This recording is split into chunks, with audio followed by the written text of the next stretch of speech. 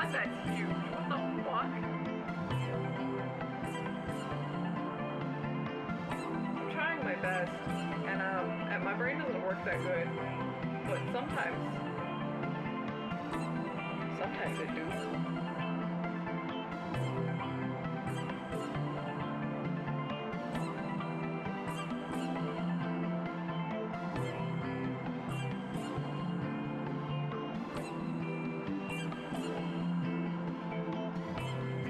I create cute girls. That makes me happy.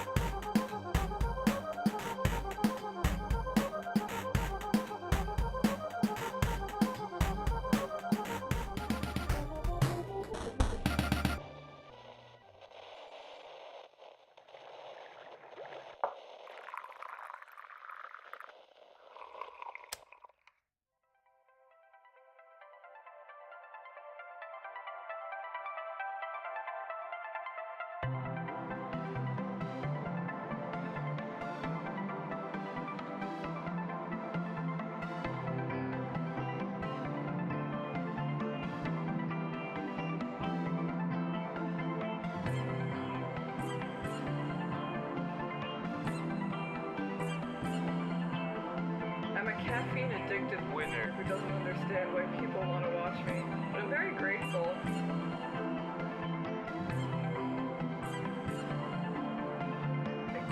Good God, that's huge. What the fuck? I'm trying my best, and my brain doesn't work that good, but sometimes it do.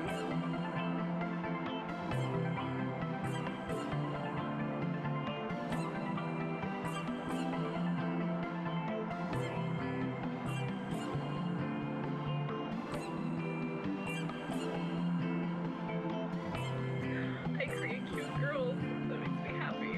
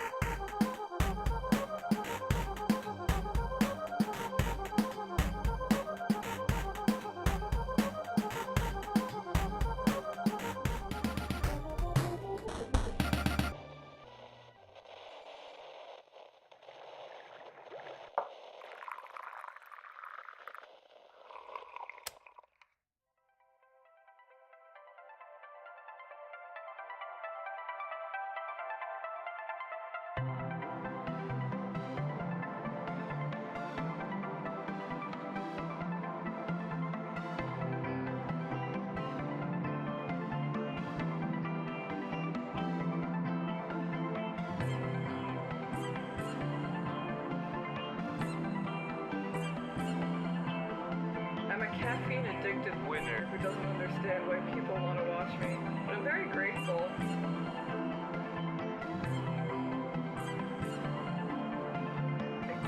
Good God, that's huge. What the fuck?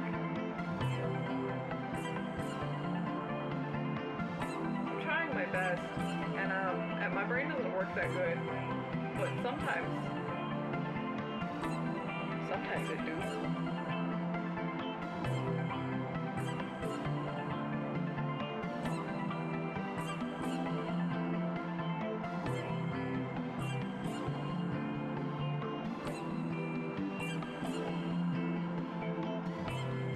I create cute girls. That makes me happy.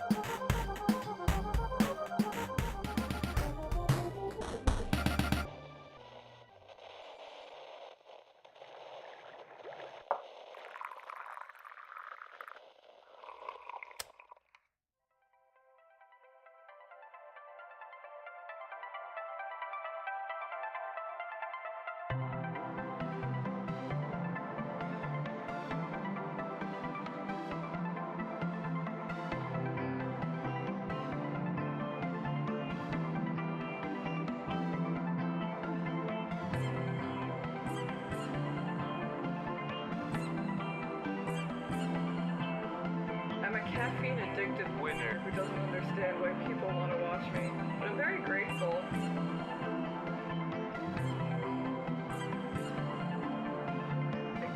Good God, that's huge. What the fuck? I'm trying my best, and my brain doesn't work that good, but sometimes it do.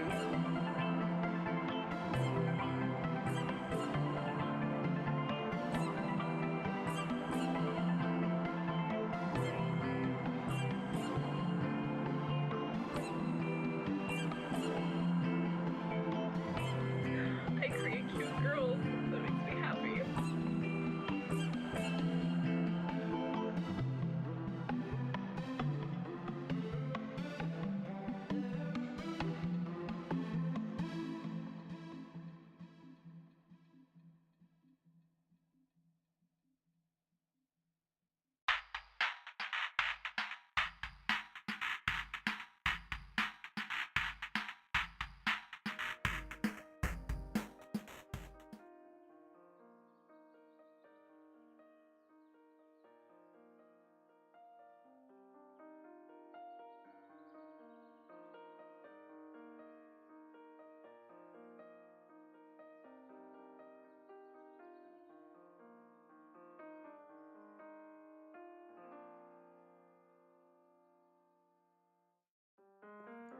Welcome in, my beans. Hello, hello, hello, welcome. Happy Wednesday, my dudes. Happy Arknight's launch. I think it launches tonight. It's technically like tomorrow's day one, but I think late tonight I can turn it on if I want. Thank you, time zones. I'm awful at converting time zones. So it's either 5 p.m. tonight when I would stop stream, or it's 10 p.m. tonight. I don't know which. But Arc Nights tonight, yippee! I hope I like it. I hope. I hope.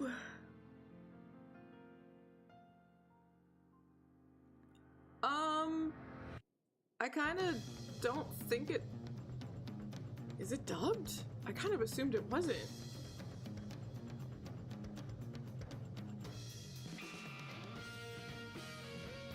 Maybe. I don't know. The original Arc Knights was only Japanese voice actors.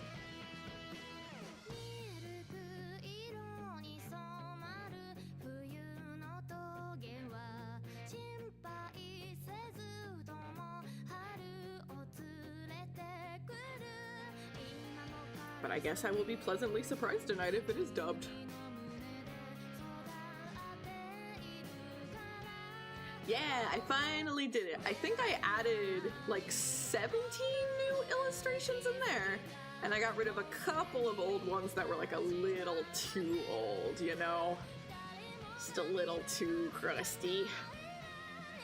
But yeah, I think I added like 16, 17 new drawings, and I tried to do half illustration, half chibi. So there's some new stuff in there. And I'm waiting on, like, I have quite a few illustrations done that just aren't allowed to be public yet. So hopefully they go public soon so I can put more stuff in there.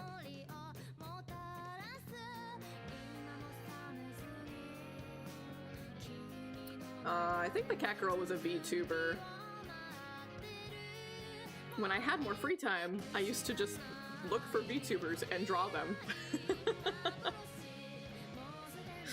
Back in the day.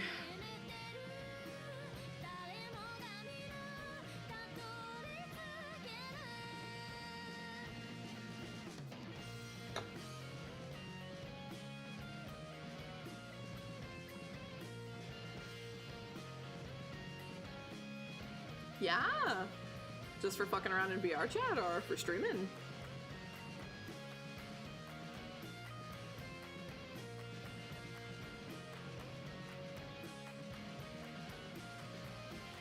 A persona. I got you, I got you.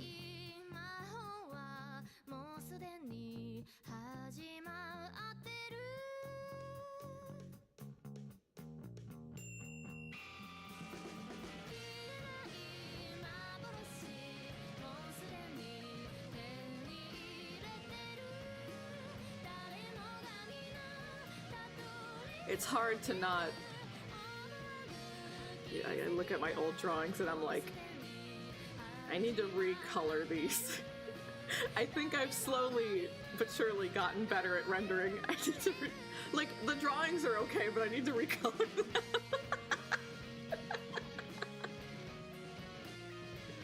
Suffering. I hope the beans are doing good. I had a very productive day yesterday. I got lots done. Was very happy about it. And now I legitimately only have one thing on my to-do list, nothing to stress about, nothing to worry about. And I got plenty of time to work on it off stream. So I don't foresee me needing to do any like emergency working streams where you're not allowed to see what I'm doing. So I think we're good. We've been playing a little bit each night. We probably maybe only get like an hour in, since we're trying to balance goofing off with the crew. But I make Johnny play at least an hour each night. And I'm kind of mad, because we stopped at a really good part last night. And now Arc Knights is coming out, and that's all he's gonna want to do. I'm gonna make him, I'm gonna pull my wife card and be like, you can play Arc Knights all day long, but we need at least an hour or two of 100 line.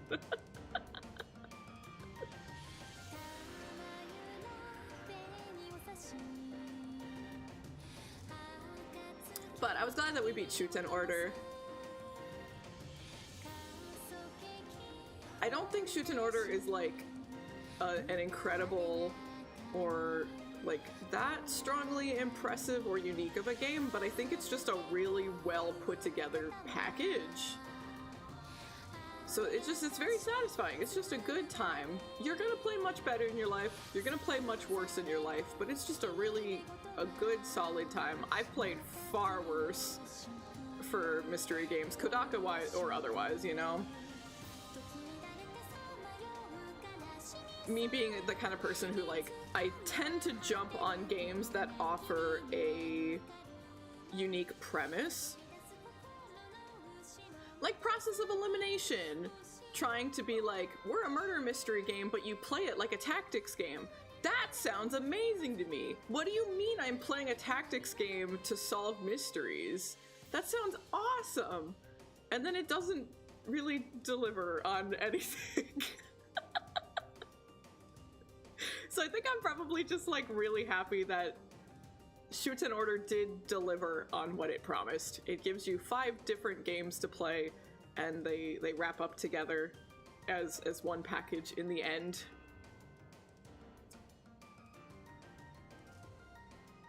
The art is very, very stylistic, very unique. I don't think I even like all of the stylistic designs. Sometimes the characters, like, stylings are so exaggerated that they kind of just become, like, ugly and uncomfortable. And that was probably the point. But some of the character sprites are just like, God, these look terrible. But the main characters look good. Good length. Johnny and I pretty quickly, and I have had this problem with Kodaka games. I talked about it with Raincode, about how, like, the actual gameplay structure kind of gives away plot twists. Because I understand how the gameplay loop works. Certain plot points become obvious, you know what I mean? And that happened with Shoot and Order as well. Because I understand the gameplay loop, there's just certain things, like they tie the narrative a little too much to the gameplay loop, you know? So it becomes obvious what certain plot developments are gonna happen. And I don't even think it was necessarily a bad thing that the mystery was kind of easy to figure out. And I don't think it went so far that it became like a bad time. I still enjoyed it quite thoroughly. Much better than Raincode. So much better than Raincode. I like it better than Zonky Zero.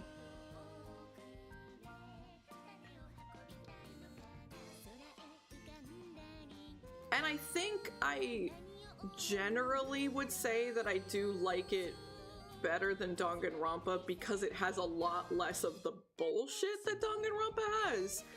It does end up losing the impact factor. Unfortunately, Danganronpa's bullshit gives it a lot of impact factor.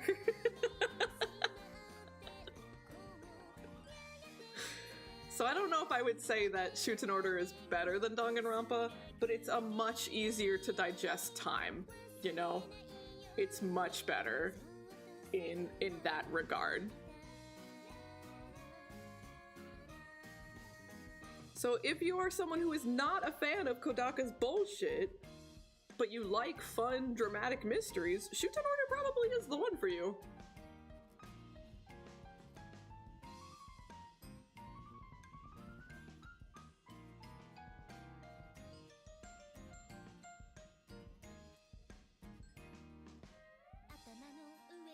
So we beat that. There actually is, and I can't say it because it's insane. There is a massive plot hole, like insanely massive, and I was like, they have to talk about it. Surely they have to talk about it. There's no way they're not gonna, and they don't. And I'm like, I'm at the point now where, now that I beat the game, I'm about to like go look for interviews or something, because like, It's massive. It's massive. I'm used to like a few like small things not threading the needle, you know, but this is like probably the second biggest plot point in the game is a plot hole.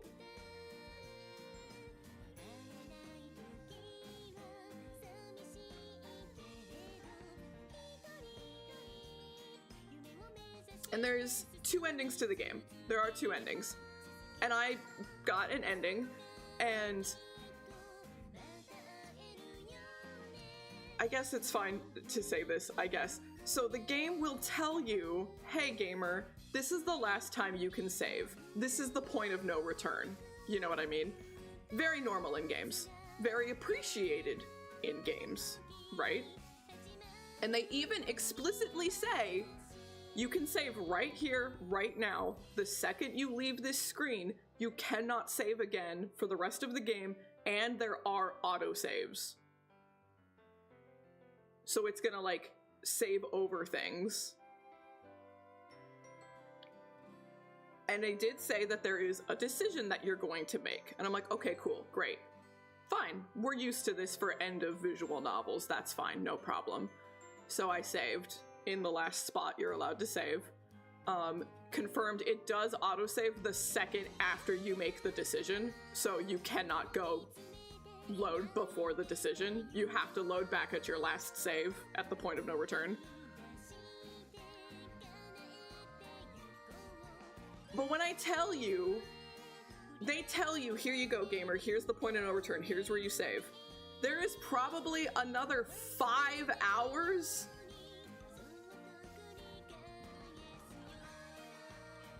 I read fast, so I'm trying to like calculate for the average person. Maybe 4 hours, something like that. It's an insane amount of time of gameplay after the point of no return, and you cannot load and autosave.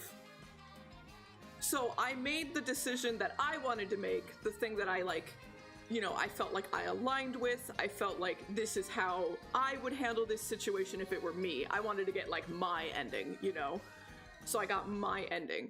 And it kind of seemed, the way that the plot is, that the question I had could realistically have been answered in the other ending, you know? But I was not about to do that again. I was not about to go through the 4 fucking hours again, so I YouTubed the other ending. The thing did not come up. The plot hole was not addressed in the other ending.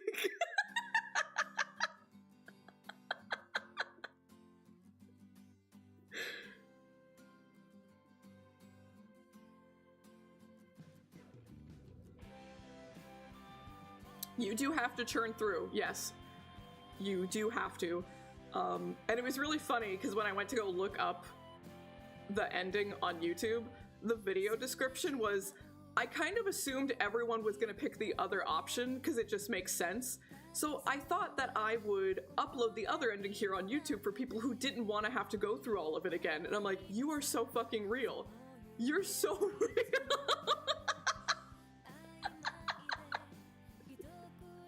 So they knew. And I felt very like, oh man, it's not just me. I'm not alone here. Hello, Crag. Hello, Pachi. Welcome, welcome. You better be resting up.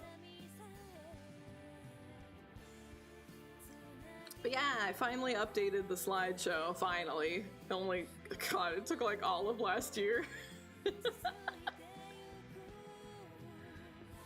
There's still some drawings I can't put in there that I really like. Like, I've completed some illustrations and I'm like, I want to show everyone, but I can't yet.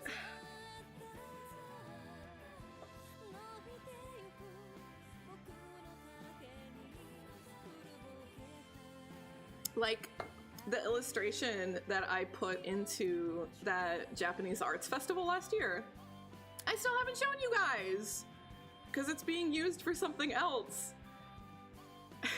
So I can't show it yet.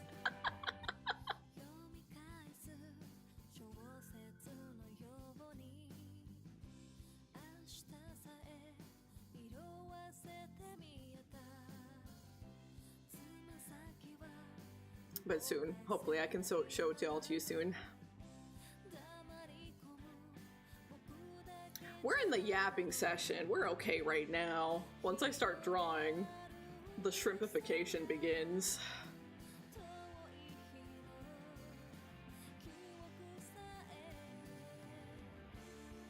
Let's share the sandwich if it matters that much to you. I do have my breakfast here that's almost done. I need to finish it. But Shoot in Order was very fun. I would give it like a solid 7.5, 8 out of 10. I had a pretty dang good time with it. I don't think I'm gonna find myself going back to the soundtrack.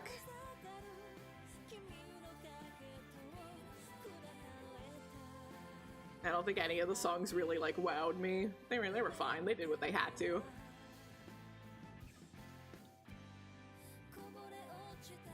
I really like the main character, Rei. I like Rei a lot. And I'd mentioned that I was in the mystery route with the blonde boy, and apparently he was the most popular character due to fan art numbers. I found out why. I like him too. It's really hard.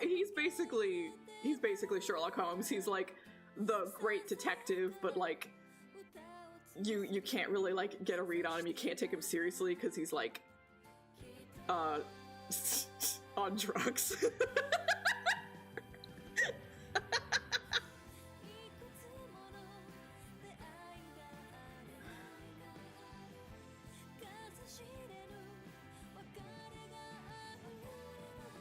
Yeah, that kind, yeah.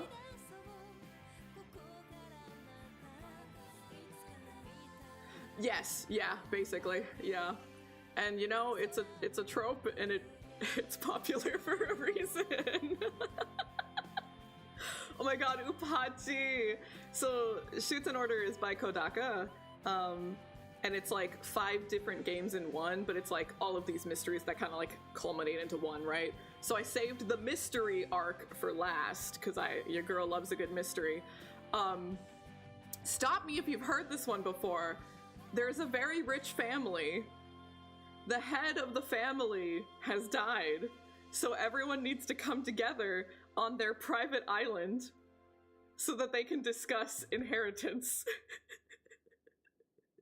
Suddenly, you're all trapped on the island. And murders start happening, and you need to figure them out while figuring out the inheritance at the same time.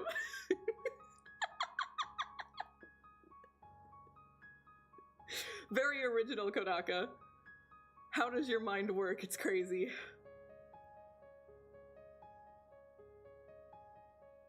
For those who don't know, that is the exact premise of a very famous visual novel. Johnny and I booted it up and we started, and like there was just like a shot of their private island, and I was like, oh my god, it's Umineko. And Johnny's like, just because there's a private island and a rich family doesn't mean it's Umineko. And then everything started happening. He's like, fuck, it is Umineko.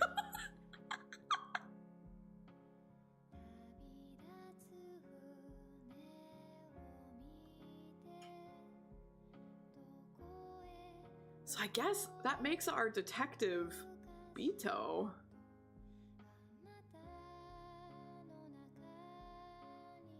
Yeah, basically Umineko but with Danganronpa characters, which isn't that different from Umineko. That's basically, it's just Umineko. You probably would have at least slight interest in Umineko, because Akiko Shikata does the music for it.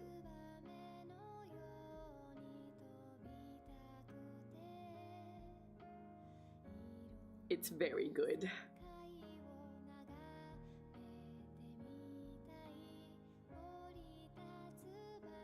Akiko Shikata is one of the Artanelico singers.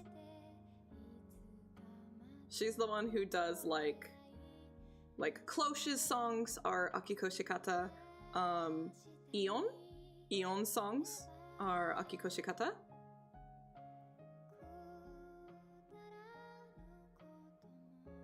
Yeah. So the music in Umineko is very good. Very, very good.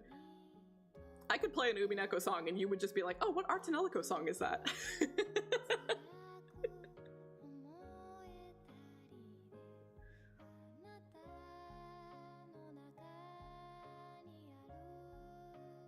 It's a rite of passage, Upachi. We must watch over it with pride and just a little guilt.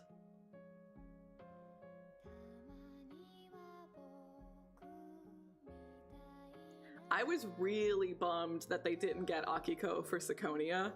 That was kind of like my only sad. I was like, damn.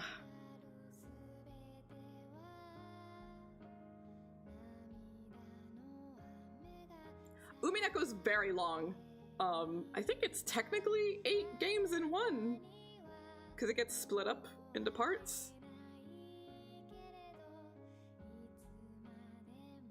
I think I can agree with that. Yeah, there is less guilt involved with Umineko than Higurashi. Yeah. Because Higurashi will fuck you up.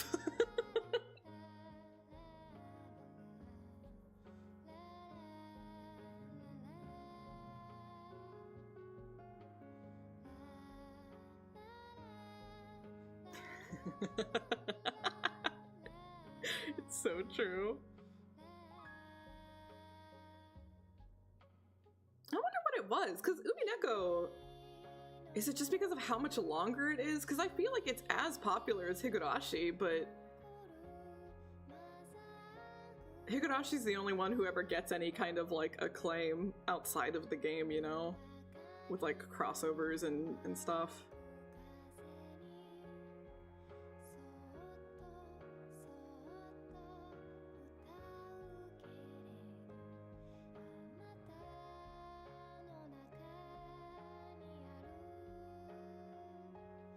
Is there a dog?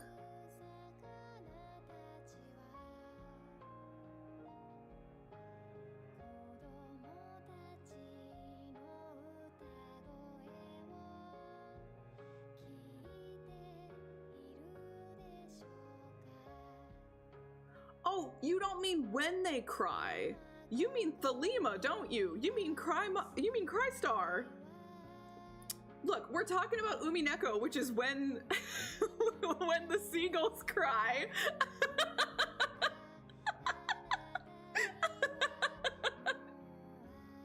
I was like, there's no dog. There's no dog in Higurashi or Umineko or Syconia. Yeah, Thelema was the best. She was so cute. There's one in particular I really love. Let me see. I never remember the name of it, but I have it.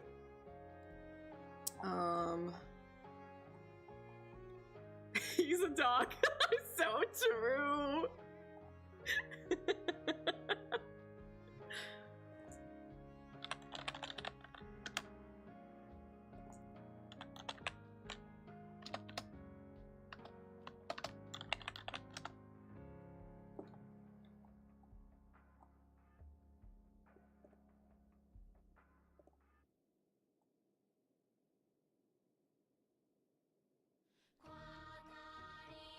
Oh my god, I love this song. And here's the problem. I have like Akiko Shikata albums, and I do have Umineko albums, and I'm like, which one is it in? I have to find it. Metafalica? This isn't Metafalica. This is Attilia, Eska, and Logi.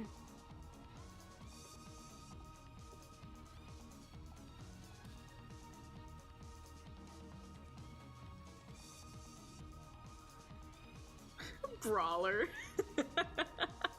People hate on the Umineko anime a lot. I honestly don't think it's that bad. Like, trying to consolidate how much fucking information, like, the Umineko novel is so long. They talk for so fucking long about everything. Consolidating that into a digestible anime, especially as few episodes as it is, that's tough. So I actually do not think the Umineko anime is that bad. People shit on it to no end.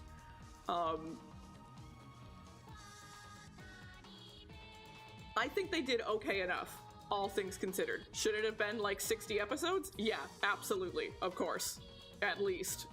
Maybe 120.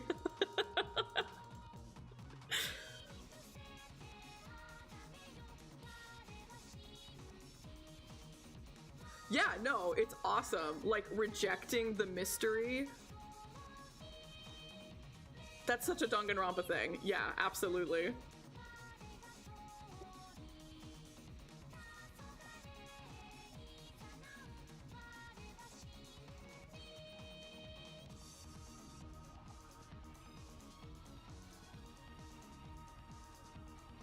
Where the fuck is this song?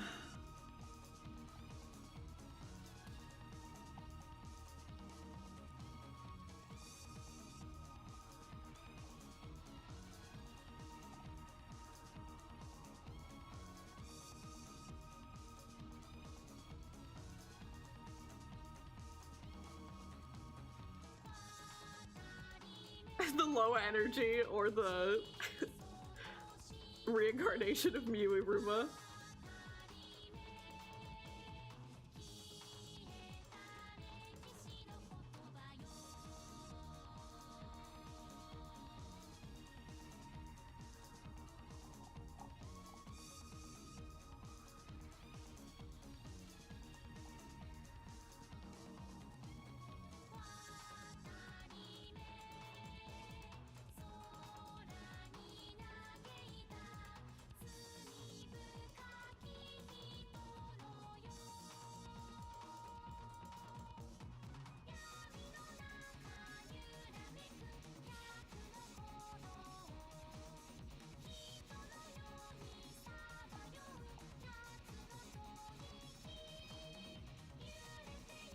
Okay.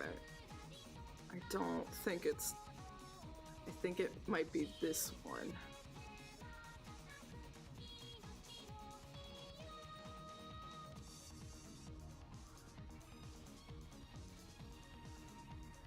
Okay. Oh man, yeah.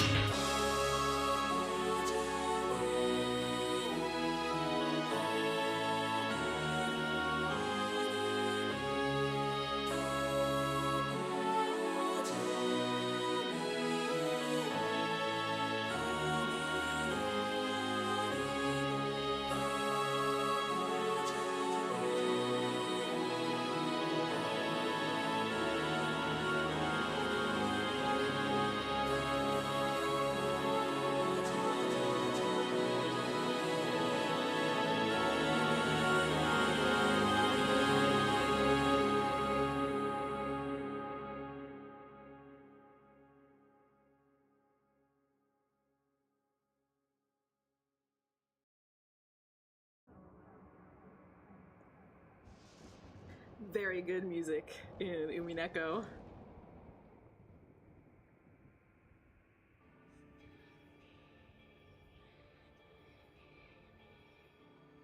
Yeah, it's like, especially visual novels usually have pretty solid music, but like, I don't know. It's Akiko Shikata, so it's already leagues above most other music.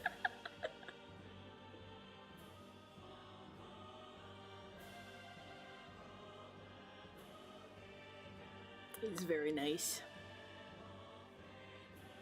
So I highly recommend at least the soundtrack. If you can't find it in your busy schedule to read a visual novel that is longer than the Bible, that's understandable. It's pretty cool, even if it's way too wordy. At least listen to the music.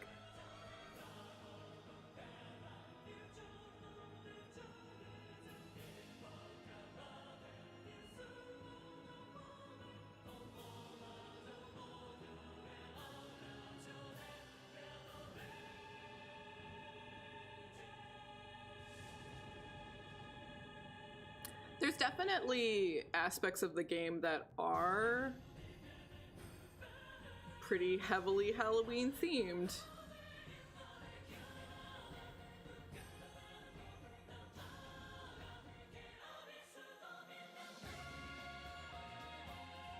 Like, pretty obviously and pretty purposefully.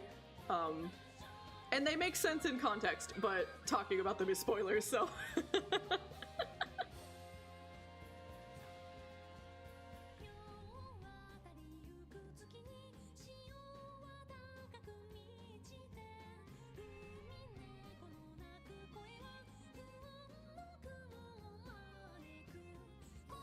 Yep, still Umineko.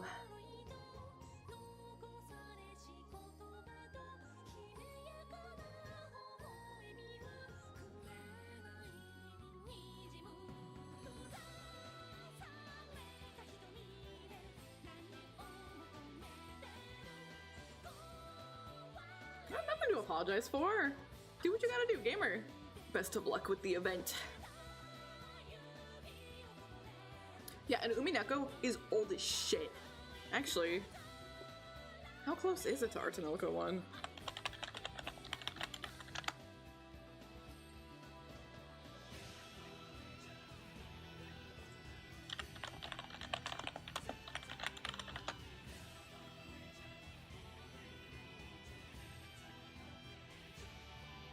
Wow, they are actually like right next to each other.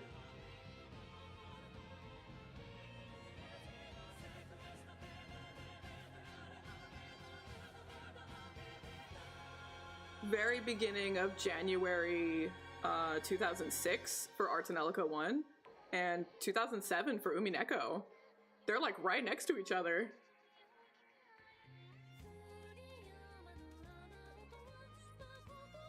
Yeah, Utabare no Mono is very different from Umineko, but there's quite a few of those games and they do have some anime adaptations too.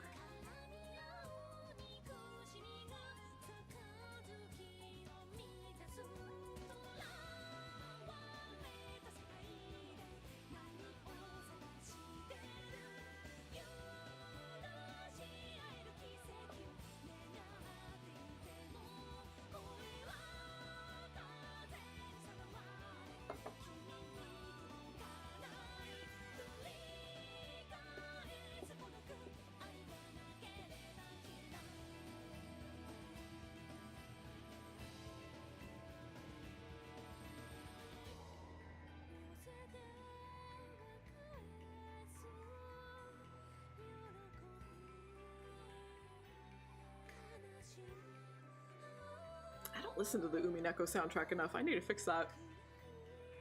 What is wrong with me?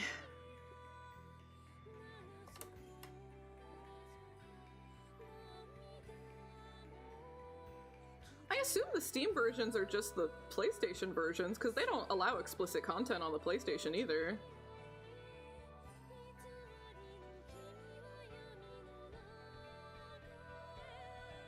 The nail scene is very upsetting, but I would argue the nail scene is so far in, you're fully, like, you have fallen to the sunk cost fallacy at that point. and you're just stuck.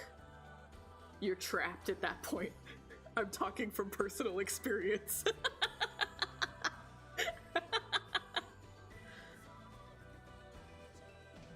Yeah, I assume the Steam one is just what was on the Vita and PSP and stuff.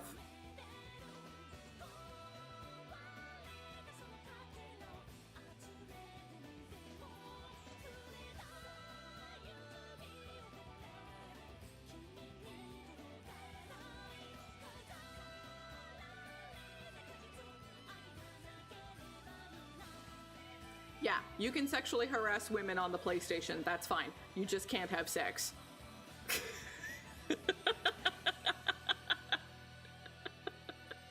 We gotta draw the line somewhere, gamers.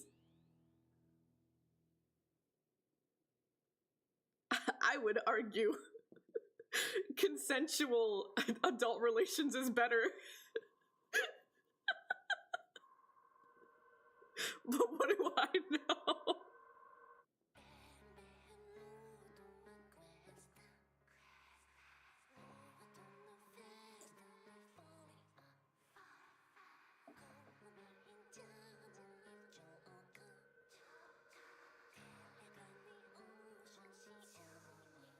You know, Johnny played that one, but I never, like, saw much of it because he played it handheld a bunch.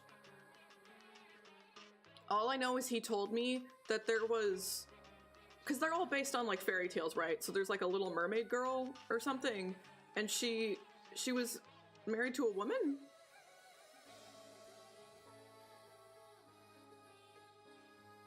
I have to imagine that's the only thing he told me because he knew that's the only thing I would care about.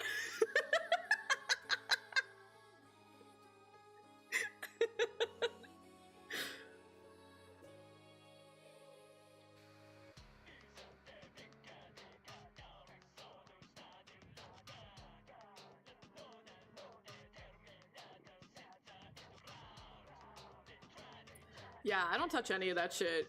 Criminal Girls look trashy as fuck. I hate Oculus Trip. I hate Galgun. I hate Senran Kagura. I hate all that shit. Absolutely not. Conception is fucking shit too. Like, why can't you just be adults? Why do you have to be teenagers making babies? Why can't you be adults?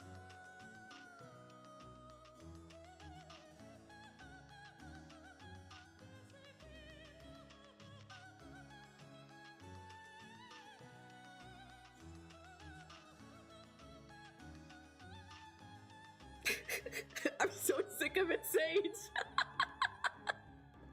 I'm so tired.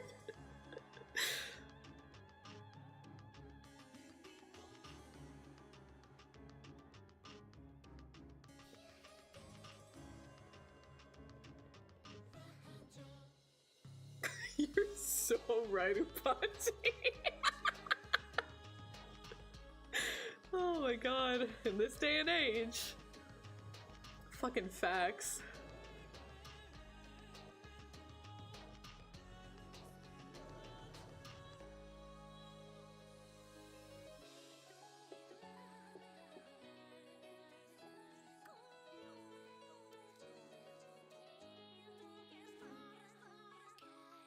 Yeah, and unfortunately, we did get a pregnant Monokuma cub in V3. We did unfortunately get that.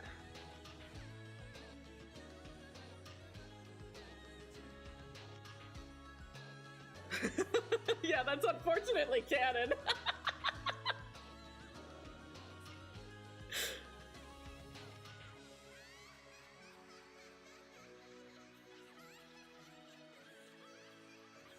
Thanks, Kodaka. Thanks, buddy.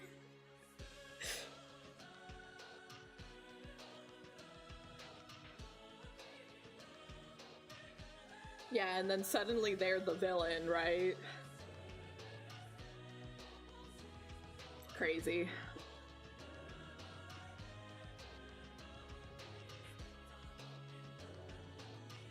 I'm kind of happy to learn that he didn't give a fuck about them. Because the writing sure didn't feel like it gave a fuck about them.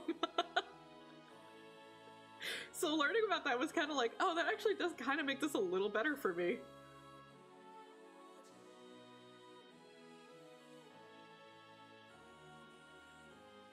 Lurk away! Welcome, welcome!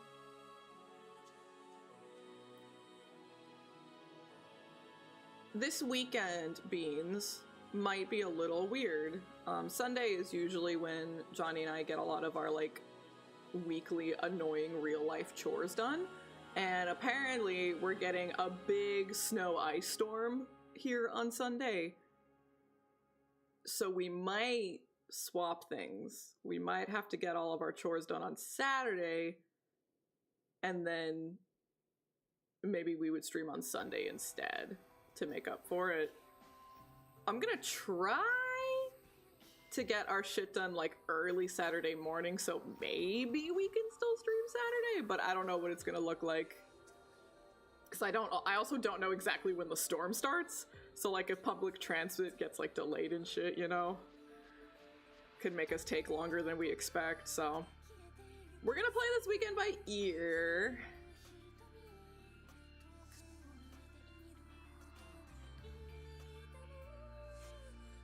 Would you want that?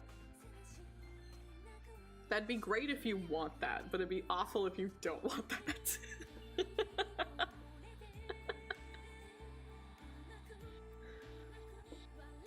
Oh my god, not the rain.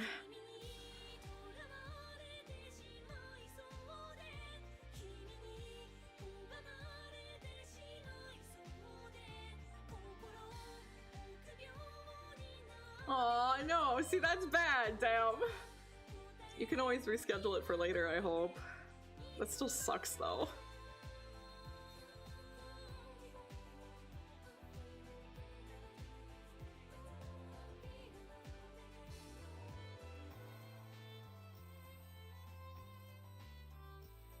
Oh, good, good, good. Yeah, it's always such a fucking hassle when the weather drastically changes overnight and your job is to like show up and you're like, okay, cool, thanks.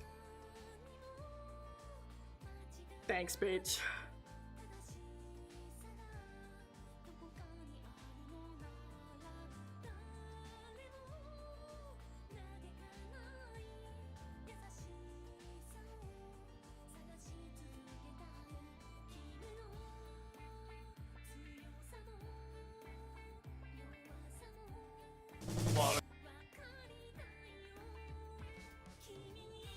Hey there, gamer. Welcome, welcome. Let's share the sandwich if it matters that much to you. Hello, hello. Welcome in. Yeah, so Saturday might be weird. We'll figure it out. But, if we can't on Saturday, I would stream Sunday, especially if we are so close to the finale. It's really gonna depend on how Friday goes.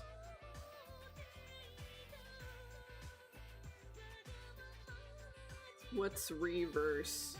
I don't know what that is.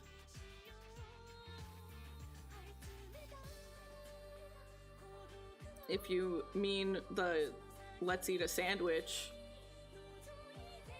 that's from Disco Elysium.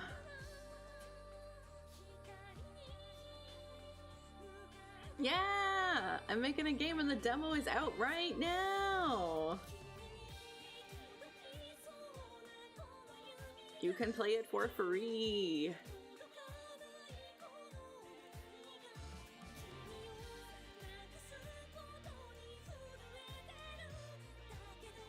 That's fun though!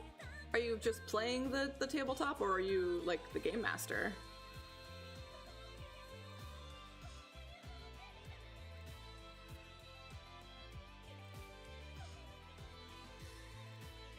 Kim was a sassy Frenchman in Disco Elysium, it's true.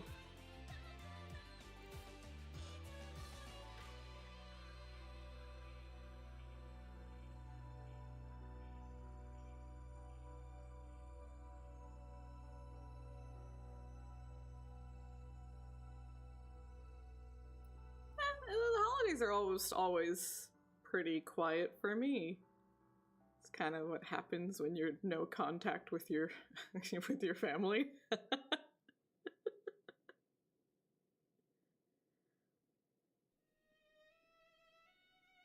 But me and Johnny had a nice quiet time.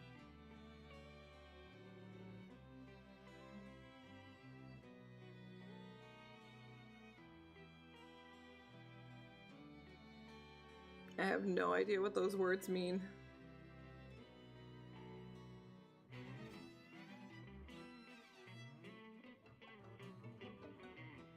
Oh, that's true. Re-debut did happen. I forgot. This is 3 weeks ago. Re-debut was very good. I finally got to debut the demo for the game, which was super exciting. Happy with the new model. It was a good time. Goofed and gaffed.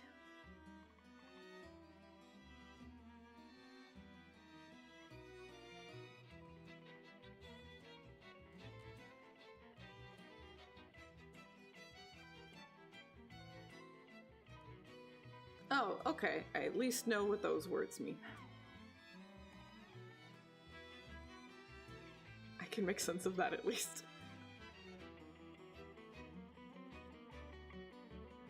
But that was my New Year's goal last year, was to get a demo out for the game, and I did it last fucking second, but I did it. So, pretty stoked about that. And now this year, we're gonna work on it even more. And hopefully get a really, really big chunk of progress done.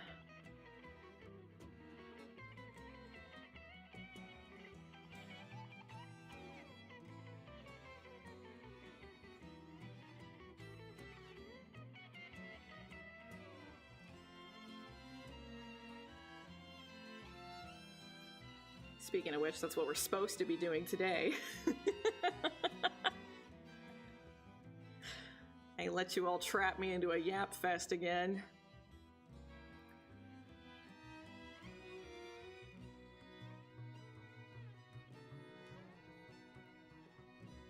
But we have our main girl, Ashlyn, here, and I'm basically sketching out some more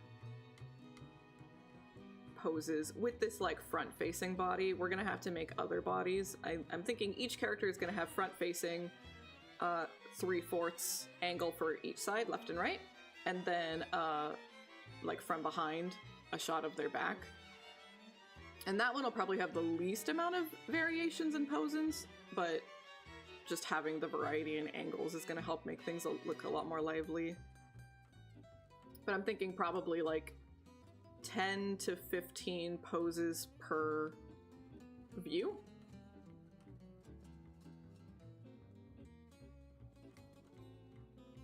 Maybe. Yeah, maybe like 15 per.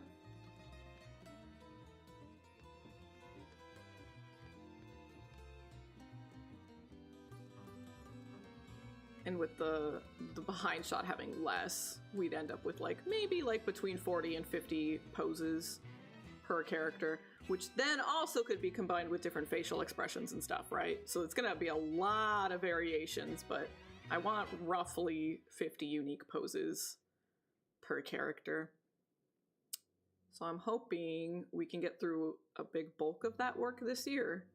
Because once we have that bulk of work done,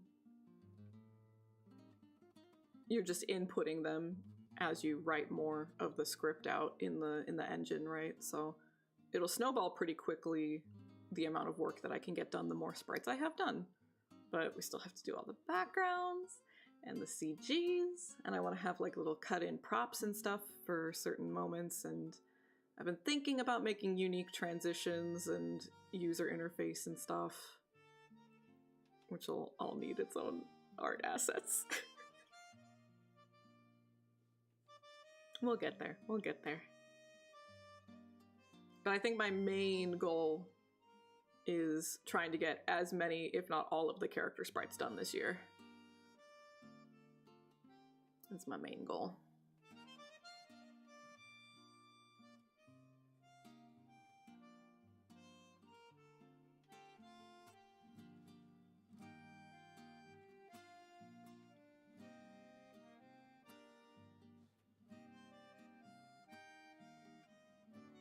Your muse? Wow. Saying it like that makes it like so romantic.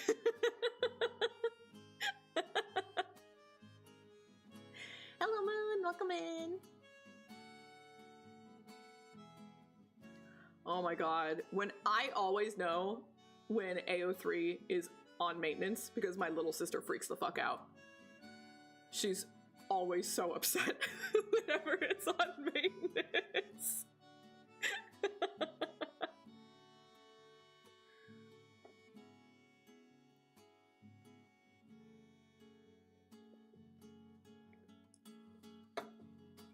Does it stand for Archive of Our Own? It's like a place to host, like fanfic and stuff.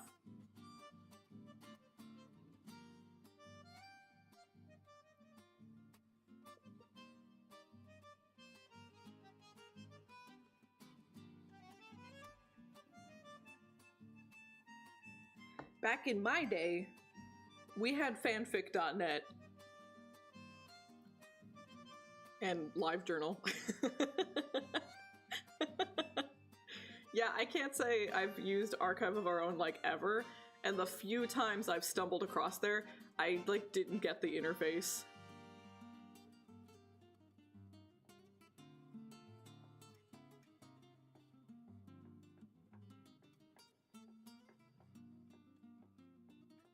Look, you can have a platonic soulmate.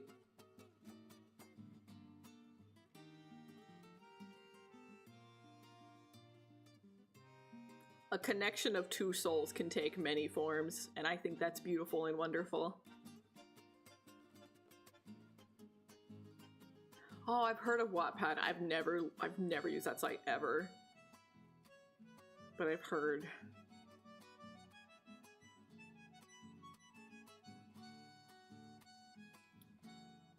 I think it's wonderful that you've got someone like that in your life. Very fortunate.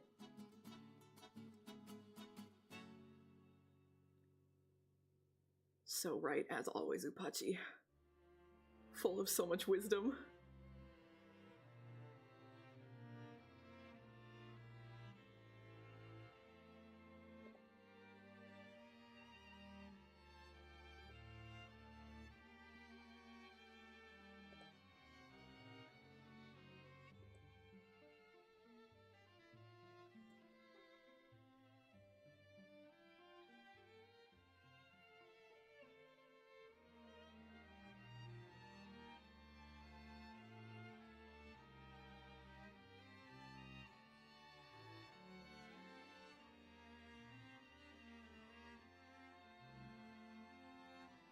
A benefit to Umineko over Artanelico, which is that's pretty rare, that's pretty crazy to say.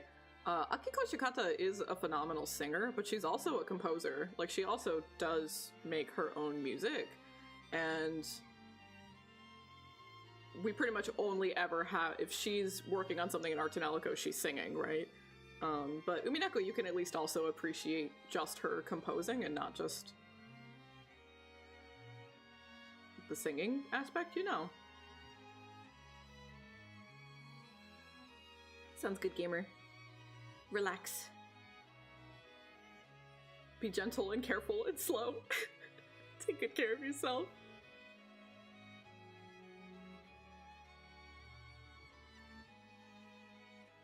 Yeah, I'm sure that's the case.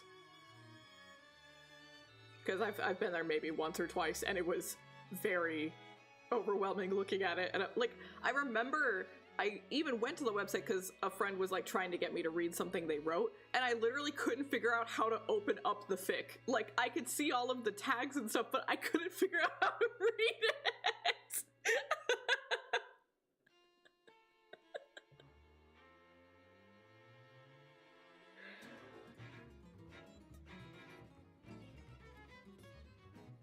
But I am a little dumb.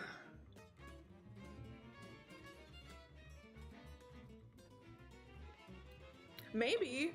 I like do nothing on my phone. Everything's PC.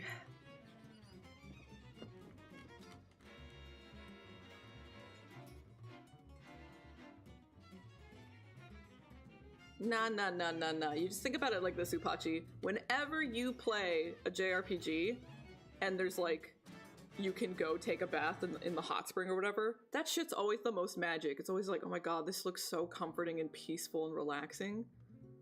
And that's what you're doing right now.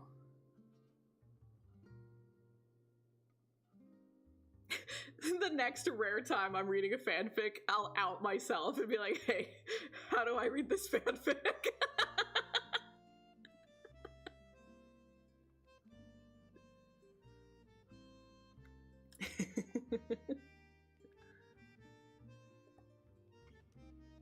It doesn't have to. Sulfur is pretty stinky, but... Ew, no! Eito Takumi! Ew! Naegi!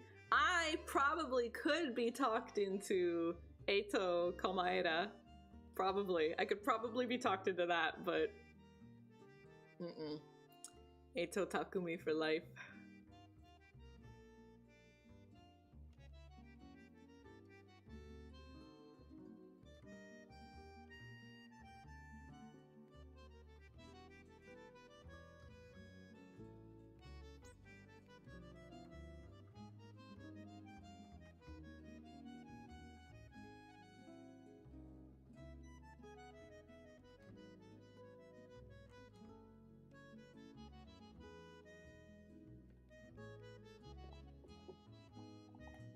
So let's think about this. We already have the arms resting, like just down to the sides. So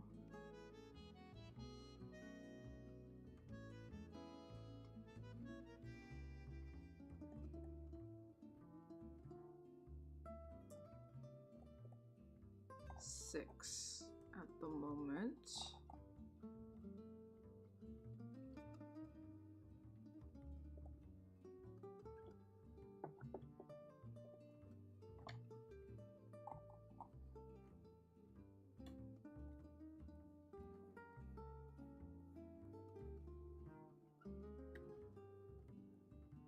She had a pose like this when she had the hoodie on, so we should probably continue that. And that'll be a really easy one to draw. Just arms behind the back.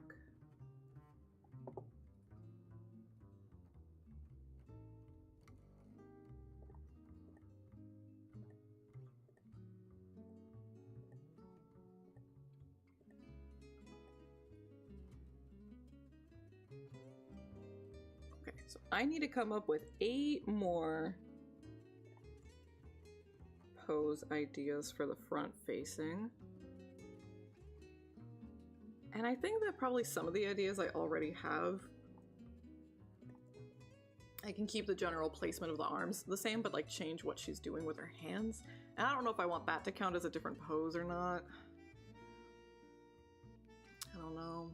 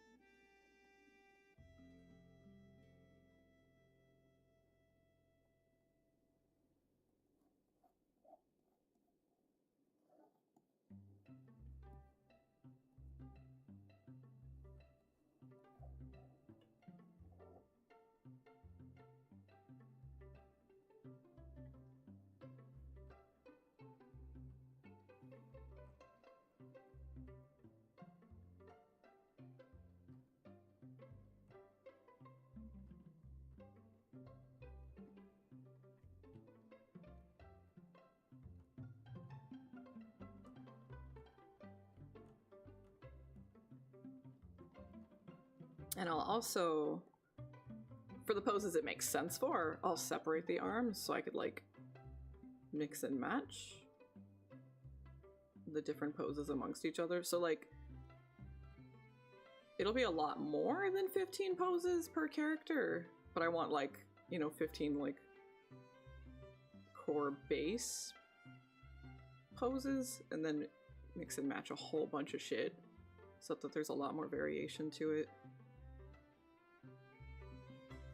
Maybe I should aim for like 12, knowing I'm gonna have so many variations. Welcome in, gamer. Hello. How's it going?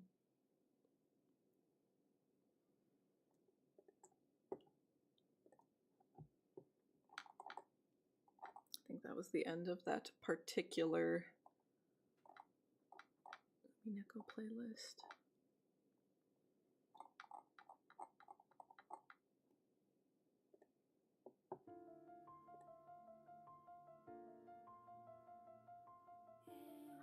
I talked myself out of that Watcher plushie, and I low-key regret it. Ugh. I should have gotten her. Why did I let myself talk myself out of it?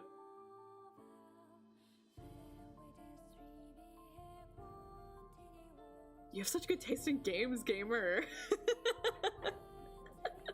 I love 1,000 Times Resist.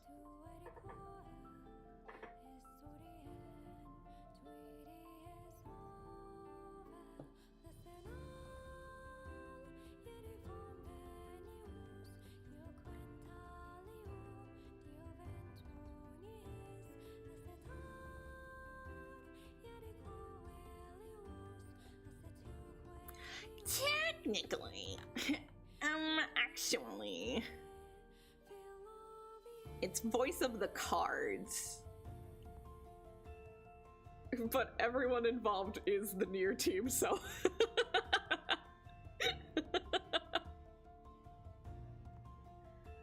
Nah, voice of the cards is super cute. I streamed the first one a long time ago, and it ended up being like almost too cozy comfy. But basically, the Nier team made a JRPG that plays like a tabletop RPG. I could probably get a trailer for it. It's very cute. I like it a lot. You sweet talker.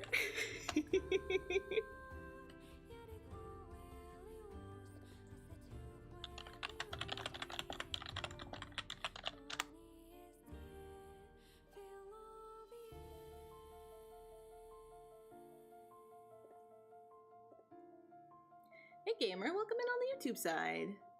Just getting some work done. Yapping, goofing and gaffing. Same old, same old. I hope you're doing good.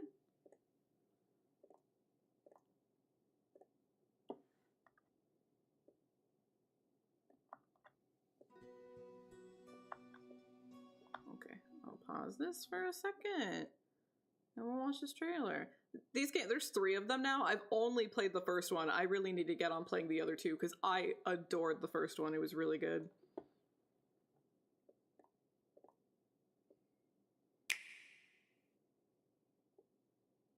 You are about to take the first steps of your adventure. Through a realm of sword and sorcery you will travel, battling bloodthirsty monsters as you strive to realize your ambitions. I have every faith you will accomplish great things here.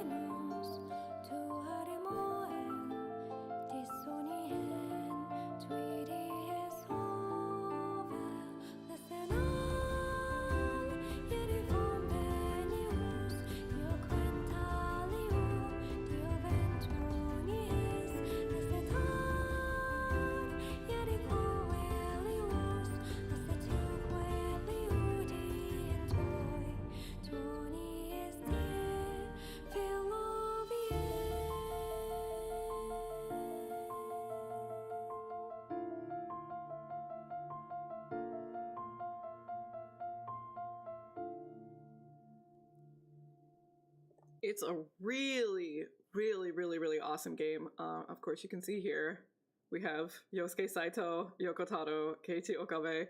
The character designer here is the character designer for the Drakengard games, not the Nier games, but it's still same thing. So literally the whole team is here. So it's just, it's the Nier team making a tabletop RPG. And I guess we'll go here. So this is what the like world map looks like, and you move your little piece here, and there's very silly DLCs you can buy that turn your like player piece into like Emil's head, you know, and then you could just put Nier music into the game, which is like, why? The bass music is good. Listen to the bass music. But you move around the map, and like the cards that are blank here turn into like field or desert or mountain, and there's events that happen. It's really like playing a tabletop game with friends. It's really, really cool. And this is what the combat looks like, where you get like little counters and damage pieces and stuff like that. Individual characters do have like leveling up and skill trees and stuff, so you can build your characters a little bit. This girl was so fucking broken. I destroyed bosses with this girl. She was great. And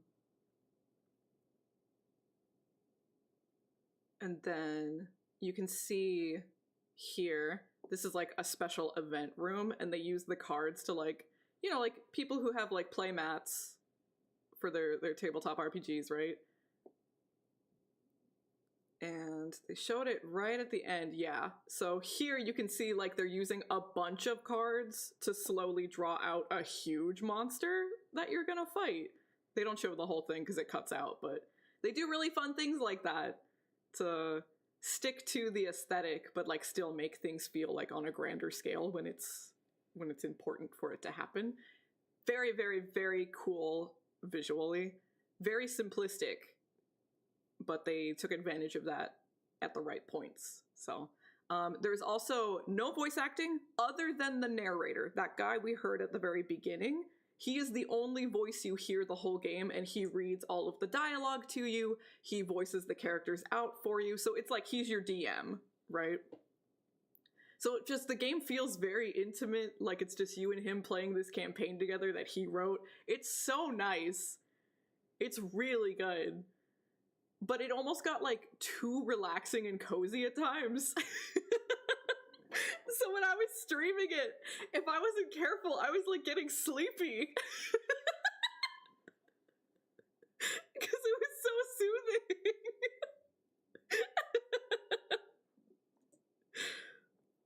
But really, really, really highly recommend. And I think you can get the bundle of all three games for pretty cheap now. If you wait for a good sale. I highly recommend them. They're short. I think the first game was like 8-ish hours for me. So especially if you're getting them on a deal, totally worth your money. You probably don't need all of the silly DLC. You probably don't. Because they are just cosmetic, and they're like, the cosmetics are so minimal because the game is already so minimal. Oh, no, and usually I know level 5 stuff. Is that one also kind of like tabletop-esque?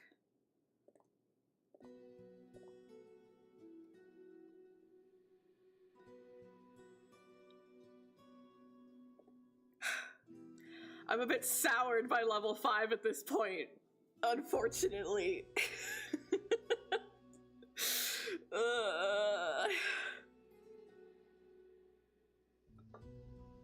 They used to be one of my favorites. I'm so upset. I'm so mad. Like, I can't play Layton now, but I want to. I can't, but I want to. But I can't do it.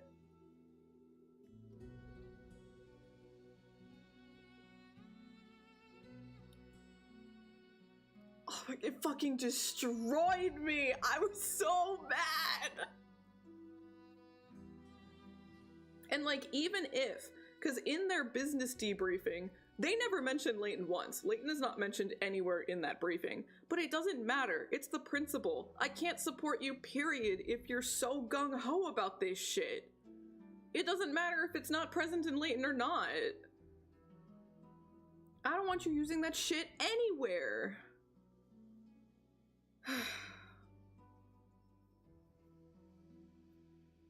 And then I'm like, do I just find it used?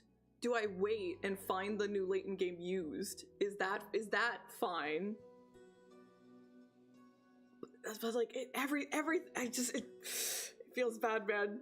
I'm gonna think about it the whole time I'm playing. Like, I don't know.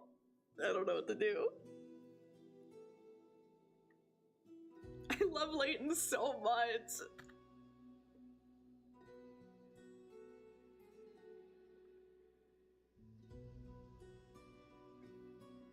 I can deal without the happy horror mansion or whatever. I can live my life without playing that game. That's fine. It's knockoff Yokai Watch. It's fine. I can make do, but Leighton hurts.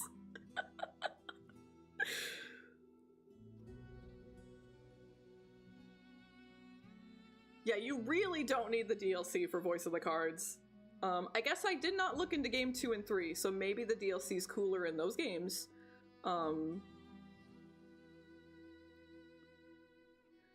You know, I haven't seen or heard Gust make any kind of statement or use anything. You know? And Gust recycles assets so much. I feel like we would notice immediately. I feel like we would. Maybe we wouldn't. I don't know.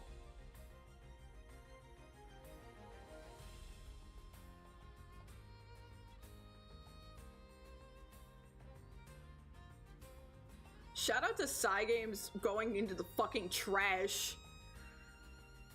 God. But welcome to Dave. Hello. Happy to see you.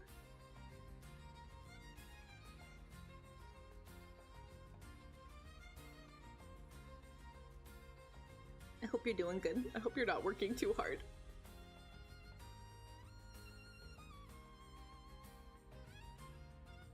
Arknights tomorrow. Are you playing Arknights?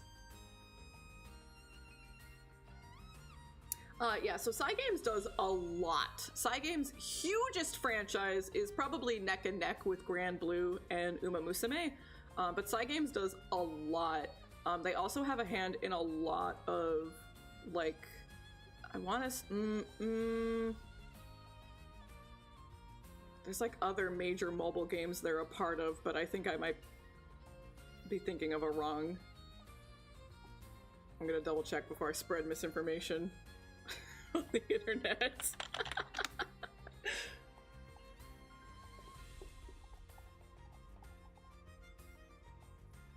Oh no, I was right. Yeah, I should have fucking known. Idolmasters, which is a huge franchise, especially over in Japan, which is another like idol raising rhythm game kind of thing.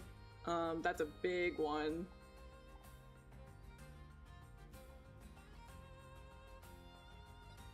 But I'd say, yeah, probably Grand Blue, Idolmaster, and Uma Musume. Those are probably like their three hugest, most successful IPs.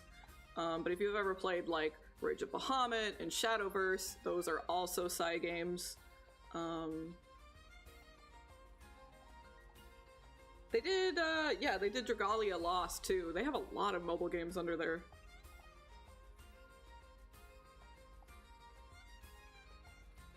belt. Yeah, unfortunately they're very huge players in the game, so it's very upsetting to see them. Also fucking Shift Up, oh my god. I've been singing Shift Up's praises all this time. Now I can't ever drool over Breddy again. I can't. I have to divorce Breddy.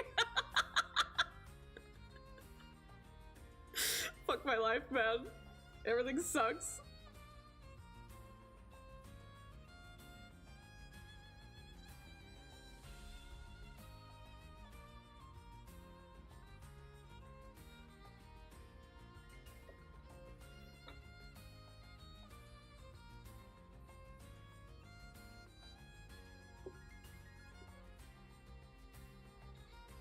I have to hold out hope for Vanillaware. I feel like they're such an art-first dev team. But you never fucking know, man. You never know. I don't know why MiHoYo gets passes. I don't understand it. It makes no fucking sense to me.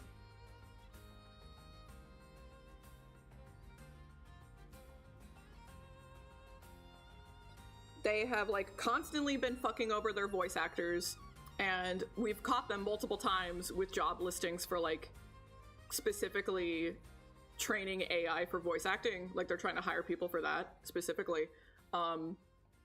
And one of their higher-ups, I don't know if he was a CEO or whatever the fuck, but he publicly split off from MiHoYo and founded a different company, but, like, he owns, like, a majority of the stocks in MiHoYo still.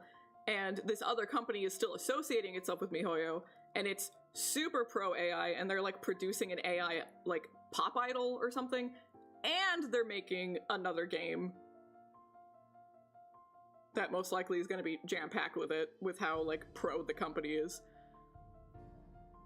They've also been caught using AI animations in their live streams, like, constantly. We know what the fuck they're about. They've been so public about it, and no one fucking cares!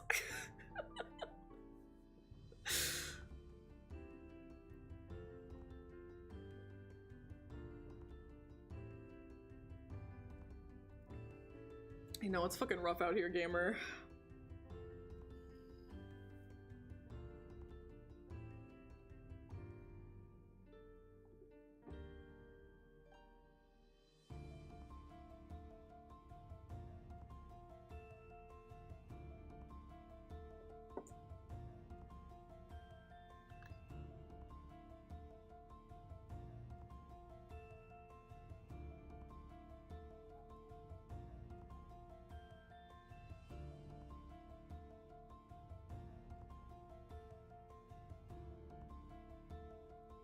I hadn't seen that one, but I am not surprised in the slightest.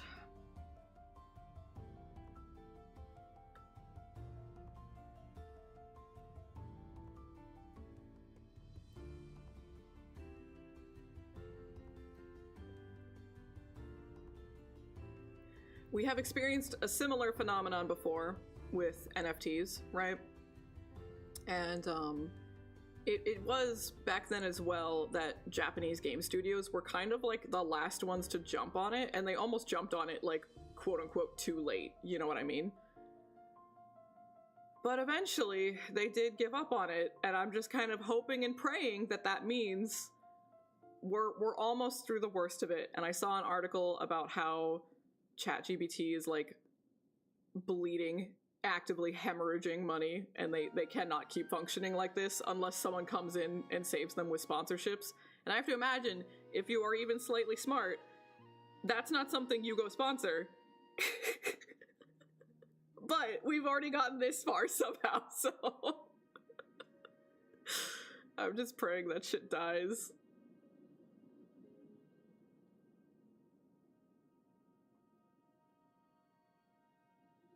Yeah, absolutely. The sunk cost fallacy. They're gonna fucking try.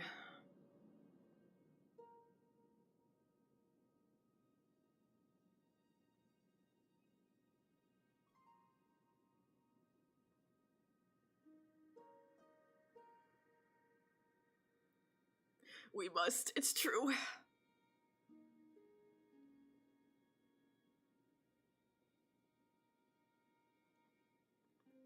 I feel very bad for people in the pipeline, you know? Like, I don't think that I really can hold it against an artist, whether you're a concept artist or, you know, an illustrator or background artist or UI artist or whatever, and the company starts spending time on and investing it, like, the economy's fucking awful. I don't know that I can sit here and blame someone for deciding I need to survive financially and I have to, like, swallow my morals for that. Like, times are fucking rough and you can't guarantee there's another job out there.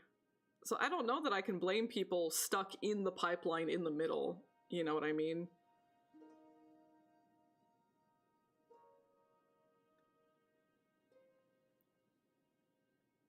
It's hard. It's rough. I can put my money where my mouth is and not purchase something that doesn't align with my values, right? But I don't know that I can blame someone stuck in the middle of it.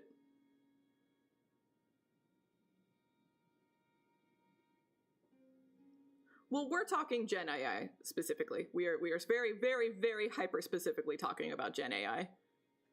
Because yes, it is a very broad term that means lots of things, and not all of those things are bad. It is true. God, they did it to Banana Fish and Vinland Saga and No Game No Life. Were those the three? They did it to a few. But yeah, whenever I'm having this conversation, I am specifically talking about Gen AI. Which, unfortunately, when we are talking about these game dev companies, that is the thing that they are also talking about, you know?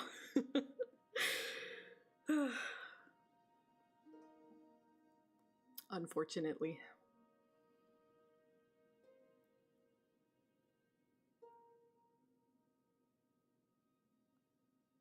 Yeah, those were fucking abysmal. And so baffling because you already had Japanese and English dubs of those shows. They already existed.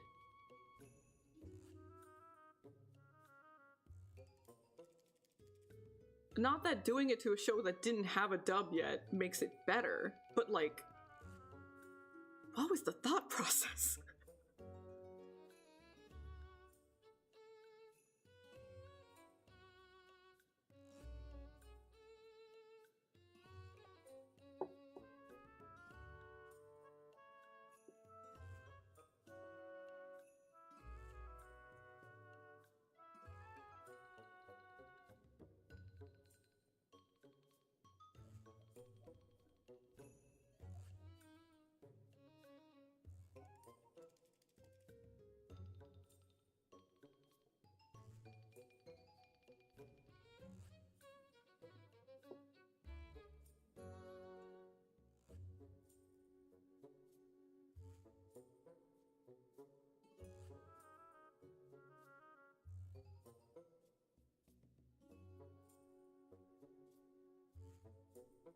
So then let's just copy paste this arm here.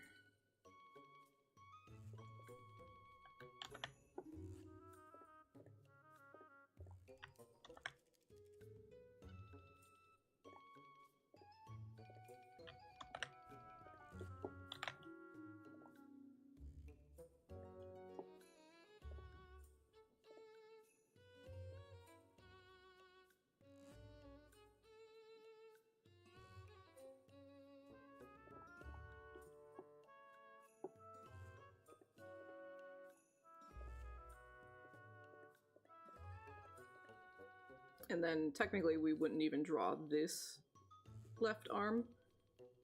We would just use this one and replace the right arm.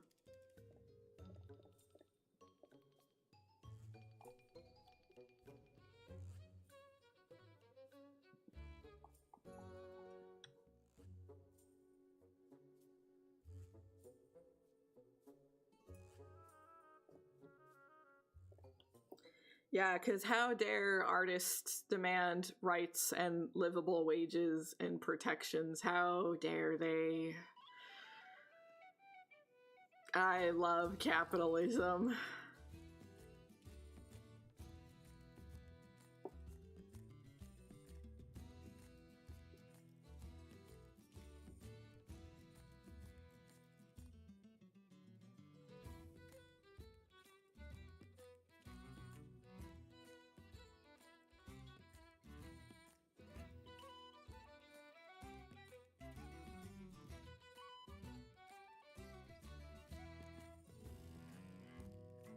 Please, Kadeem, save us.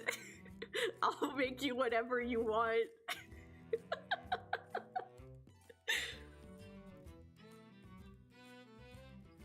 Oh my god, literally. Like, the only way I can fucking rebel is by just, like, sticking to my guns and making my shit, right? That's the only thing I can do.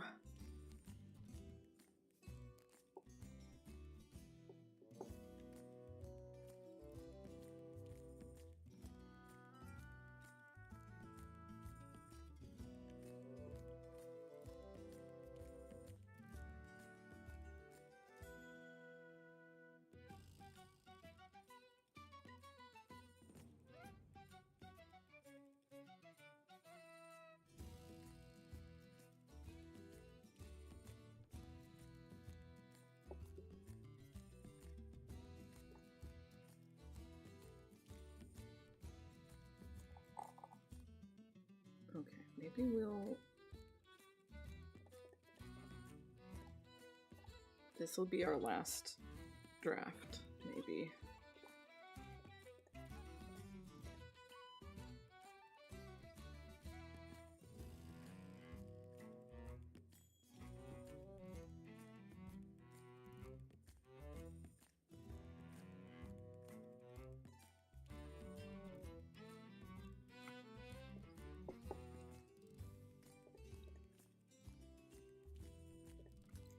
Yeah, we can vote with our wallets, right?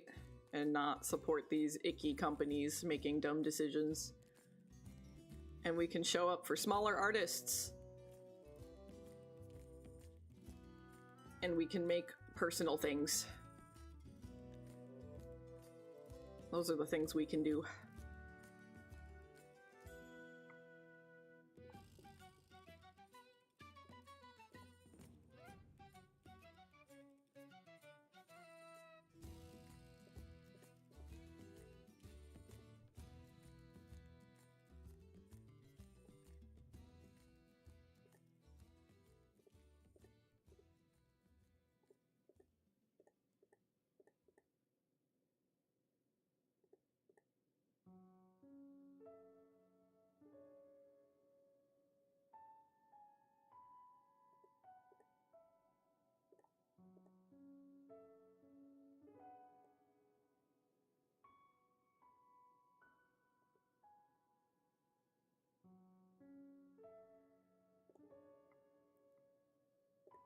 So probably pretty obviously from how she behaves in the demo, I want all of Ashlyn's poses to be very,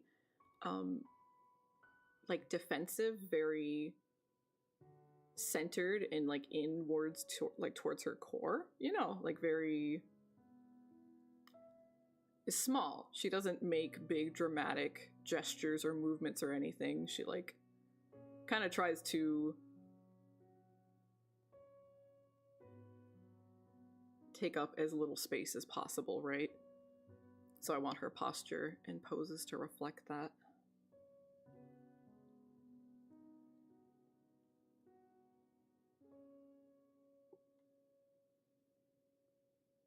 I swear it doesn't even fucking matter if you say it out loud anymore. One time, like, maybe it was when we were packing to move here. I don't know. But, like, I specifically looked at my coffee pot and the top part, it's like a drip. It's like a drip. You know, there's like a plastic thing that sits on top, and that's where you put your filter and your coffee and stuff. And you pour, like, a pour over, that's what I want to say. The plastic part that holds the filter and the beans that you pour the water over, that I couldn't find. And I was just sitting there looking at it like, I don't even know what to Google if I want to find a new one. Like, I don't know what that piece is called, and I don't need a whole new coffee pot. I just need that piece. That's it. I never said anything out loud. I just looked at my coffee pot in real life and thought that. And then I went to my fucking phone and I was just, like, on Instagram or something, and I got an ad specifically for that piece of the coffee pot. Not a whole set, specifically that piece. And I'm like, they are in my brain! Like, And I don't search for things like, I do very little shopping online because I'm a broke bitch. And I certainly don't do things like searching individual coffee pot pieces. Like, that's not in my search history. You know what I mean?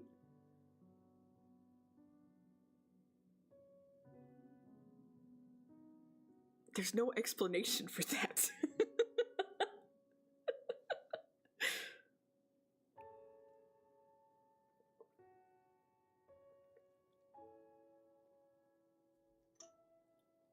They put nanomachines in my brain, and they send the data off to Bezos.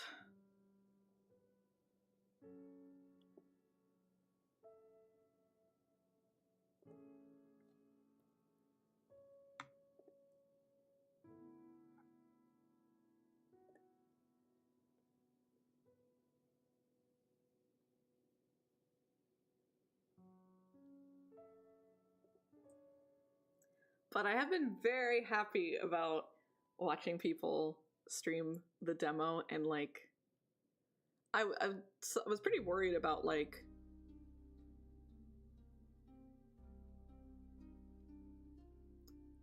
I'm giving this introductory image of like, this is a group of friends and some strangers, right? So I do have to put the player in a position where they're like, oh, well, this girl knows these people, so, you know, it's fine. But I still want to make it look like kind of weird and awkward and maybe a little suspicious. And people have been pretty immediately picking up on it, so it makes me very happy that, like, ooh, maybe I did my job right.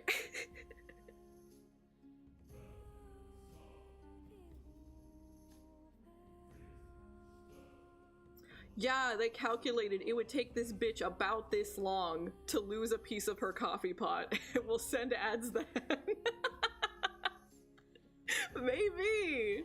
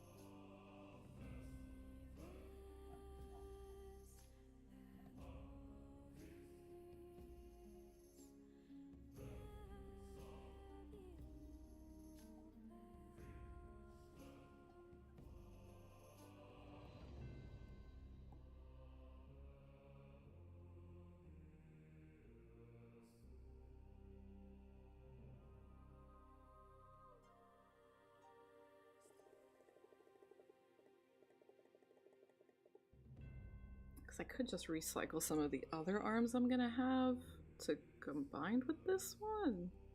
Do I need a different, unique right arm for this?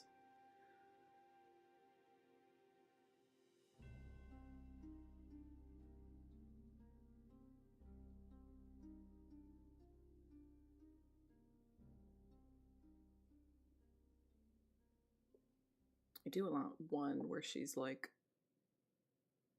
playing with the hair clip.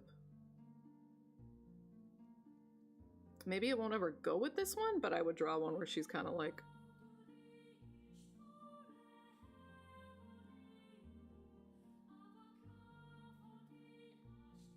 playing with her hair nervously.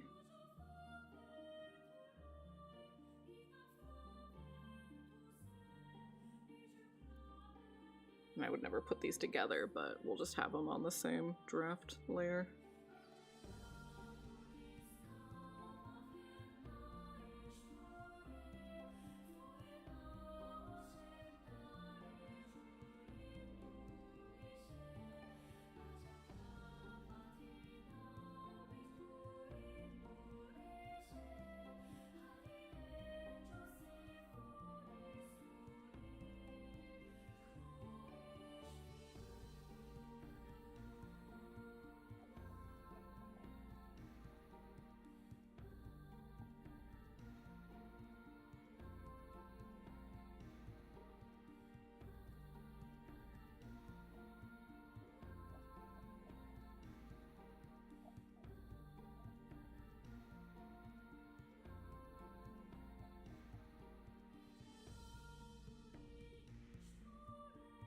Because that would look pretty silly with those together, but mix and match those with other arms and it'll look more natural.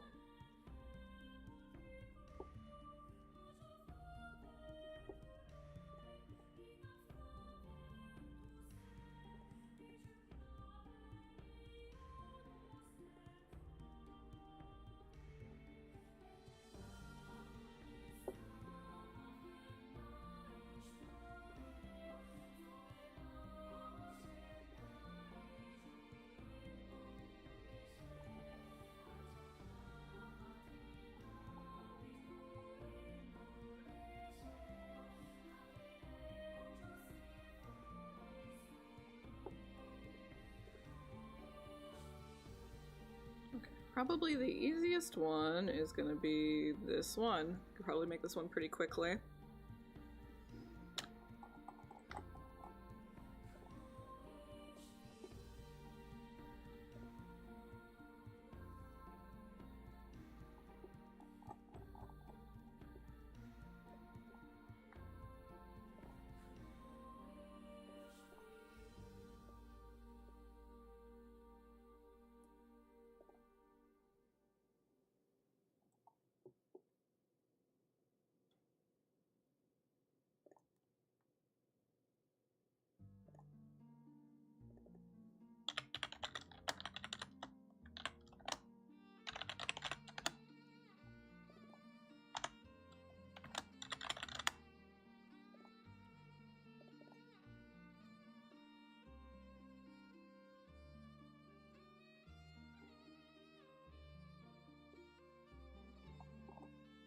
And this is... yeah, this is behind everything, so I don't even have to draw it super...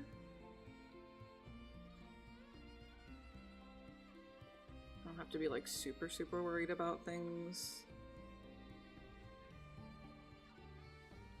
layering wise.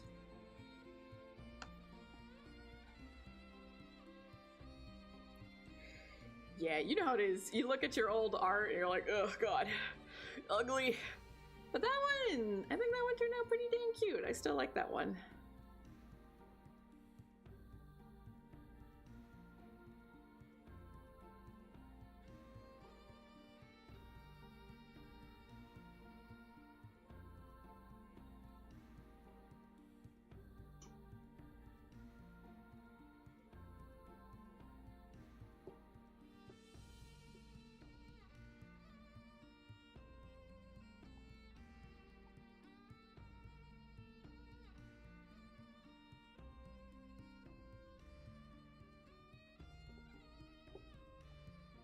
Okay, I am gonna have to make a kind of like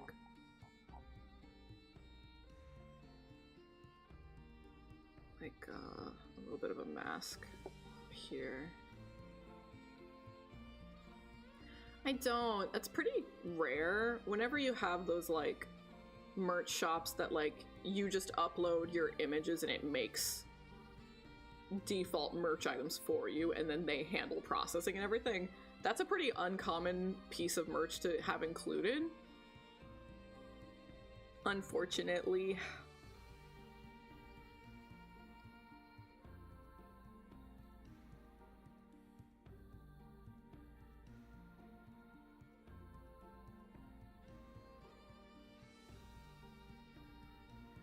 might be some service out there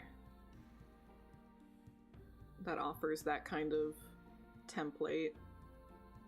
Because, like, I can make them myself. It's not difficult to find suppliers and find them at, like, decently cheap prices to produce, but then I have to do all of the shipping and everything, right?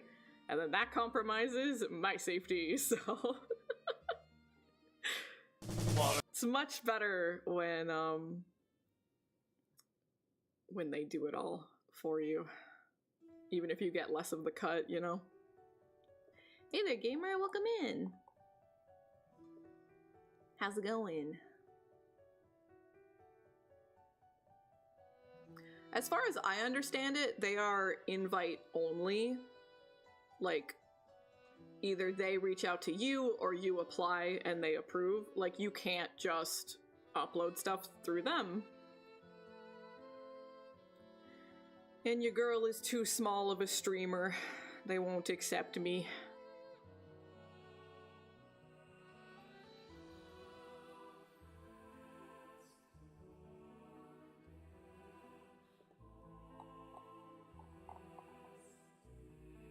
But they do have a nice variety of, like, things you can get through them.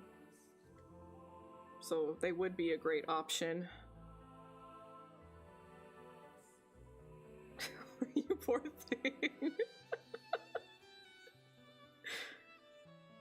I'm not doing too bad. I kind of woke up with a headache that it's not too bad, just like enough that you can notice it. But otherwise, doing pretty good. Can't complain too much.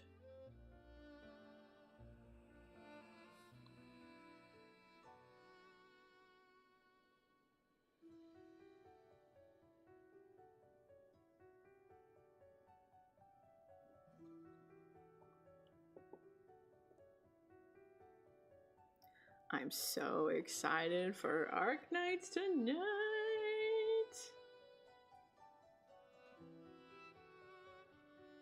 Oh, I've never ordered from them, but the quality of the merch was good. It seems like it should be. But the pictures online and have it in your hands are very different. I think it's in 4 more hours, or 3 more hours? I think it's in 3 more hours. I'm really bad with deciphering time zones, so it might be 8 hours from now. Somewhere between there, 3 to 8 hours.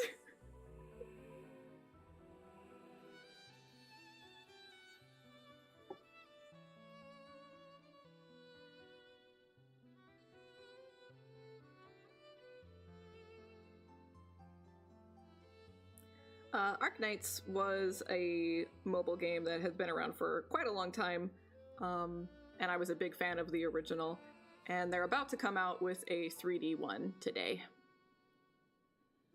which I'm pretty excited about.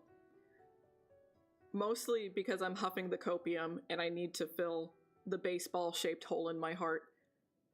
And I saw one person online say that the combat reminded them of Tribe 9. And I really need that to be the case.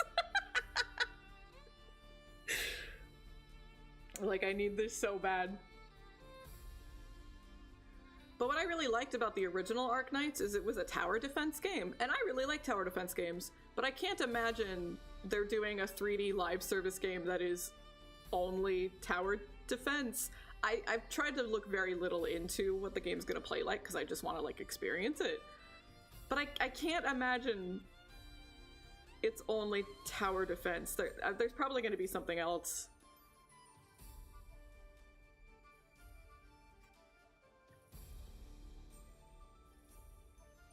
But I do know that there's like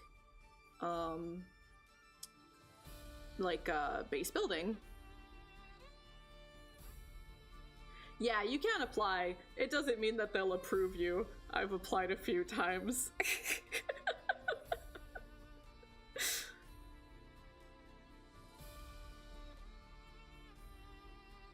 I might have even applied as staff. Like, it doesn't have to be merch for me, but I'll draw I'll draw for you, you know? I'll do the art for your merch drops, and I also never heard back for that either.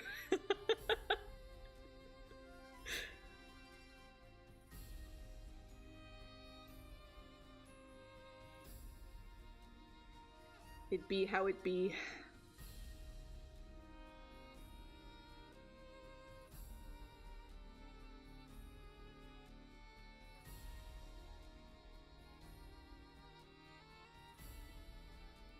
But yeah, there's gonna be like base building in Arknights where like you have a plant that produces you something, right?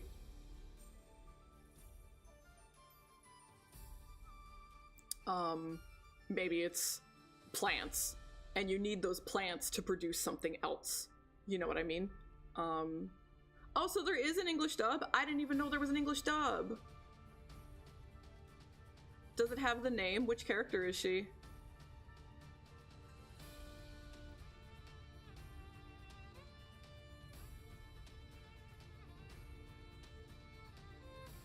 Hopefully I get her. Christina V has to be in it then, because Christina V used to do music for the base game.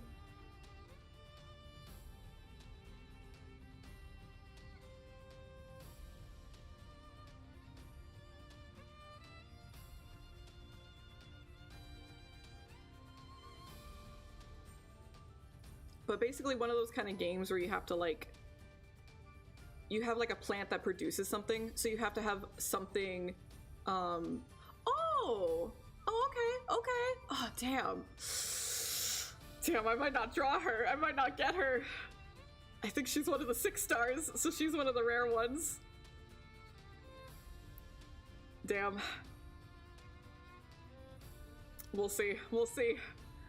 Maybe we'll get lucky.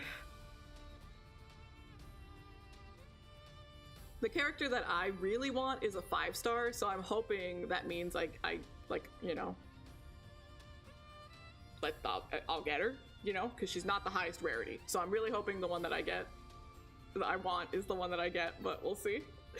We'll see. Maybe if the game launches at 5 o'clock on the dot,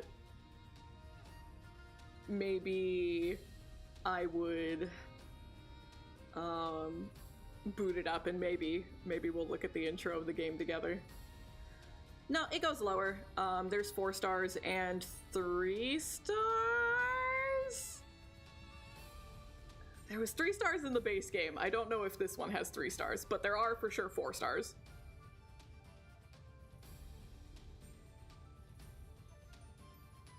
There's probably 3 stars.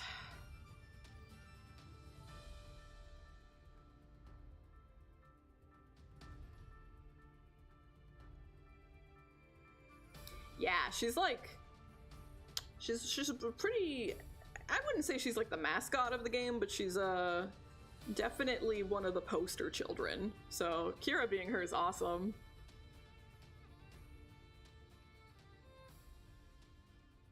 She should show up in the plot a decent amount, I would assume.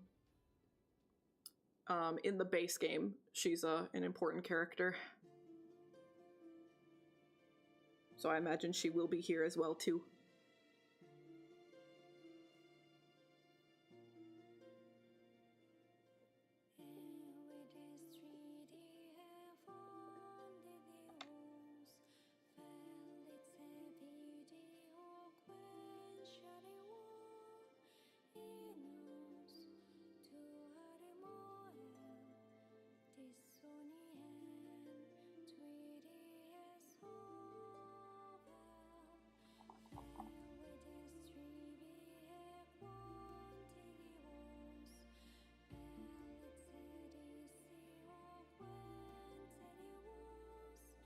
But you know, even if the game boots immediately at 5 p.m., we still might not be able to stream it. Because I haven't tested it, but like Infinity Nikki, the dress-up game, right? You literally could not stream that game unless you launched OBS in administrator mode. And I don't know if that's going to be the case for Arknights, you know? And if that's the case, I would have to shut down stream.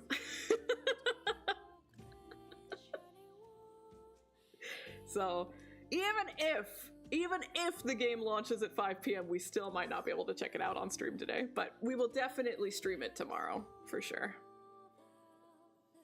Aw, thank you, gamer. I hope you have a good day, too. Take good care of yourself.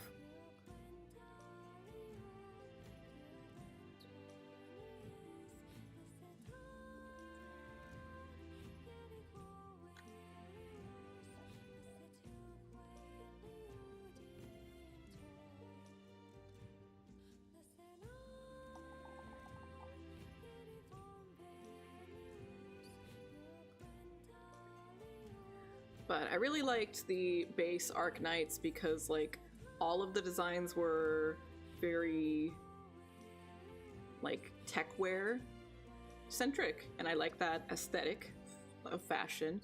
Almost none of them were, like, there really wasn't anything that was, like, super ultra sexy and gooner coded, you know? They always had, like, really, really nice, consistent designs, like, sensibilities to them and stuff. And it's a part of the plot that there are different countries and factions, and they all followed different, like, they would use different types of fabrics and patterns and decorations and stuff to match the culture of their area, which I always really liked. They actually, like, had a pretty decent balance of female to male characters. It wasn't, like, all women and, like, 2 men. The music was always really cool. And canon queer. We had canon lesbians.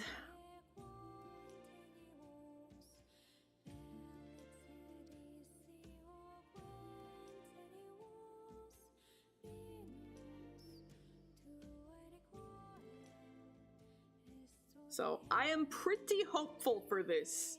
Hopefully it is, like, it's not a continuation or anything, it is, like, kind of taking the DNA of the game and making a brand new thing.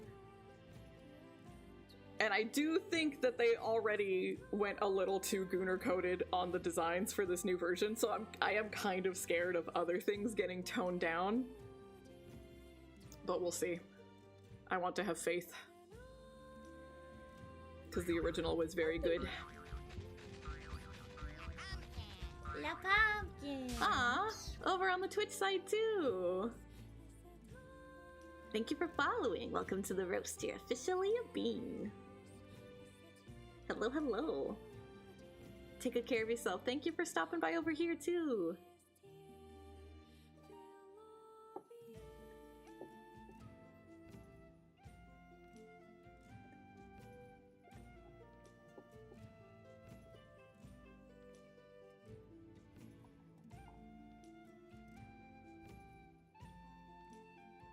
More beans.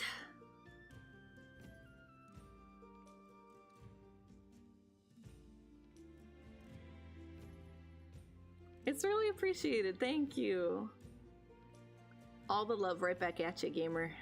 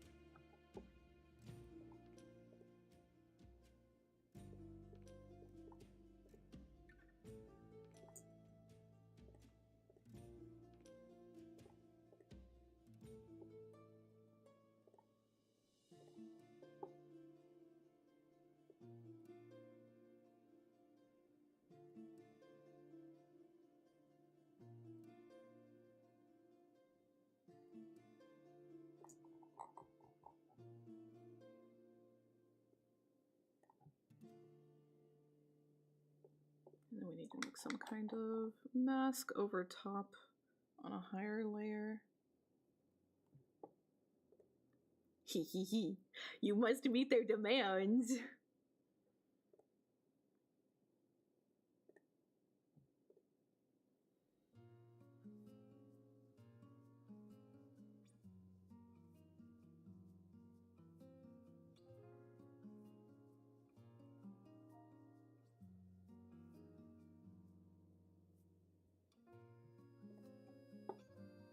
Let's see. Yeah, so I'm gonna have to change the higher layer of the coat since her shoulders are raising. But that's fine. We can still use the back layer of the coat. No problem.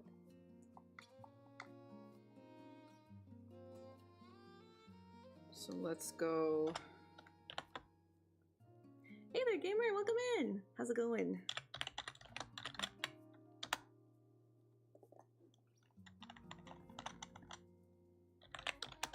Do that so that I don't lose track of things later. Hehehe. I'm so happy! I guess I haven't checked in a couple of days, but yeah, we're almost at 50 downloads for the game. Almost 50 people have played my game. What the heck? What the heck? I expected like 7.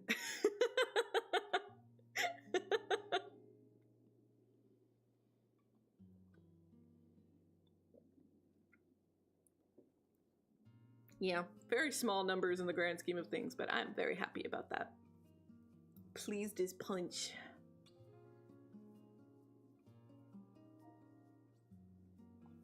They've heard through the grapevine that Crag's Place is where they can get the goods. You're gonna straight up turn into a cat sanctuary.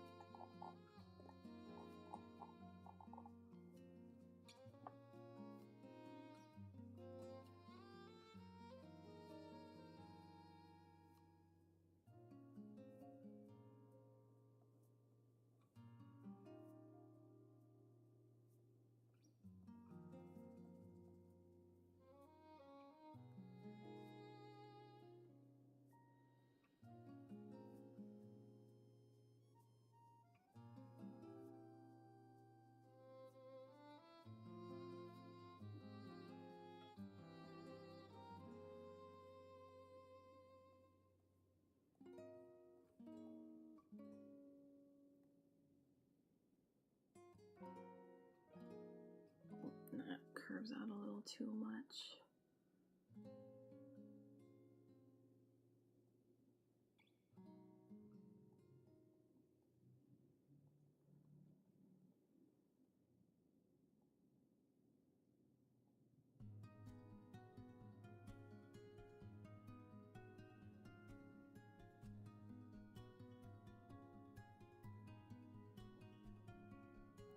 "25 stream streak! Look at you go! Congrats!"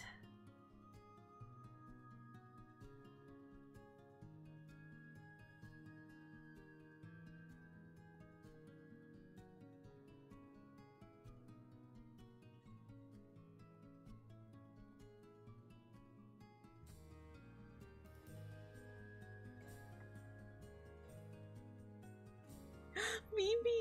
Ugh, what a good name for a black cat. That's so cute.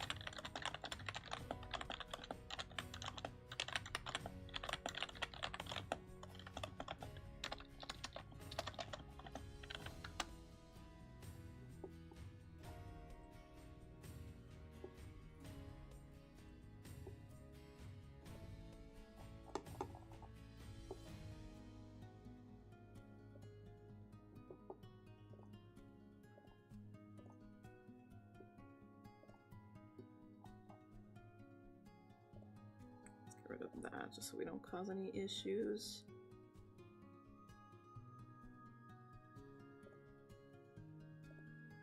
Oh, oops. I say as I go on the wrong layer. Do you have any gray ones? You gotta call him Rolo.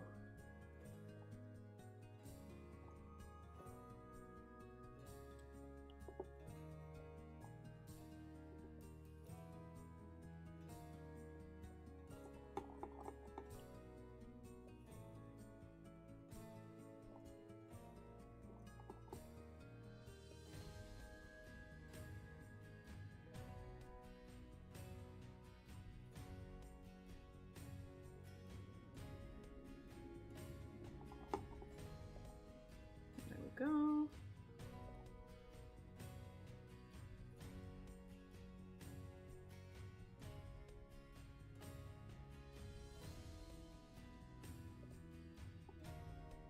Okay, so we need to recreate the top part of the yellow coat to match these shoulders, and we also need to create like a mask to get rid of these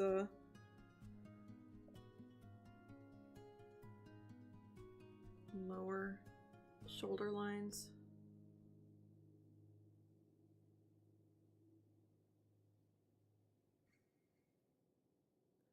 Cat wearing hoodies, cute!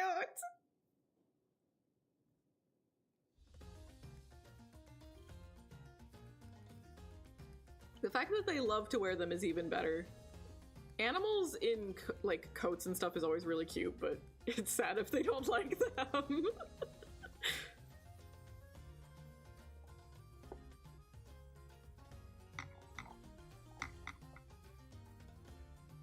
So I guess for...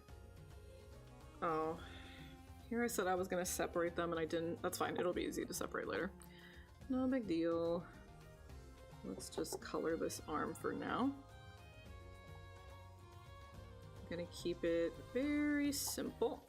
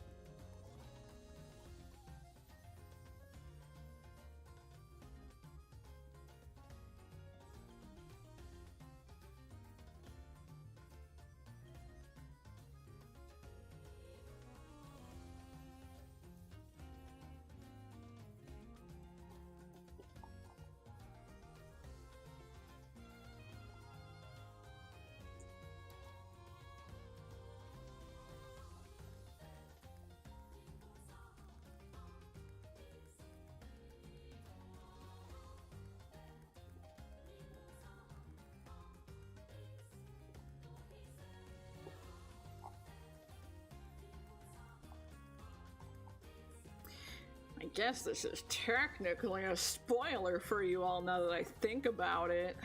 That's crazy.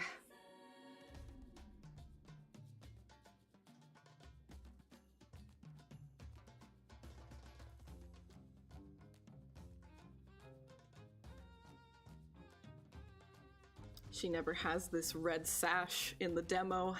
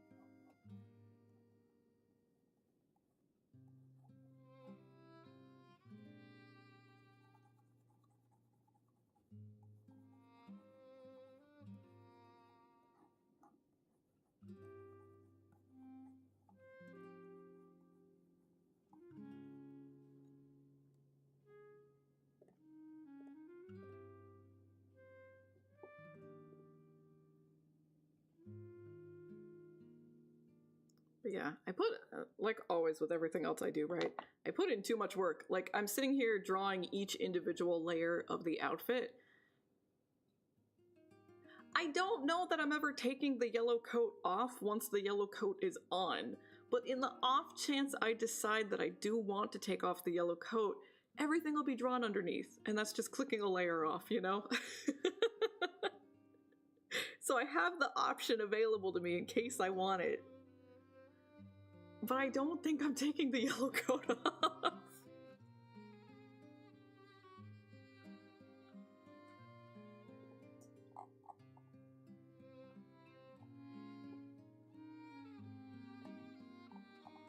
So now, I just need to go... we should probably...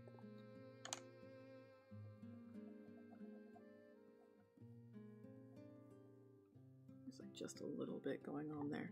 So we should probably now, yeah, here,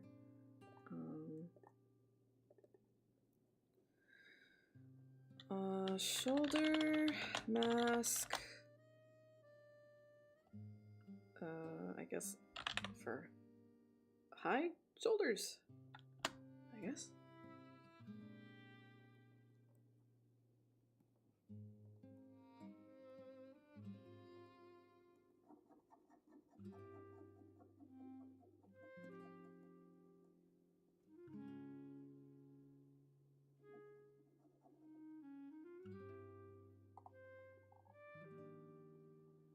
And now, we take this,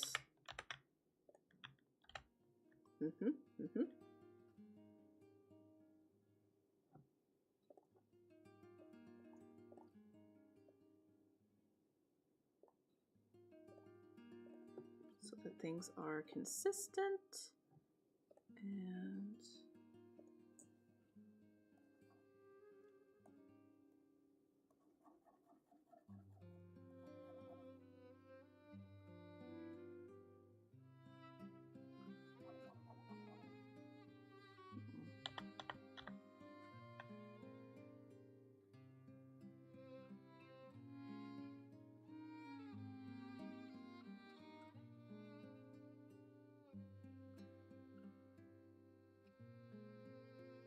I guess we can work with this. Let's go.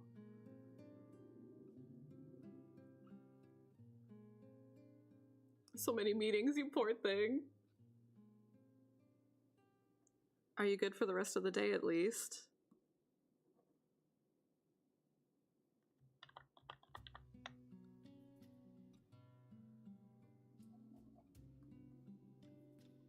Damn.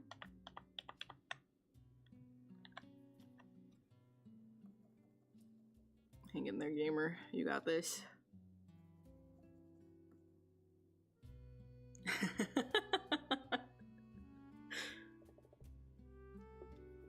We'll just have to clean up that little bit there, but that's okay. Almost cleaned up there. But we're doing good here. We're making new poses for the character sprites, which is very exciting. It's like the thing that I think is weakest about the demo is how few poses there are. And people have been very kind and have been like, oh, there's a bunch. And it's like, not really.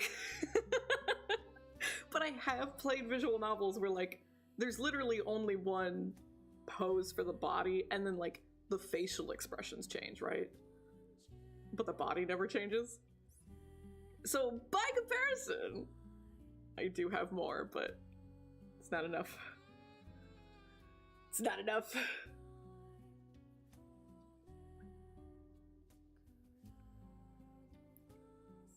Especially because I can make it all myself, right? Other people are bottlenecked by like, what can I afford? You know, because they have to pay for all of those assets, right? Me, it costs nothing but my time and sanity, and those don't matter. Those things don't matter. Unique sprite for every line of dialogue.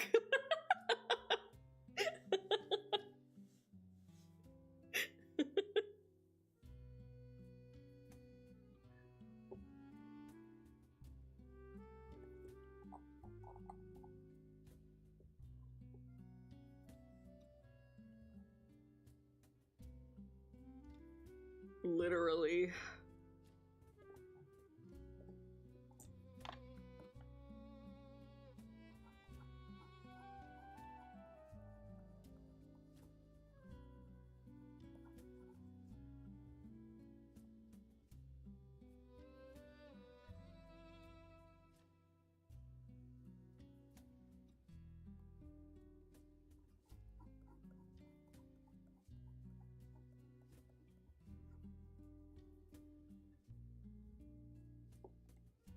That's the amount of work that, like, people would not. They would come out of it being like, wow, there was a lot of sprites in that game, but I don't think anyone would catch on that literally every single one was unique. You know what I mean? I don't think people would catch that. That's like too much detail.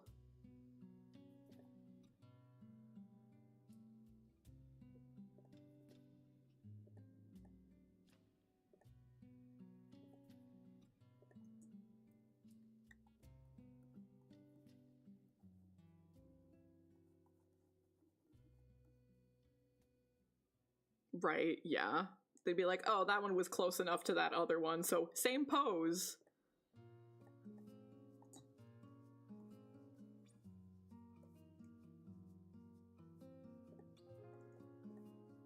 Okay, there we go. So that is our mask. So I'll put this in a folder to make it a little bit easier to toggle on and off.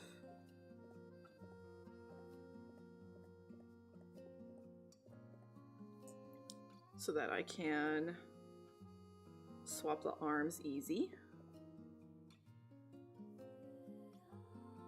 Sounds good. Thanks for popping in. Good luck. You got this. So we will definitely finish this pose because it's so easy. It's gonna increase the time making the coat for this pose. But if I play my cards right, I can recycle that coat for other poses, you know? So I'm hoping we get more than one pose done today, but the coat really might delay our progress. But that's okay. It's work that has to get done.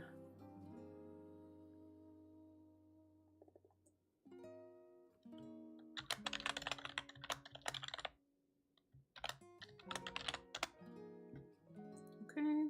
Save. It's probably time for a bathroom break. So I'm gonna take a little BRB. Maybe I'll go get my yogurt, and then we'll get right back to it. And we'll make more art. See you soon, beans.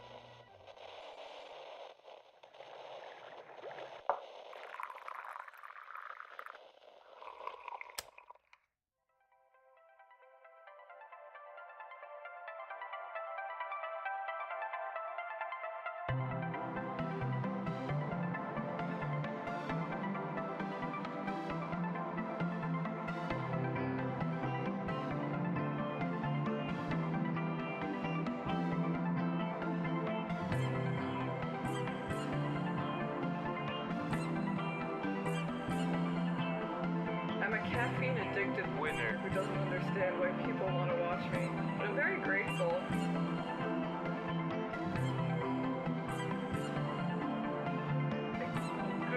God, that's huge. What the fuck?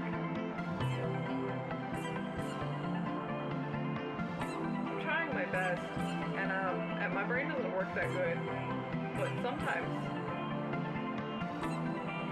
it do.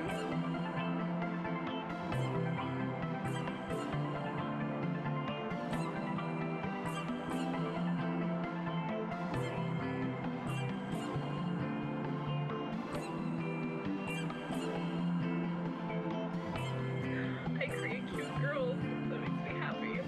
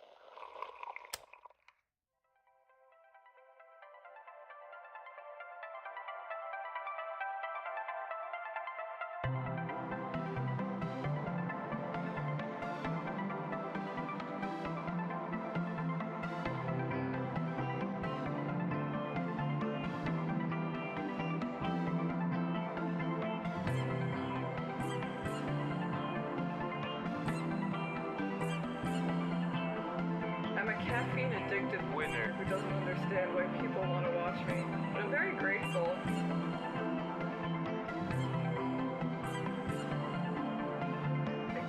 Good God, that's huge. What the fuck?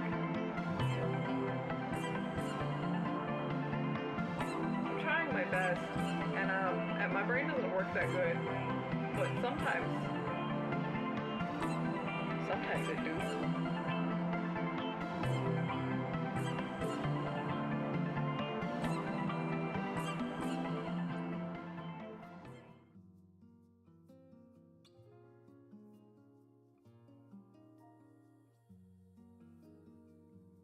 And we're back. Thank you. I just had a thought. Thank you. We could test if Arknights will capture now. Can't play the game, but we can test that.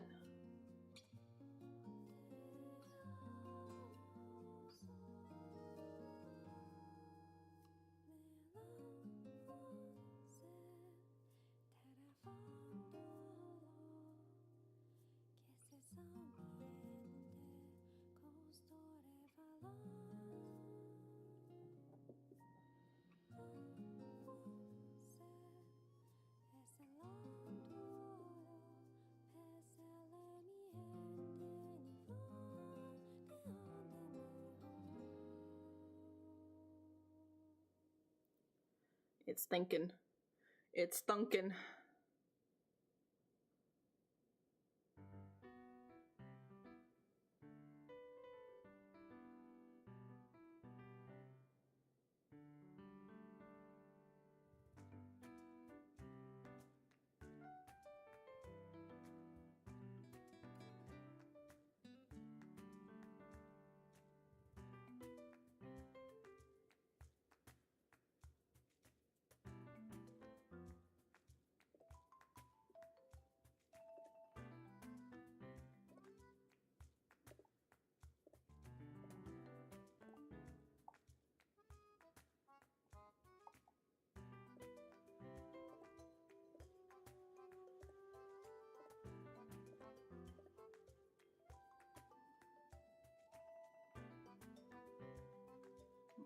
probably... That's probably the best one, honestly. Okay, we'll leave it at that. Okay, let me try to capture it.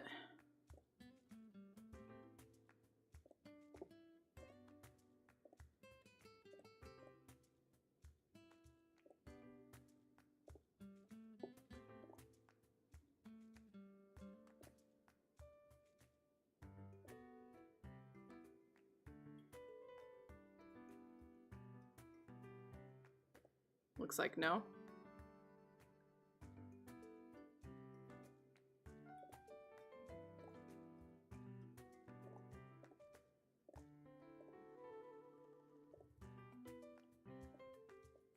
No, just showing OBS.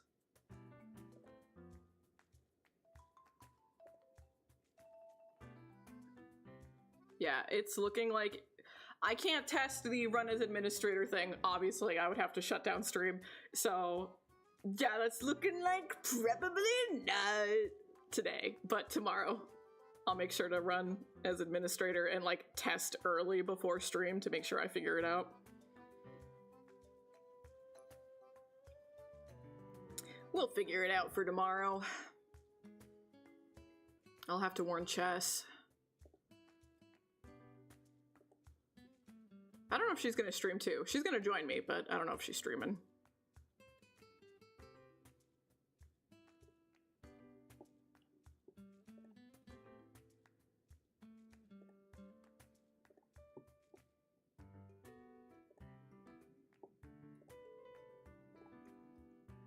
But that's okay.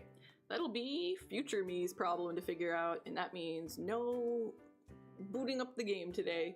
I won't promise that I'm not gonna do gacha draws off stream, but we should, if we're gonna play for 5 hours tomorrow, we should be able to do some gacha pulls tomorrow, so we can get our gamblers high tomorrow, beans.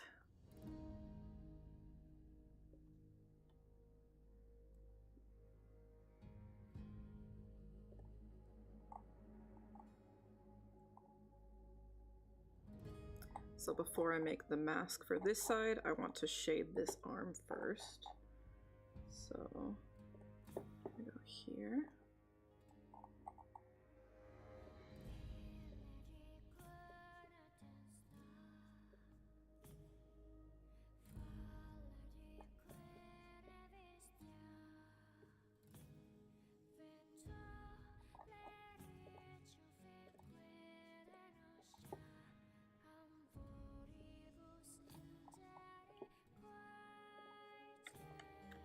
Ooh, gotcha! We love gotcha! Not really.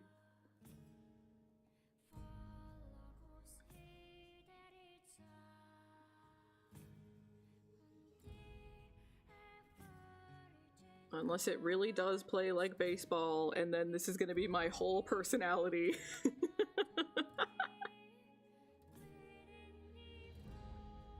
I always am a free-to-play player.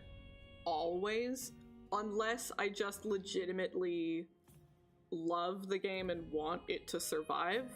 But even then, I really don't spend that much. I think in the entirety of playing Nier Reincarnation, which was like years, maybe $100 max. I am a very low spender. I played Destiny Child forever, and I never spent a single penny on it. Tribe 9, I was going to spend money on, but I won money from the streamer competition, so I didn't need to spend money on it in the initial launch, and then the game shut down. I would have been a big spender on Tribe 9. I never spent any money on the original Arknights. I used to play like Million Arthur and Rage of Bahamut. Never spent any money on those. Didn't spend a penny on Infinity Nikki. Didn't spend a penny on Uma Musume. It's just very hard for me to get in the mindset of spending on them because and they always shut down. I think I might have spent a tiny bit on Atelier, but that also would have easily been sub 100. Your girl's also broke.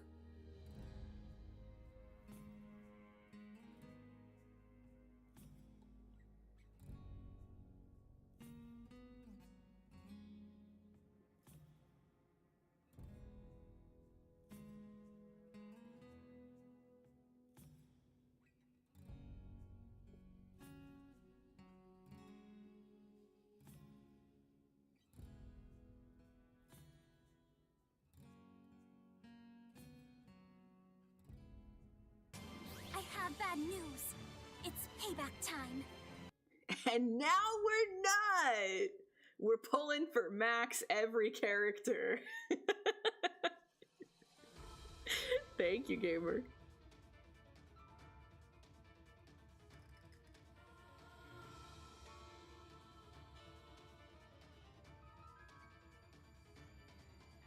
Yeah, it's just like...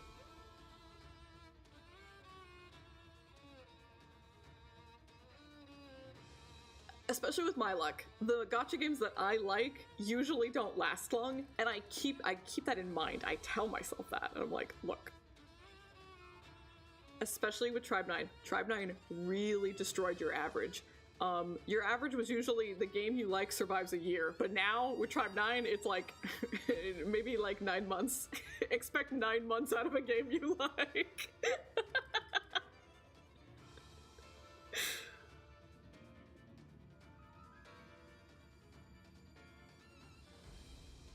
They did say in an article interview, like in a magazine in Japan only, that they are working on it. They did. They just specifically said that it's not far enough along in production to warrant, like, making a full public announcement about it. But it was in Famitsu, and Famitsu is like the gaming magazine in Japan, you know? That's like a huge circulation magazine over there, so...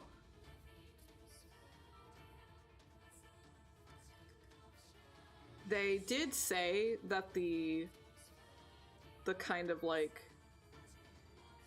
because they put together a team for these remakes and remasters, right? And they did specifically say that that wasn't gonna last, like, forever. It was until the end of 2026. So I imagine we're gonna get Xillia 2 maybe at the end of this year. Maybe. And maybe Zestiria, and then that's it. I would be shocked if they gave us a high effort remaster remake, you know? If it was any of the older games. Maybe Hearts are. But I feel like we're not getting older than Hearts are. I don't think we're gonna get anything past that.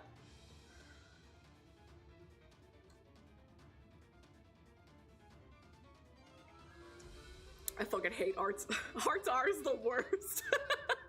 I think it's legitimately the worst Tales game. I don't like Zestiria, but at least Zestiria has a banging soundtrack, you know? At least they got Goshina.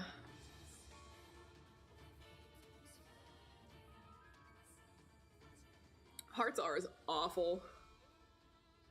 I know, I suffer daily. The fact that Hearts R exists causes me psychic damage.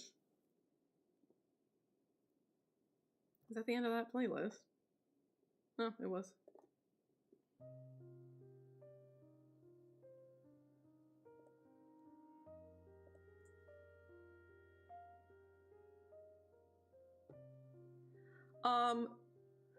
So the main character is like the main character of Sakura Wars. He only does it to one woman, but I would argue it's worse. The plot of Tales of Hearts R is there's this young girl, I believe her name was Kohaku, I think was her name, and mystical mumbo jumbo happens to her, and she loses the ability to, like, speak and express herself. So she can't talk, she cannot show emotions. She's just like a doll that walks around with you. She can't communicate. And the main character has decided that if he saves her, he can have her. She's his. He can marry her. They're gonna fall in love because he saves her. This is the premise of the game. And one of the other characters in your team, because you know, when it comes to Tales games, you have like a party. One of the other main characters in your team is her older brother, and he sees you as a fucking threat and predator because you fucking are. And the game treats this like a joke. Anytime he tries to stand up to you and your creepy bullshit regarding his sister, the game turns around and goes like, he's in love with his sister. What a siscon, am I right? Oh my god, he wants his sister. And I'm like, fucking no! I hate it. I hate Hearts. It's awful. Hisui is the big brother. He is by far the best character. He's like the only good character, I would argue. And the game treats him like a joke, and I hate it. I actively hate it. That game sucks. I think I remember vaguely liking the blonde knight boy, but he wasn't enough to save the game. And I think I liked Beryl, the artist, because she's an artist, but I also remember thinking that they didn't really do that much with her character development. But she wasn't a predator, so that's cool.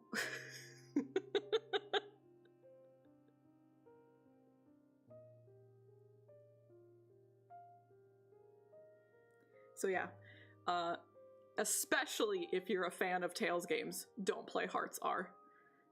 It's not good. It's stinky. I'm kind of like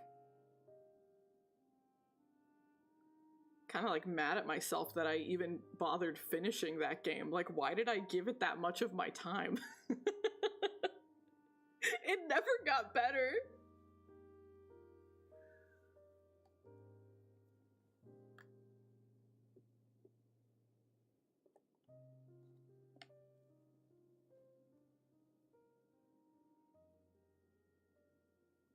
I am glad that you perceived it the same way though, Crag. You know, I'm aware that I can be pretty critical at times. So sometimes I like gaslight myself into being like, oh, it probably wasn't that bad. I'm just hypercritical and sensitive, but if other people see it the same way, that makes me feel better.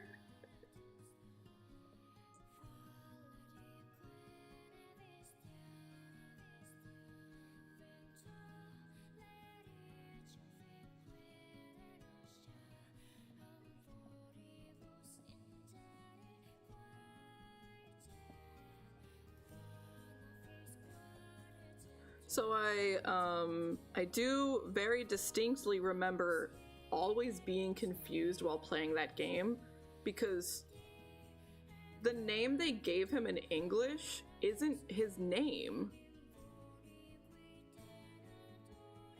Like, he has a different name entirely, and they didn't dub it in English. It's the Japanese dub. And they're calling him a different name, and I don't know where that came from.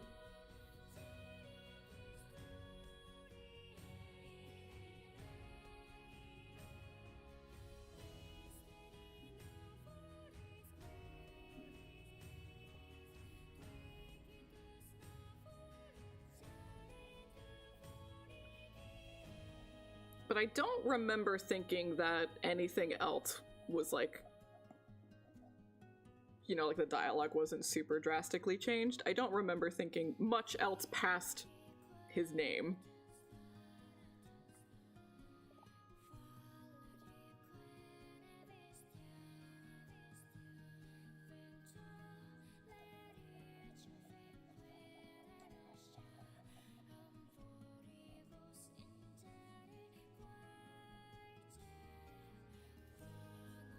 all of this to say, out of the 3 most likely games that they will give us for a remaster, 2 of them I don't like. So the remaster odds are not looking very good in my favor.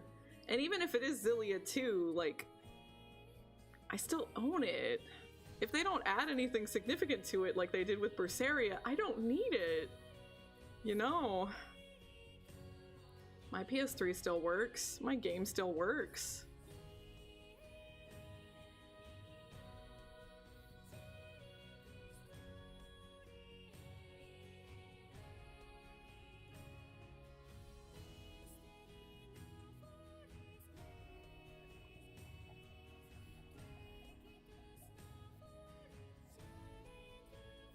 That's true. Yeah, I don't think that they shouldn't be made.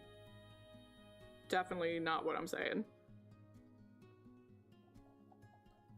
But like, I want to sit here and support this studio because I do want more Tales games, but if all they do is keep releasing these like ports, because I don't consider these remasters.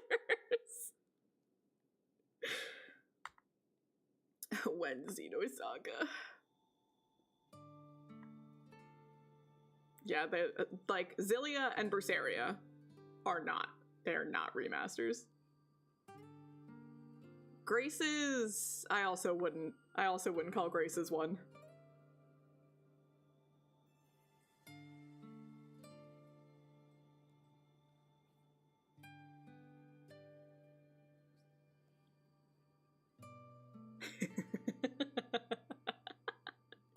Changes the whole game, man. It's a brand new experience.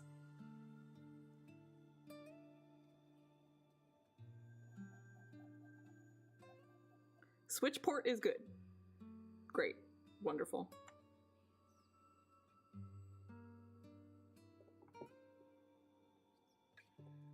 It's on our list. Johnny and I are at that point in time where it's like, it's been long enough since our last Xenosaga play that we're like, we need more Xenosaga. We need to do it again. But there's just so many games.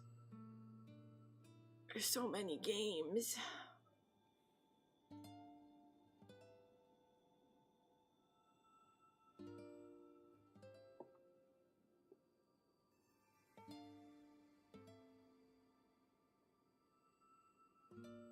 We want to replay some of our favorite Gust games. I think we have 4 Gust games that we really want to play.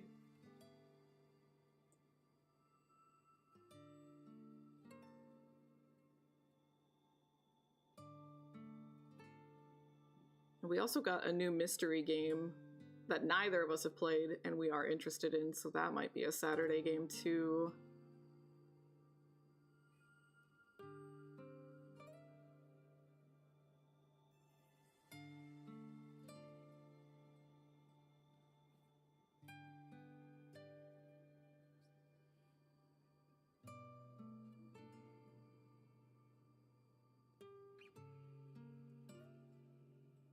And then maybe the new Atelier. Maybe. Oh yeah, Star Ocean 2. Yeah, I think that's going to be the next one for sure since we already started it. I think for sure Star Ocean is our next Saturday game. But then after that, there's so many games. There's so many.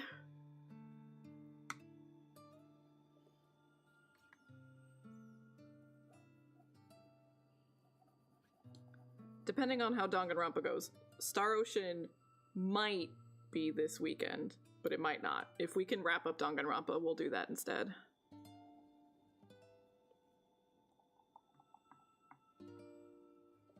Yeah, I started playing Star Ocean 2 on my re-debut. Because I thought a sci-fi game would suit my new model, you know?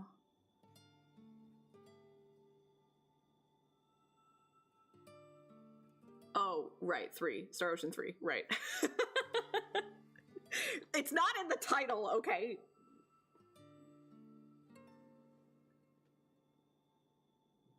I immediately loved the intro of it. Like, immediately. It felt so Xenosaga. I met the hot lady in jail. And that's where I stopped.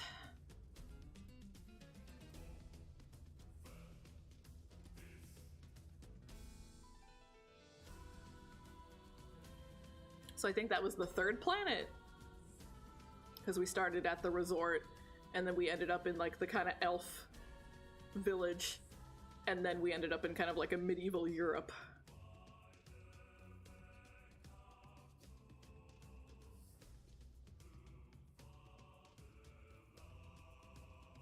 Yeah.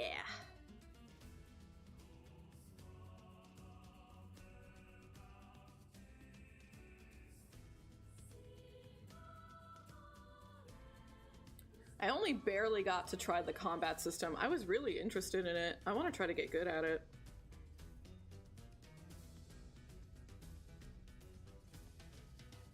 Jesus Christ. A Xenosaga playthrough. The first stream would be the fucking ship. Like, the whole 5 hours. Maybe, like, maybe not. We still wouldn't be we'd still be on it. That opening section is so fucking long. That's literally the only thing I dread is how long that opening segment is.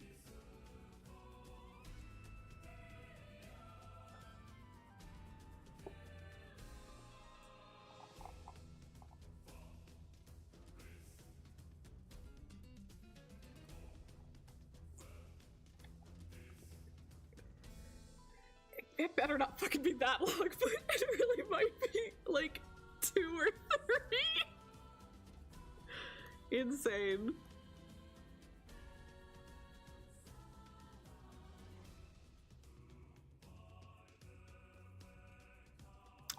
I miss a lot. I miss the music, I miss the combat, I miss the character models from game 1. Game 1, I miss. We don't talk about 2.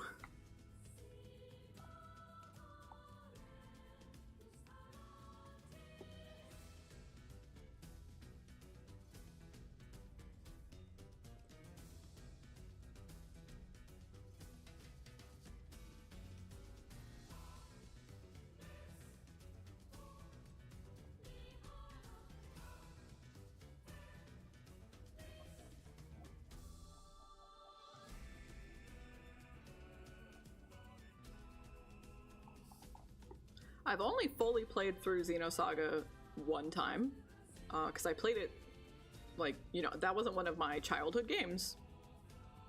So I would probably use a guide, because I'm sure I missed stuff. A game that fucking massive. So maybe I'd be able to even see some cool new stuff I didn't see the first time around.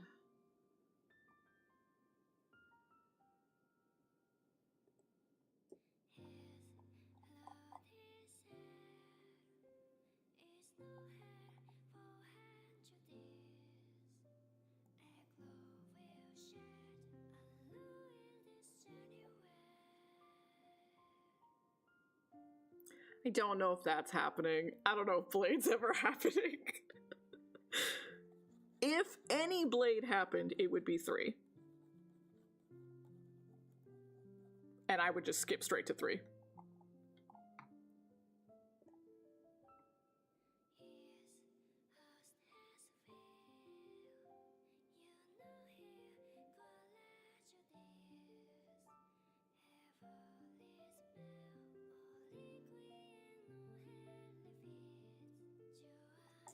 If I ever, like, just stumbled upon it on a really good sale, maybe, but it's not a priority. Because everything that I do think is cool about it isn't the storytelling. Which is usually, like, what I like to focus on streams, you know?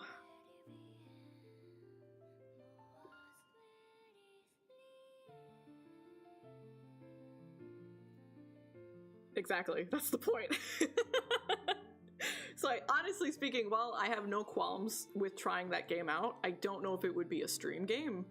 And I think probably, out of the insane backlog of games I have, both want to play and want to stream, I do think Final Fantasy XII would be higher on the list than X for Xenoblade.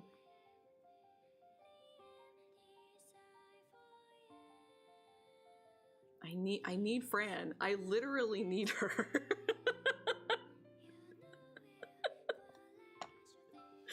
It's a crime that I've gone this long with it, like, not meeting her. I'm obsessed with her and I don't even know who she is.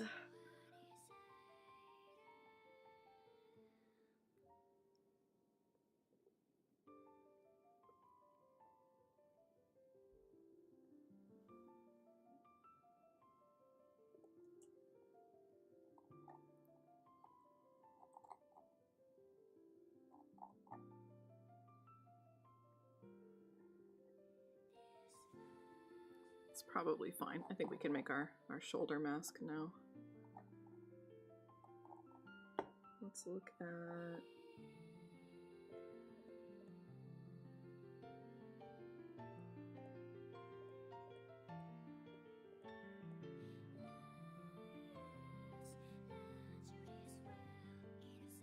Oh, I started that off with a darker tone.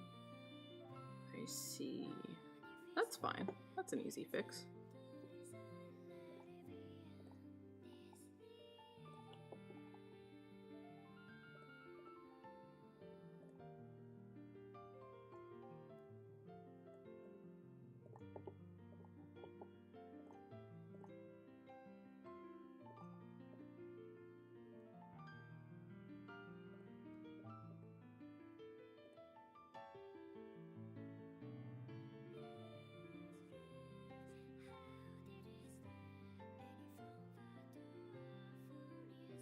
Heck yeah.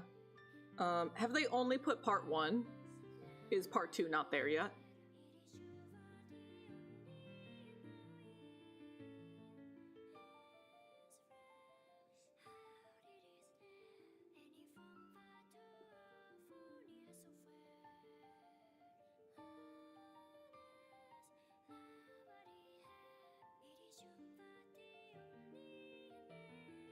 Oh, okay, okay.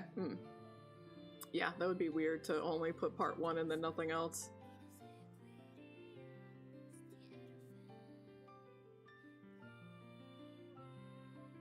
I don't even think there's anything wrong with spacing out the releases because... What? You're like asking people here, drop $150 on 2 of these games at the same time. I don't think many people would do that. So spacing them out makes sense anyways.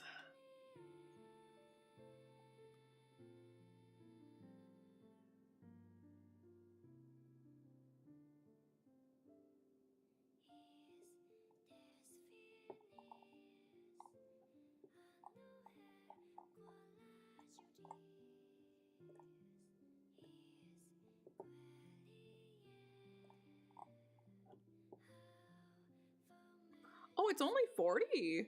Oh, that's awesome. I totally expected 60 to 70.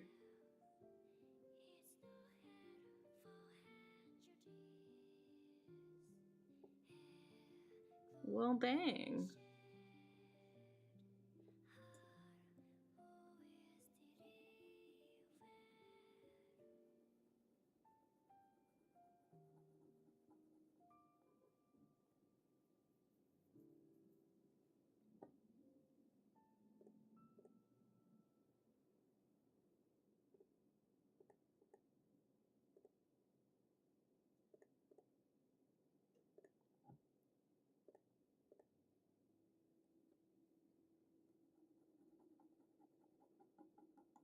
That was the end of that playlist too. Okay.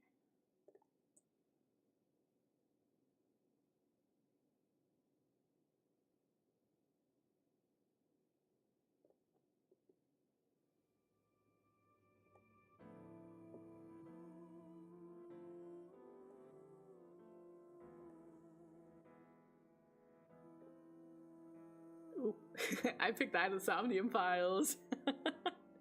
was right next to the voice of the cards.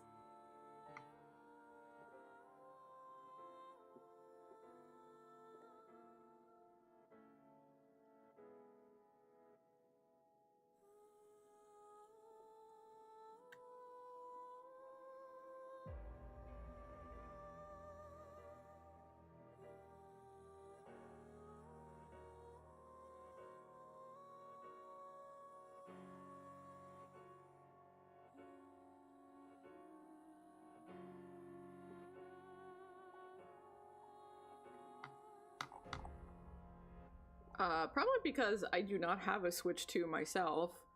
I don't know that I understand what the game card key is and why people are angry.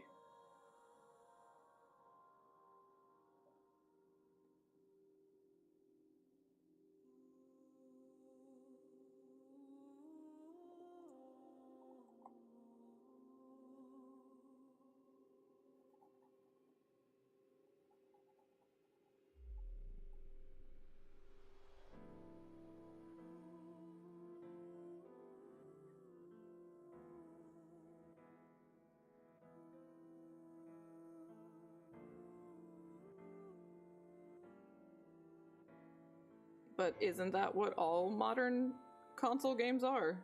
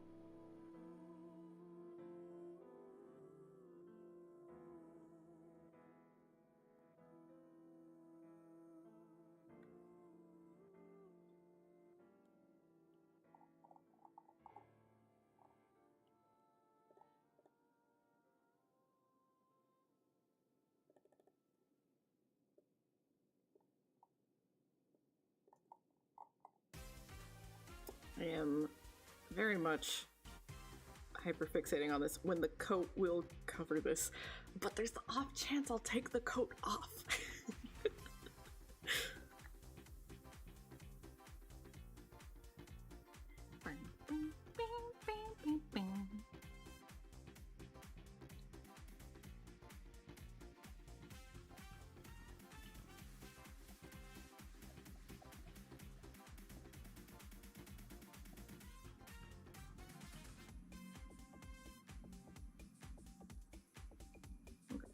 So, that is the new pose done, including the little mask there to hide the original shoulder for the other poses.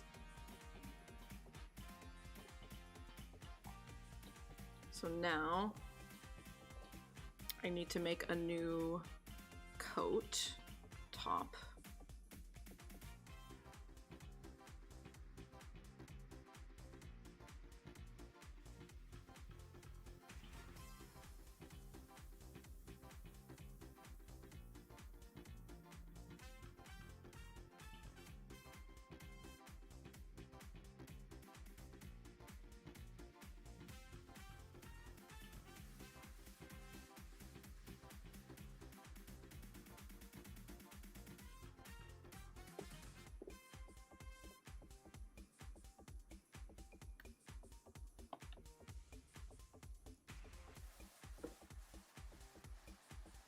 Yeah, I feel like it's something I would just have to like intimately research before I can have an opinion on it, because immediately I'm like, everyone and their mother complained about the Switch not being as powerful, even though it was like an 8-year console.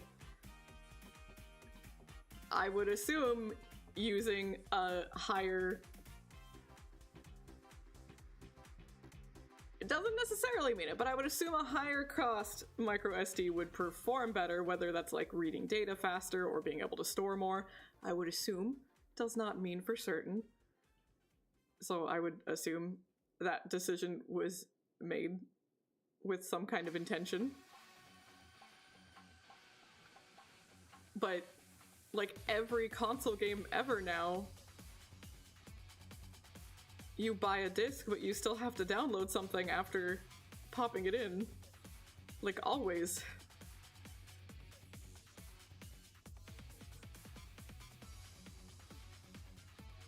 And that's a valid thing to think sucks. But I just see so much more vitriol and just like really intense anger and hatred over, you know, over Nintendo as compared to anyone else who does the same things, you know?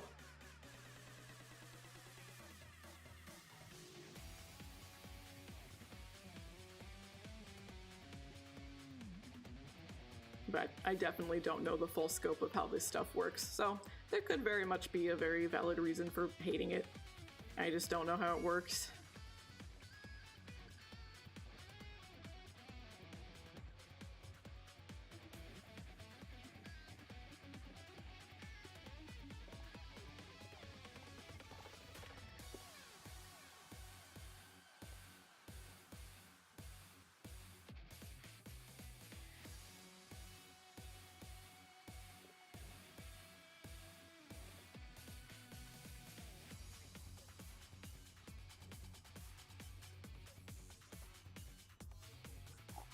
I pull up...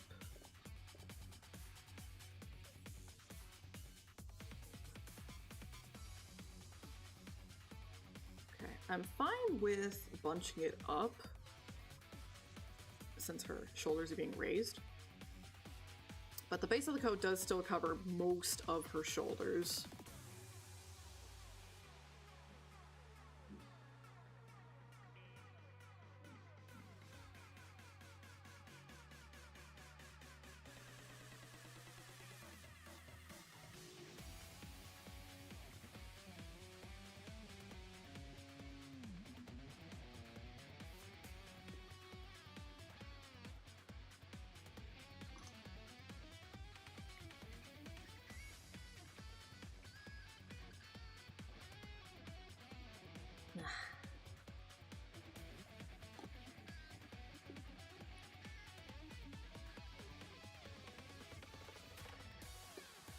So maybe I'll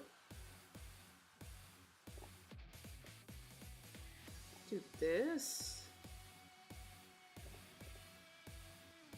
Just so I have like a general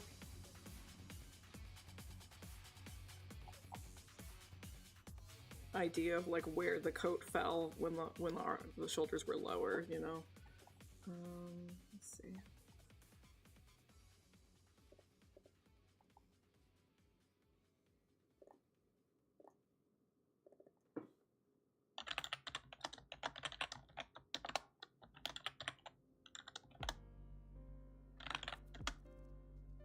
Okay.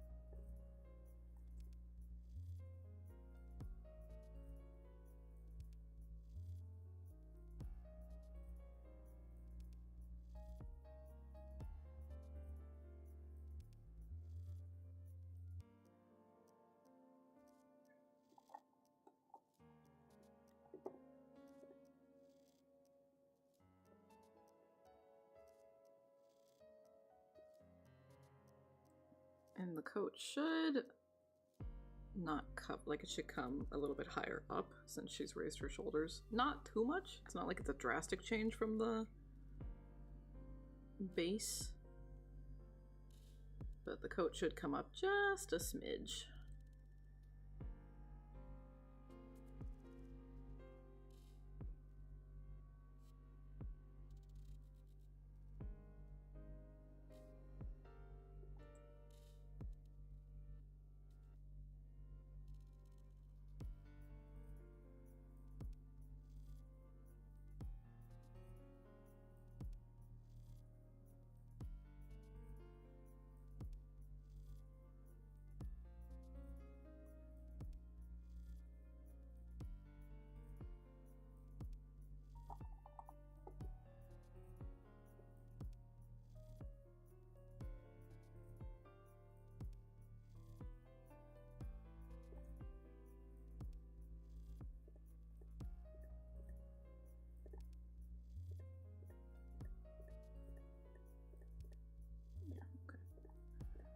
So I'll put that back up, get rid of it. Now we clean up these lines.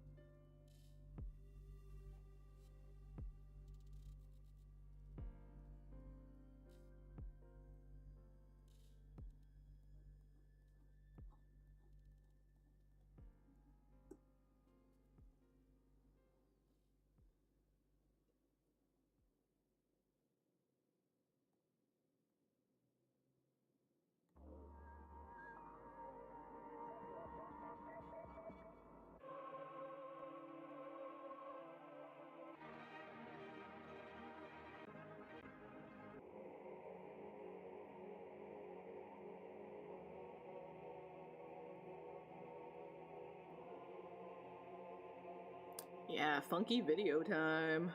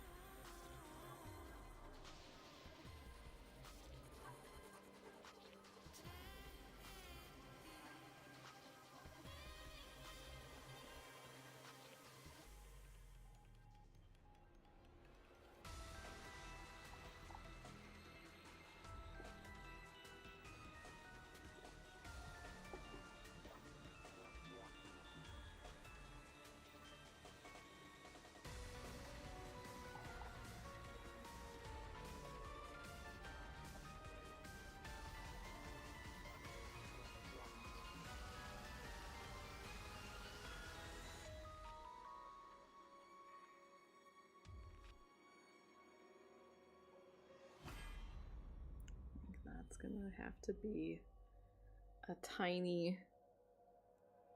teensy tiny change in the model that I'm just gonna have to accept because it's gonna cause me too many headaches if I try to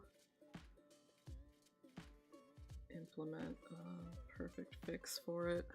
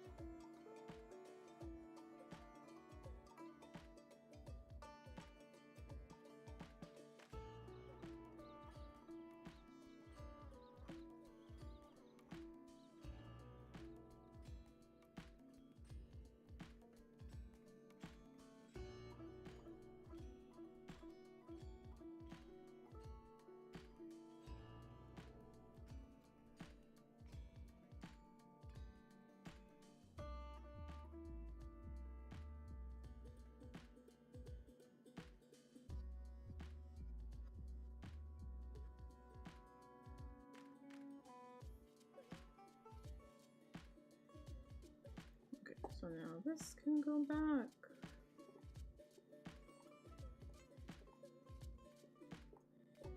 And this can go back.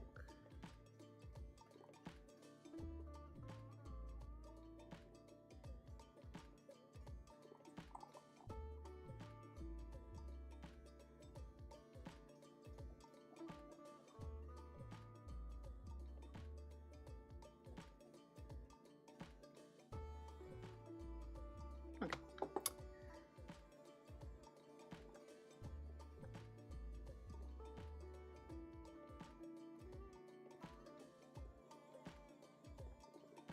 Okay. So now I just need to clean up the outer edge right here.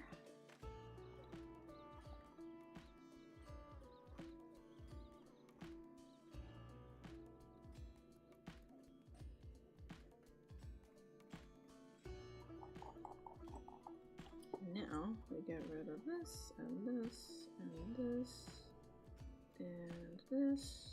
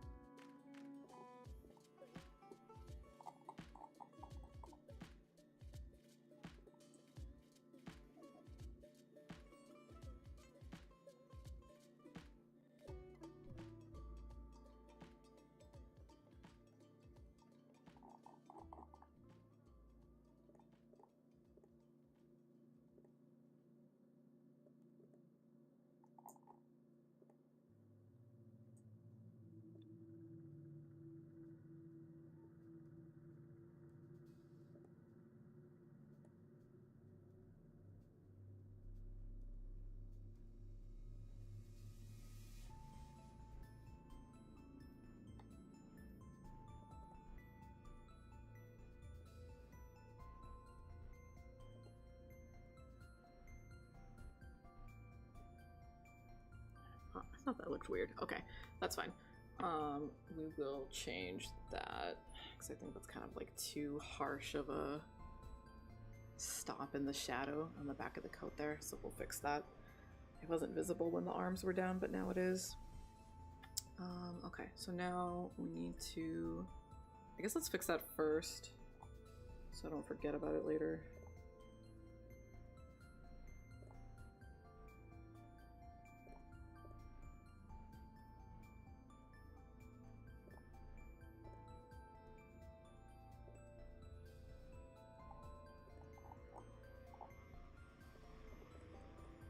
Cool, great. Easy when it's on one layer like that. Good job, past me. Thank you for not choosing violence.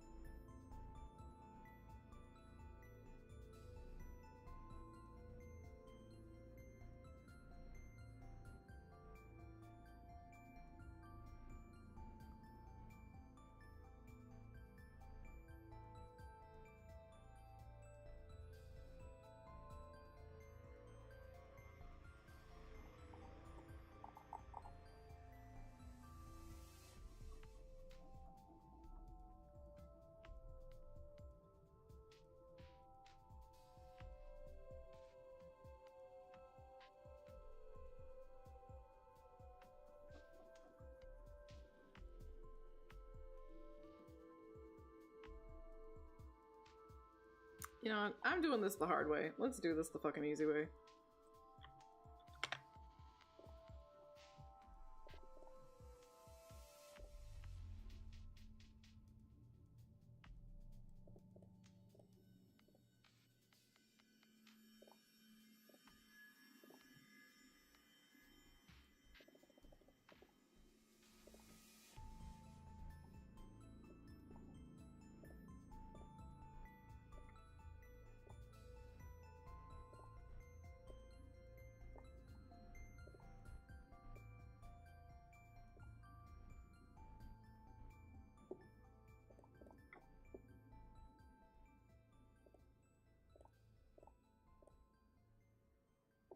There. Much smoother. It doesn't look so like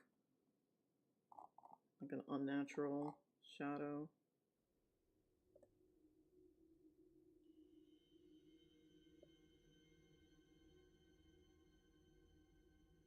Okay, so now we just need to make the other one for the other side.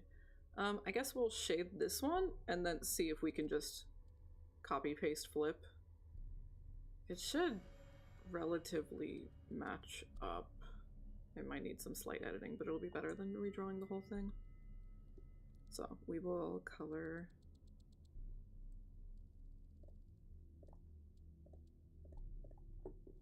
this section next.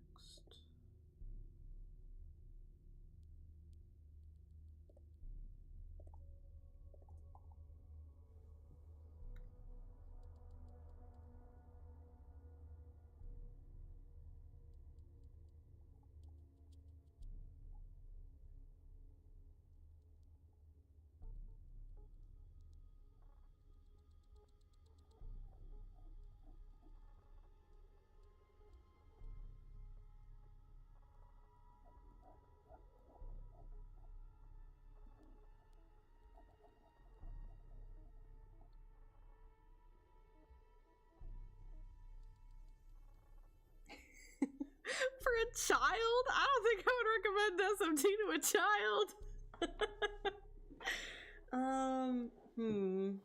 Yeah, probably Pokemon and Paper Mario are good ones.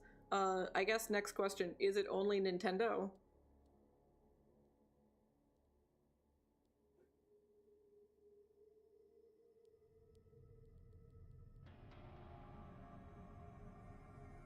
You know, I don't know what consoles they got. But, Switch 1, okay.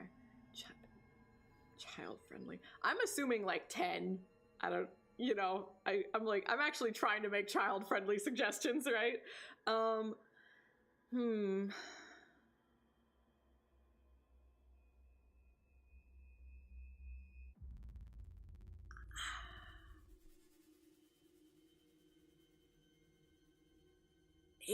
8-year-old. Okay, all right. Well, it's gotta be Animal Crossing, right? It's not really an RPG, but it's gotta be Animal Crossing. Cause like I can sit here and be like, I think a child would play an Atelier game and just be like mesmerized by how magic and pretty everything is. I don't think a child would clock like, oh man, Rise has got a fat ass. You know what I mean? That wouldn't mean anything to a kid, you know? So I do kind of think like some of the Ateliers would be pretty charming for a kid.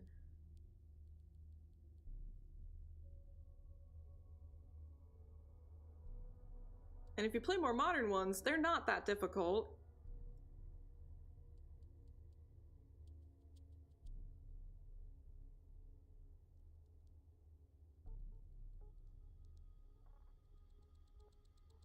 But maybe the alchemy system would be overwhelming for an 8-year-old. Maybe not.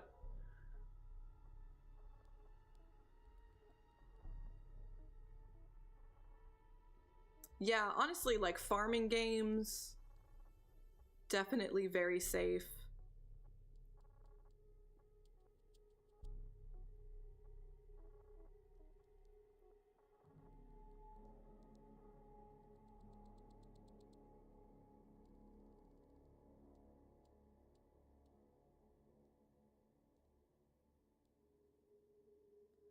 World's End Club, maybe?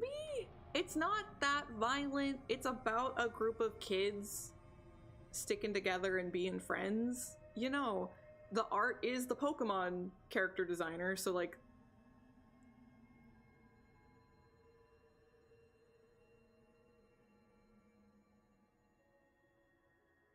For like a legitimate JRPG? Maybe. It's got cute songs.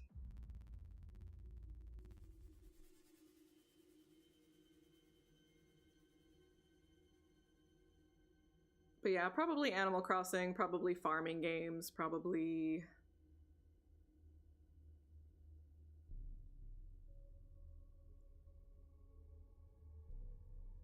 I'm going through like all of my favorites and I'm like, none of these are for kids.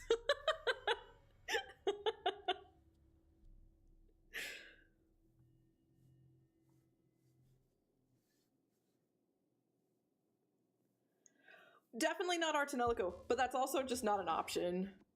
Artanelico is only on Switch in Japan.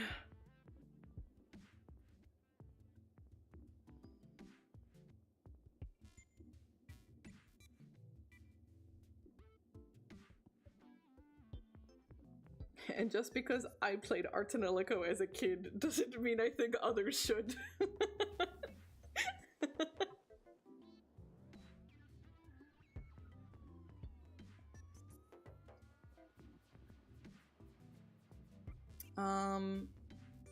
Did the Ni no Kuni games ever make it to Switch? Ni no Kuni's really solid.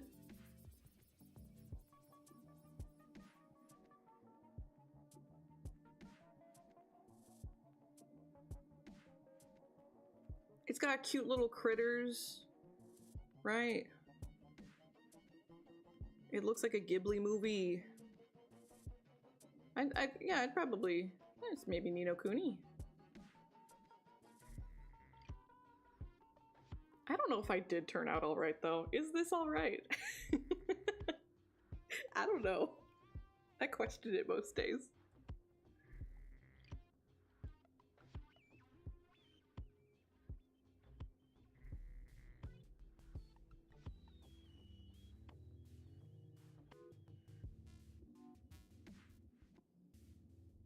Oh my god, Katamari. Katamari Damacy.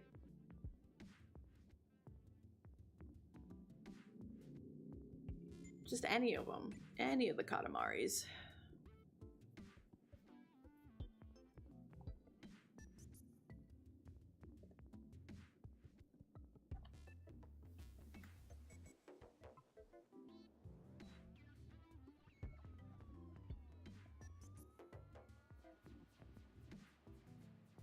Monkey Ball for sure, yeah. Anything that's just like full of whimsy.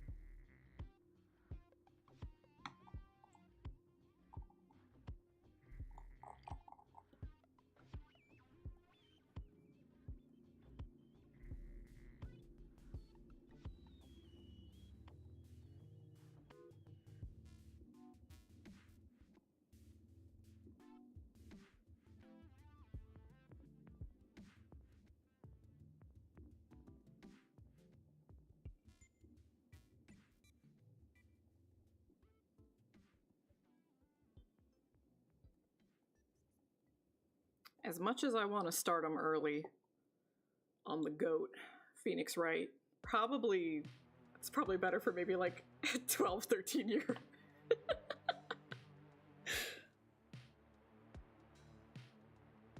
Nocturne especially is crazy.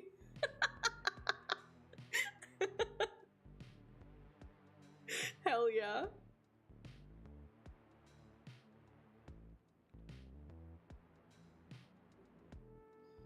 Gotta have one troll answer in there.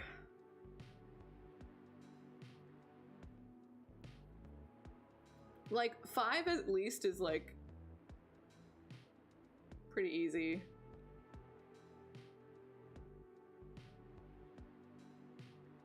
It's like so user-friendly, you know? Nocturne's rough.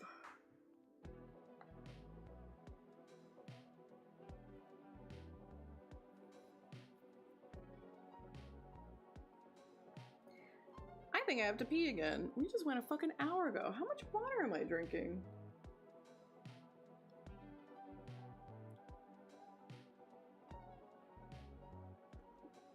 At least I'm hydrated. I'm gonna BRB beans.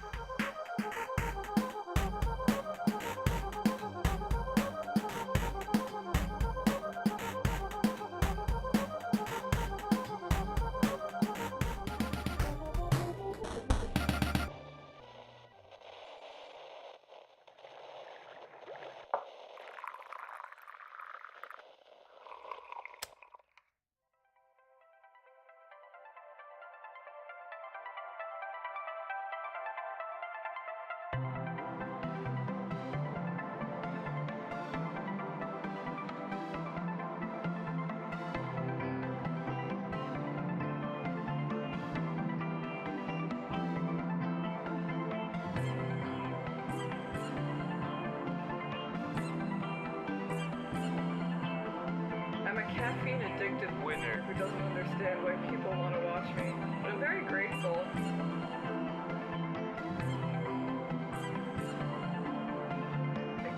Good God, that's huge. What the fuck? I'm trying my best, and my brain doesn't work that good, but sometimes it do.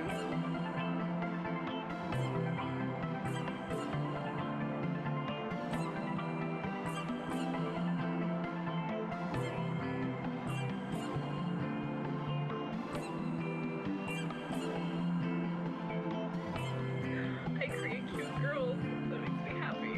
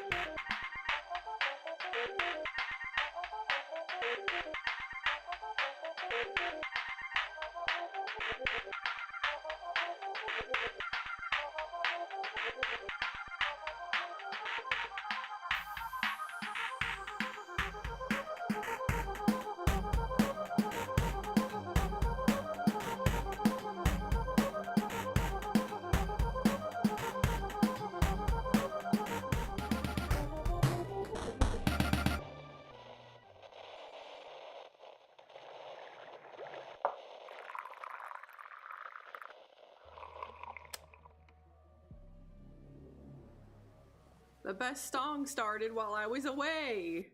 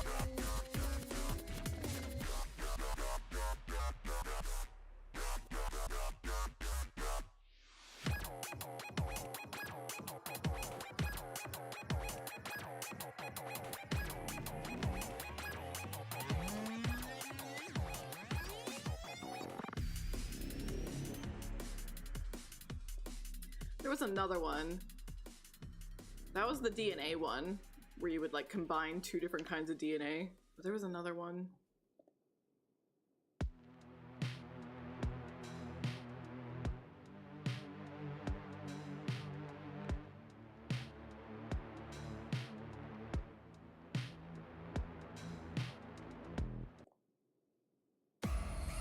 Yeah!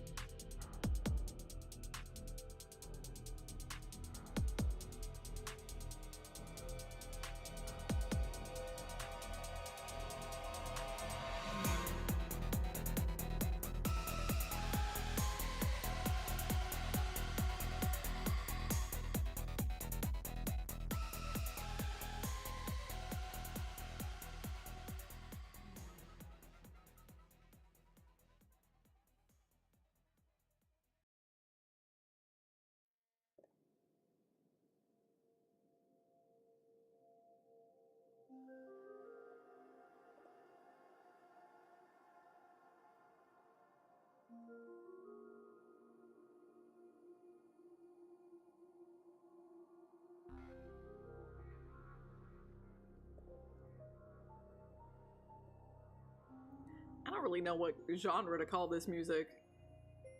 But I fuck with it. It's good. I don't know if it's like, is it considered synth? I don't know. Good shit.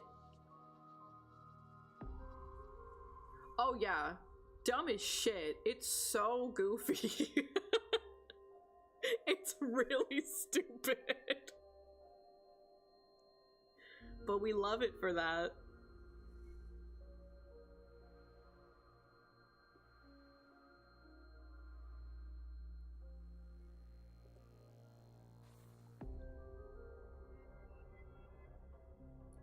So it in fact does not match up very well. But we can just do some tinkering and editing. And it'll still be better than completely redrawing everything.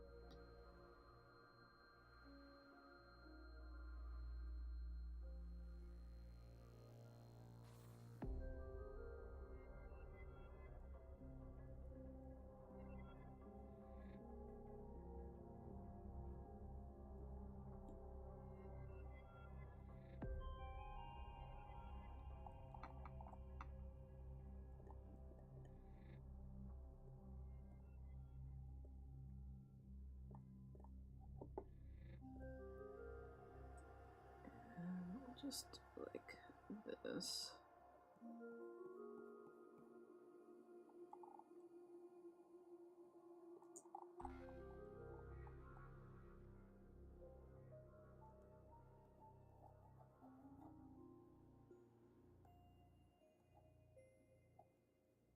Go. So it'll just be minimal.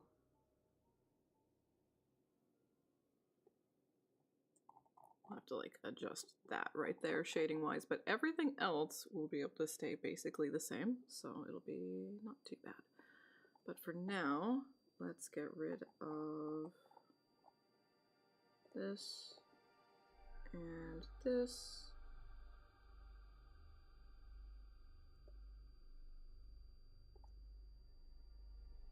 Hide the legs for now. Hide this and this. Do like that. And now we redo the line art just like before.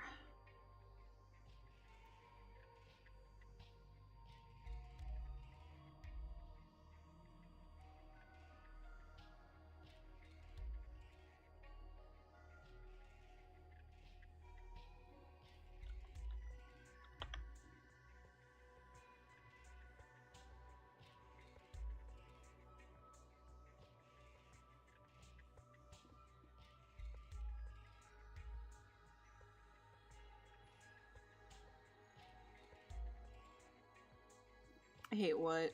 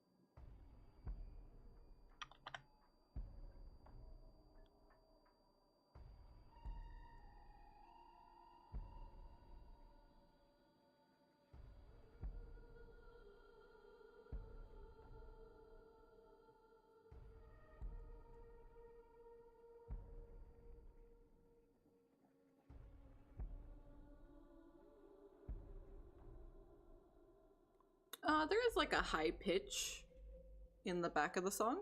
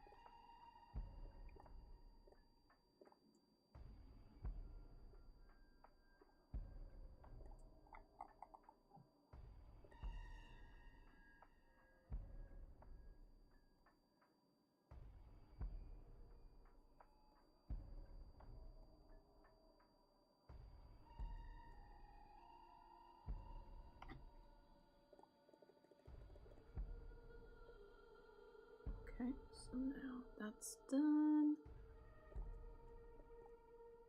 So now what we do is get rid of that, get rid of that, and get rid of that.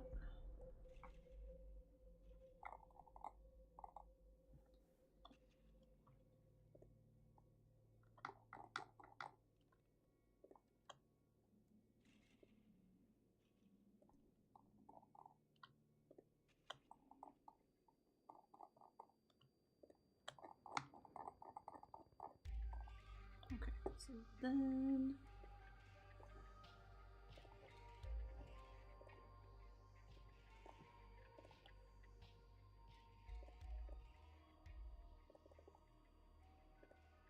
refill in all of the spots that we're missing.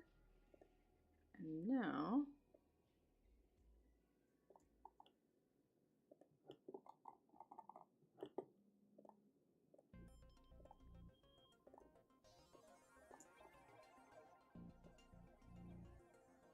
it's mostly all done. We just have to edit this section a little bit.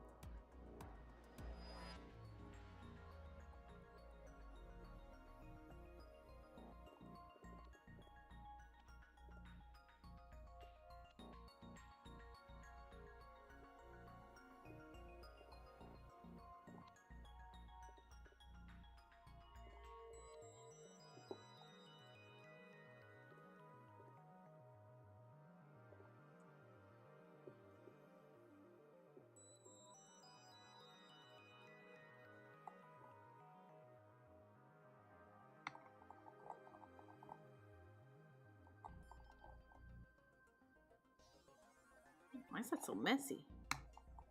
Look at all those pixels.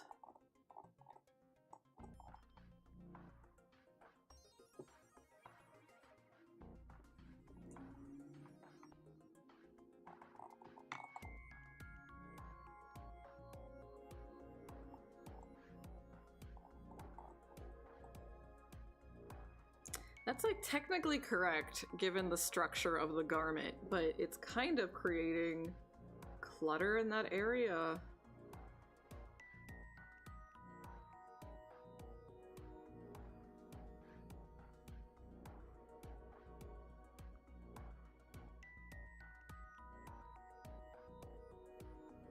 Maybe I should just not have it there, even though it is technically accurate.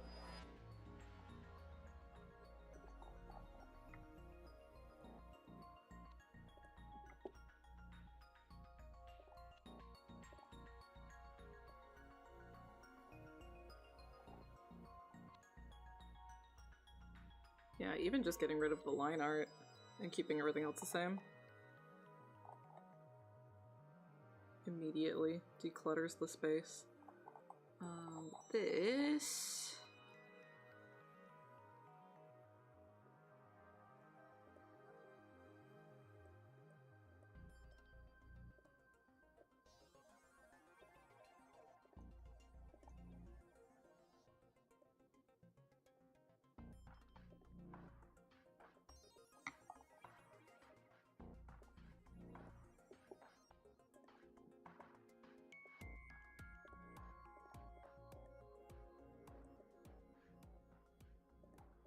I really did make this messy as shit. What the fuck was I doing?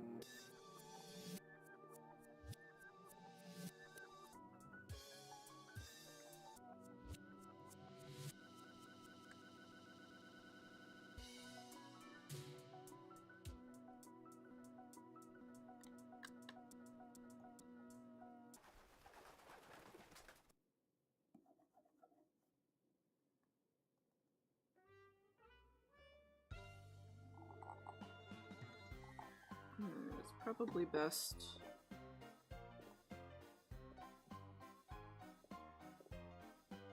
to just do that all the way for that. Okay. Less awkward now. Her arms are just completely hidden underneath this coat. All of that effort to draw the arms fully.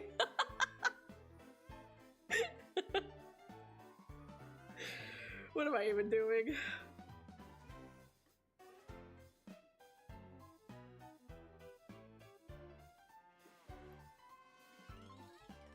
That is one new pose down. Yippee! Now, the other thing that I should do to really make this the most efficient for me, to future-proof this, if you will,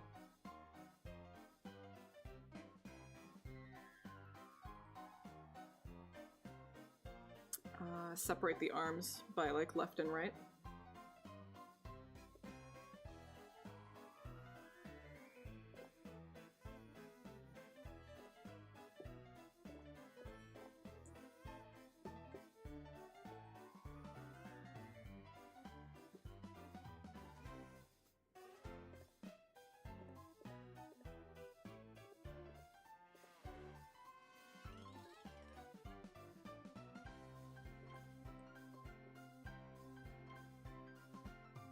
Okay, so let's say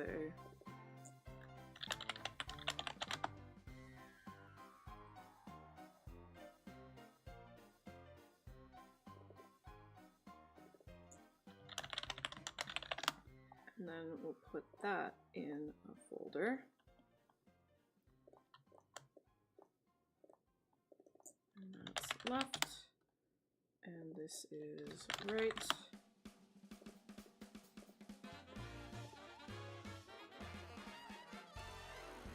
So now we can actually like toggle those things a little bit easier. So That's done.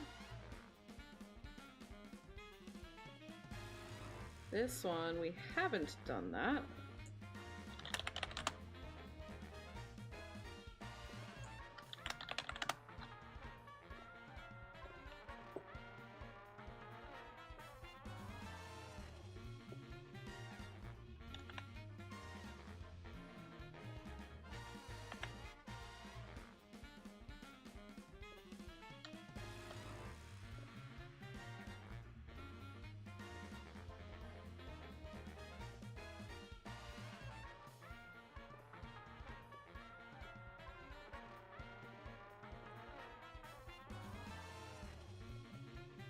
Okay, now that's broken up. And now...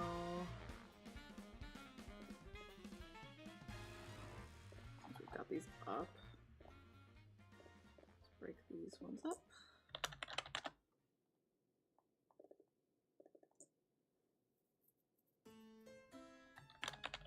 Oh, like they're reperforming things.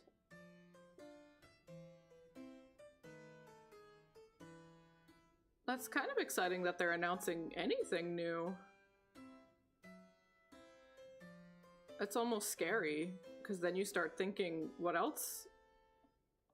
What else are they gonna do? And then they do nothing.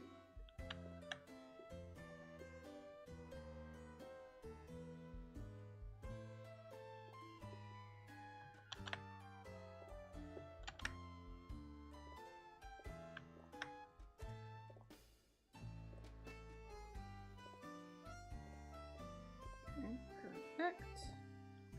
And these go in here.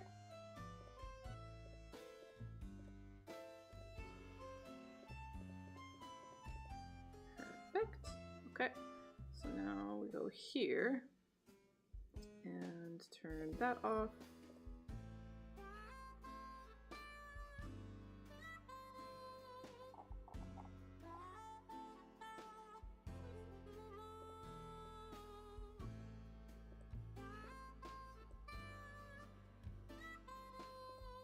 Oh, did I have the same problem with the arms? Oh, okay, that's fine.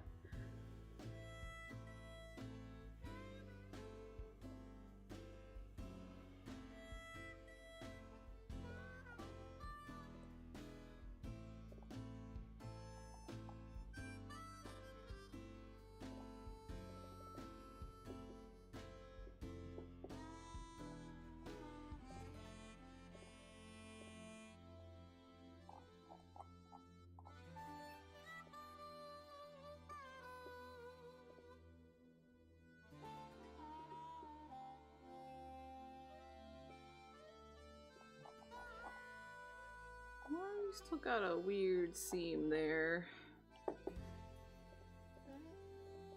I see. Okay. So then here, let's go with something like this. And there we go.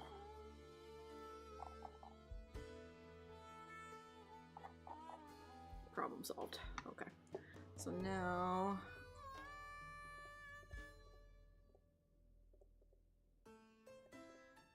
Right. I remember that. Okay.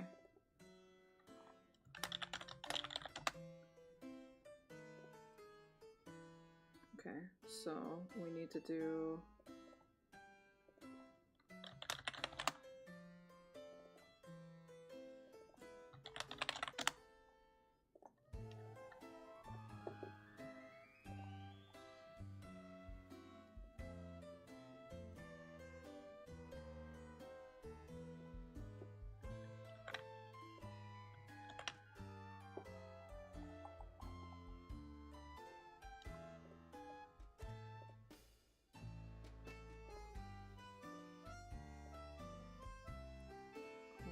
Okay.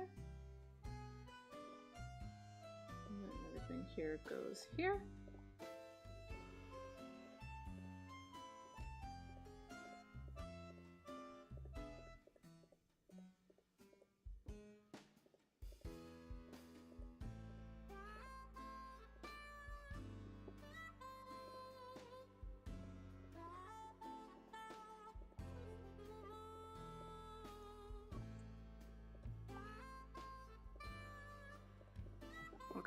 So both sets of arms have been separated so I can mix and match the left and right arms for other poses together. I've also done the same for the coat tops. And we created that shoulder mask for the high and low shoulder. Like that.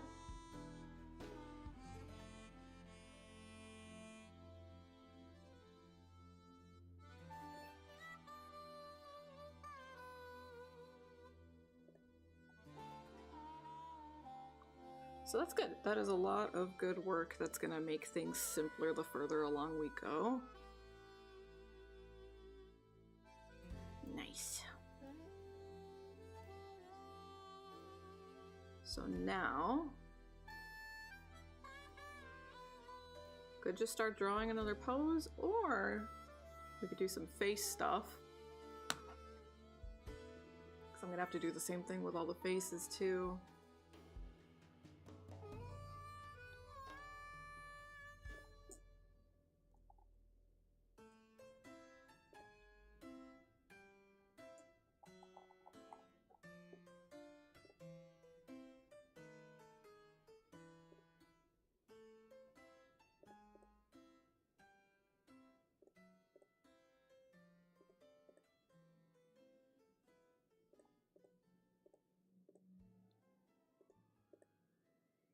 I guess I should be separating the eyebrows because I want to be able to mix and match those too. Okay, that's what we will do next.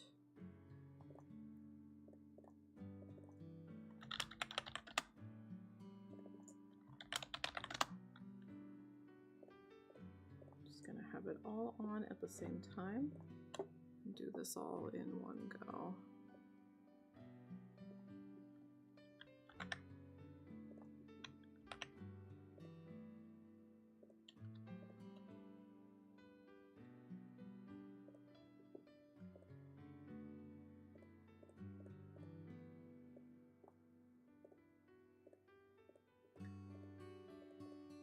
Okay, so now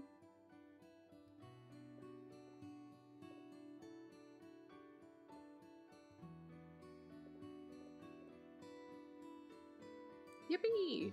Now we can mix and match.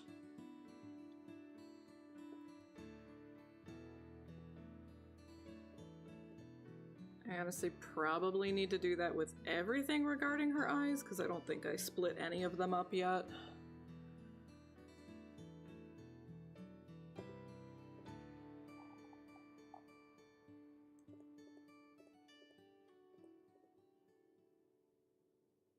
Yeah, it doesn't seem like it. Okay, that's fine. All of this is helpful work for the future too.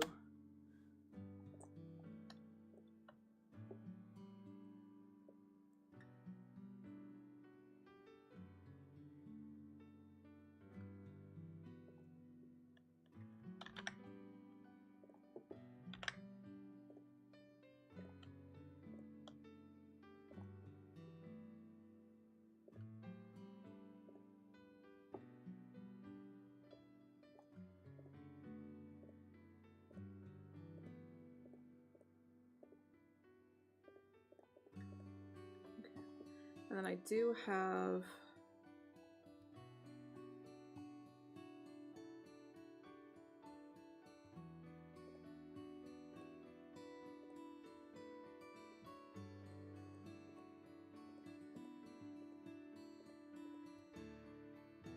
the way I built it, that does just have to be a separate thing. That's fine. That's okay.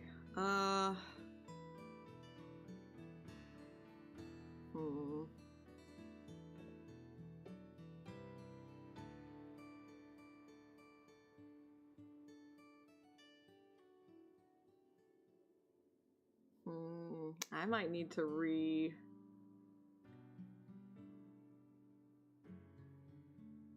the way my layers are set up right now, I can separate the actual drawing of the eyes, but the shading for like the eyelids and stuff, I can't separate the way I've got it right now.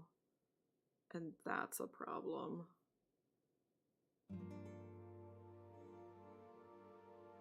but it's probably not the hardest thing in the world to fix.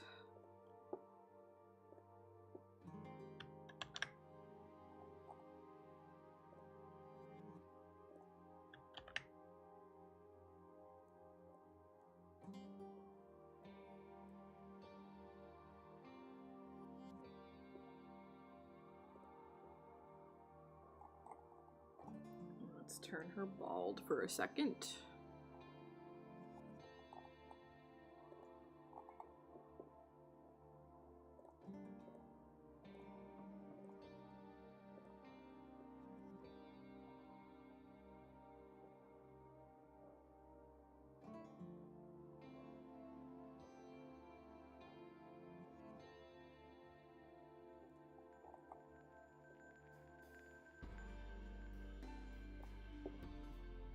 Look at me, I keep giving you all these spoilers. Now you know my daughter is secretly bald under all her hair.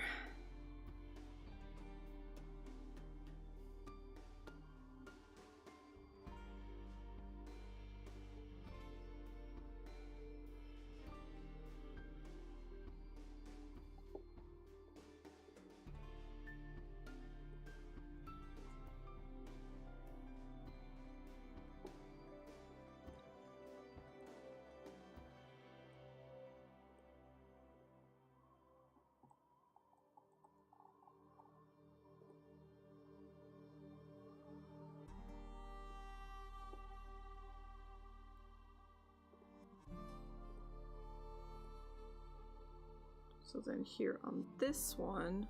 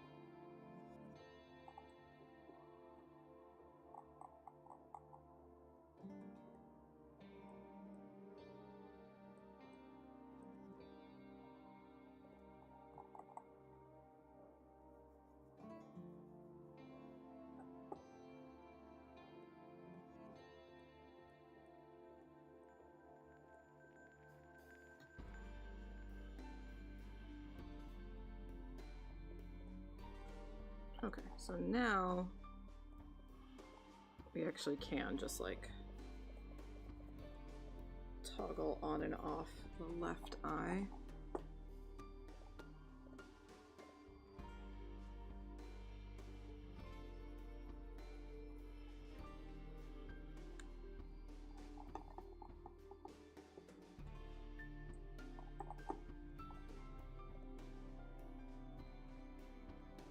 Okay, so now we have to do the same thing for the right eye.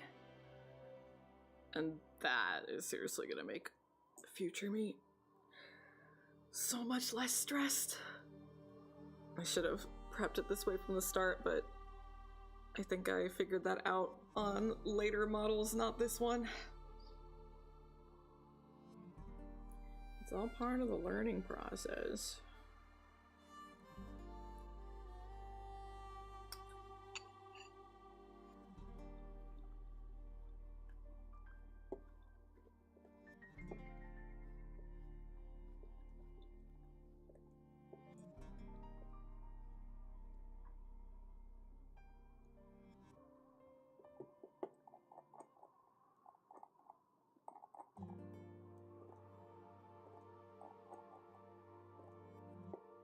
So we're gonna copy this.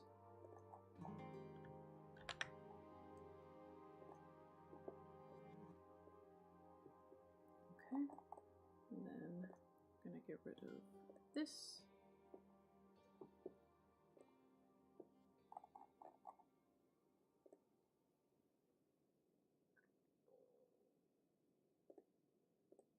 Oh no, you know what? Let's yeah, we don't want to do that much. We just want to hand erase here.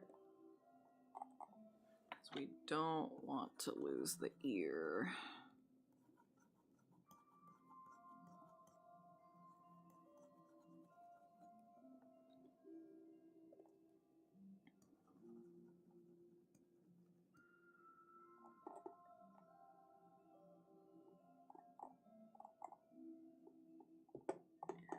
Let's get rid of you, just so you're not hiding anything. Okay, and now you.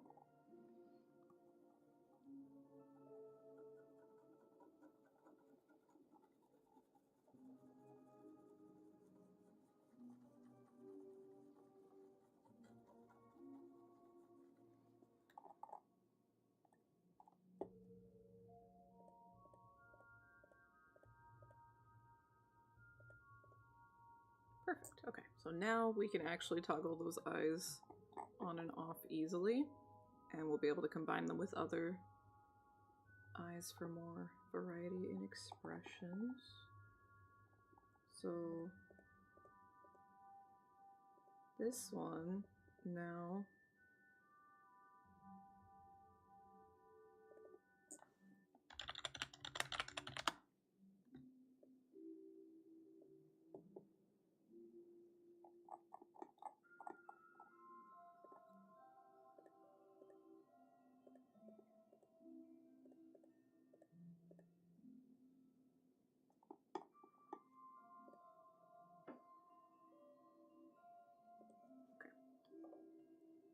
man, I really could sit here for the next 40 minutes just cleaning up this file and like actually properly splitting everything and putting them in folders.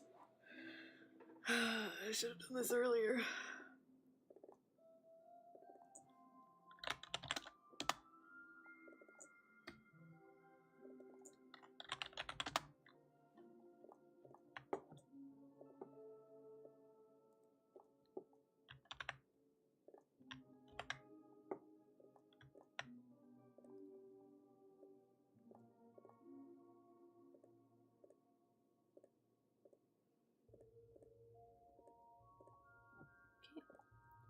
And now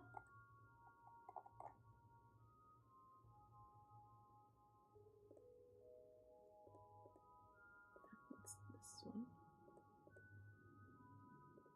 Okay. And we already have the base shading for the face done now. We have this one. So now with all of the other ones, we're just looking for the eye area now.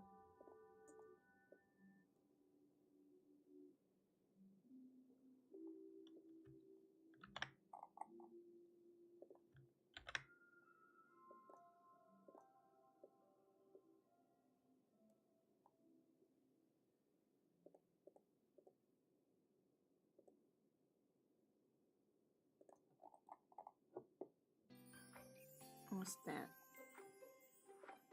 What's that?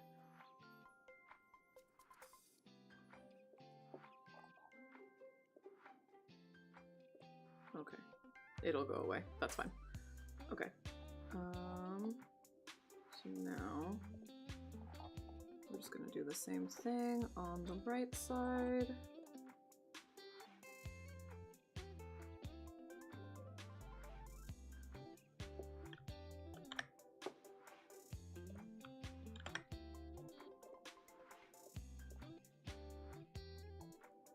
And now this layer can just go away.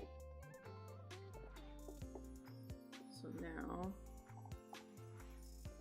left side, right side, and now we just need to do some cleaning up and touch-ups and stuff.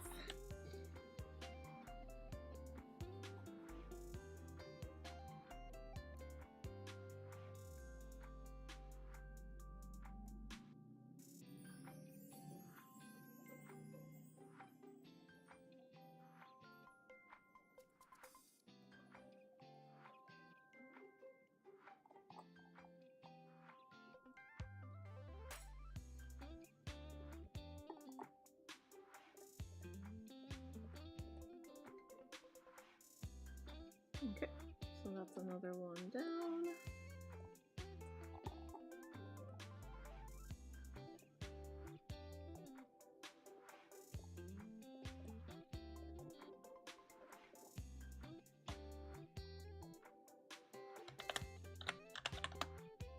I can't imagine that I'm actually going to separate like her manic eyes, because like, why are you only going to be manic in one eye?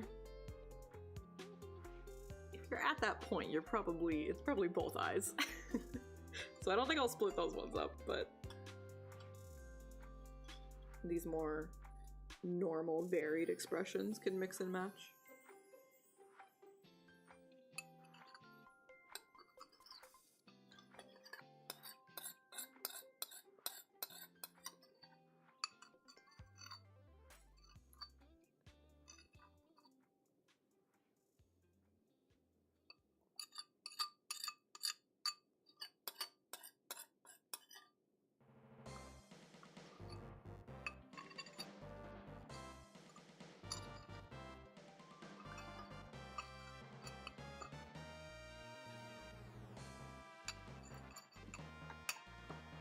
Finished my yogurt.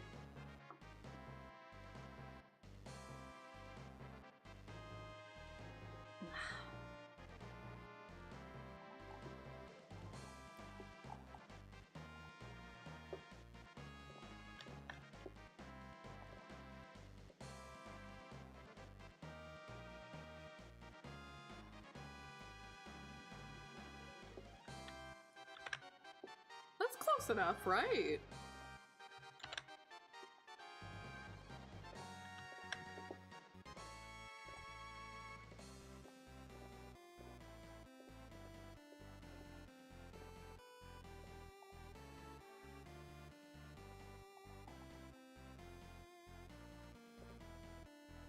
Okay, good, that's this one. So now...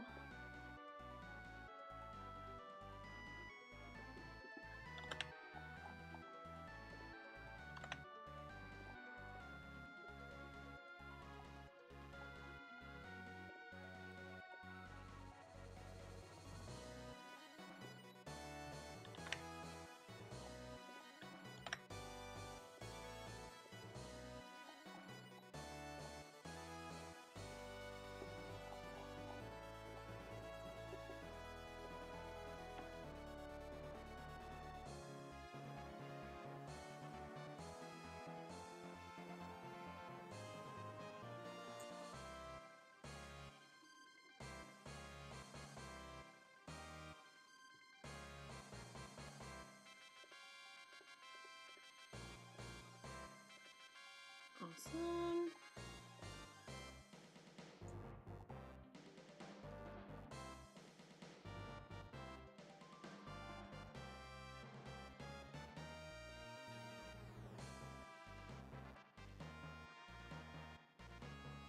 Yeah, I think this will be the last one that we actually properly split.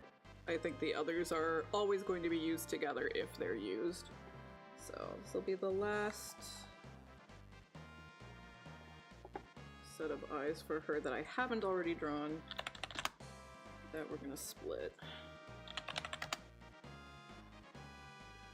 But then I think we need to do the same process for the mouth, because I did the same thing where like the skin shading is separate from the piece of the body.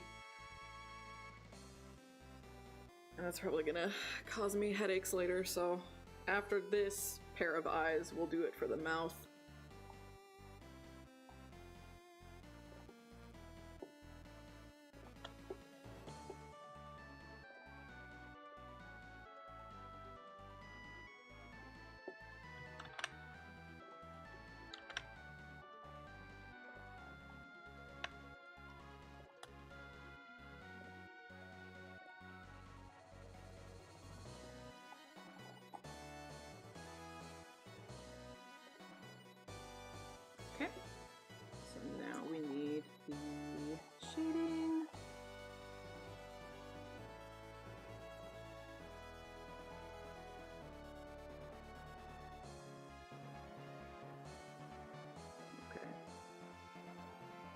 still gonna have to clean that up, but that'll be fine. That'll be fine.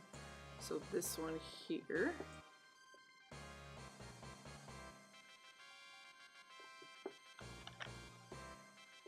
It's supposed to sound like Pokemon. If you remember the Somnium, where it was like we were playing Pokemon Go.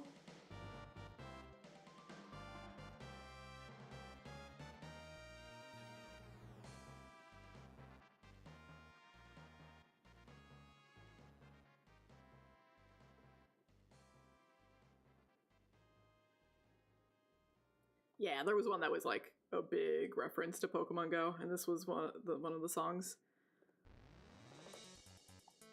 And this is the battling. It's so cute.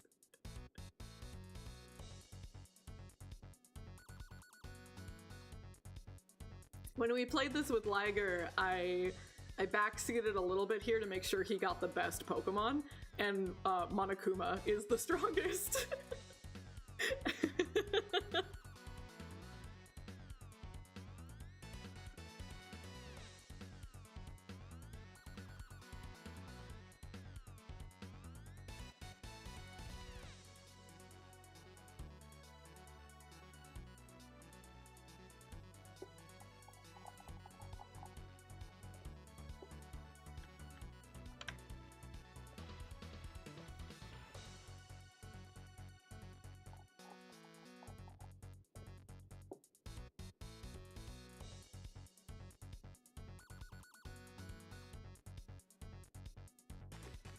Well, you didn't know who Monokuma was back then.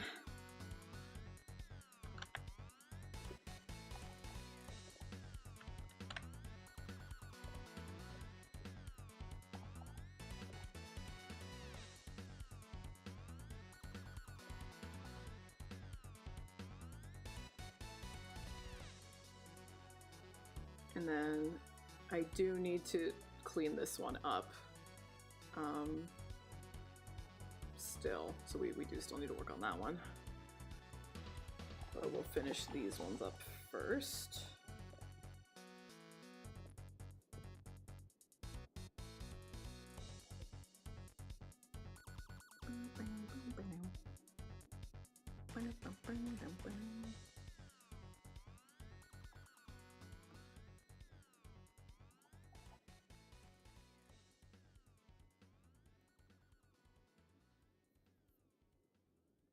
That's it. That's the expression I'm drawing.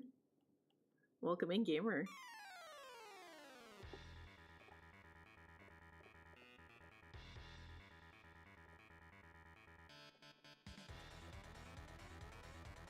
I guess I could clean that up a smidge. Okay. So now those are separated. Okay. So, we're not separating these eyes, but we do need to add the shading and get rid of this one. Like, we have to separate the shading out. So, I think we'll still do it the same as we've been doing it.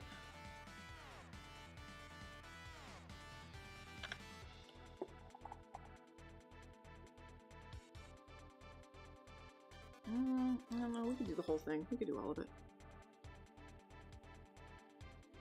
Shoot.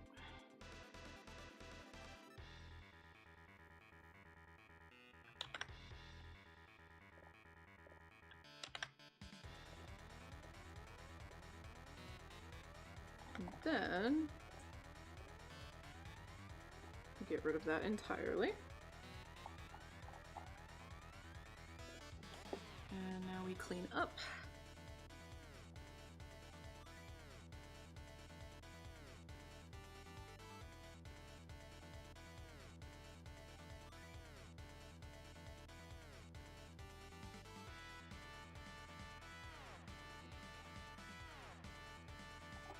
Okay, so now that's all together.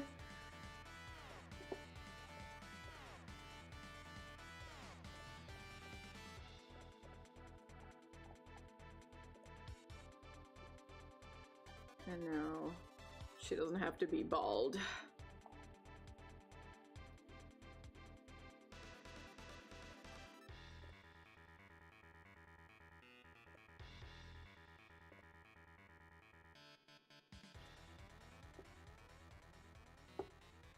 actually been doing pretty good today. I guess it's because I'm more doing editing than drawing. Maybe that's why. I'm not shrimping too much today. It's a miracle.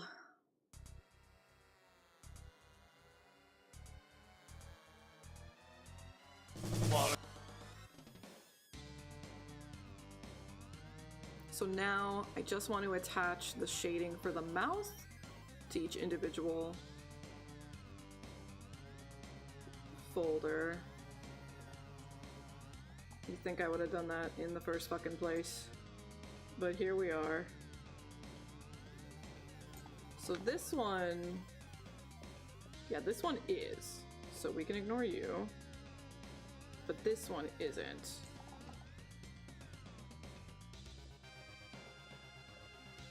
Okay, so I can just move this folder. I don't actually have to do any cleanup.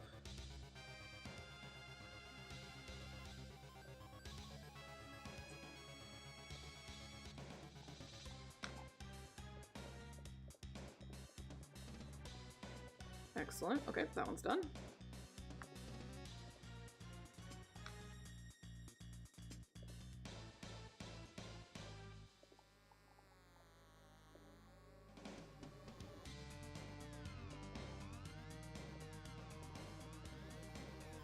Okay.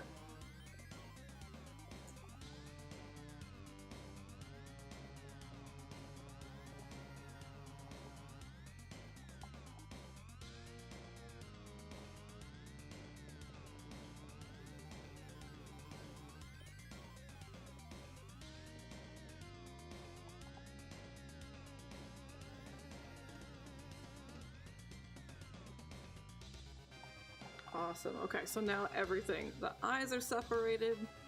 The mouth is separated. Everything's together where it should be. The arms are separated. Excellent.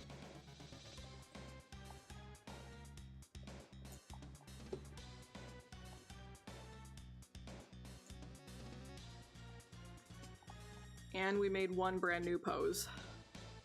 Kind of was hoping for more than one new pose, but did some very important maintenance work.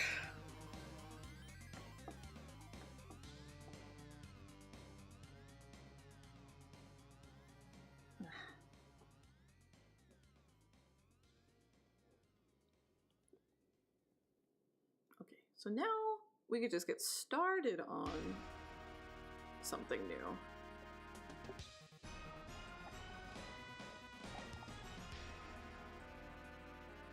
But finally, all the cleanup is done.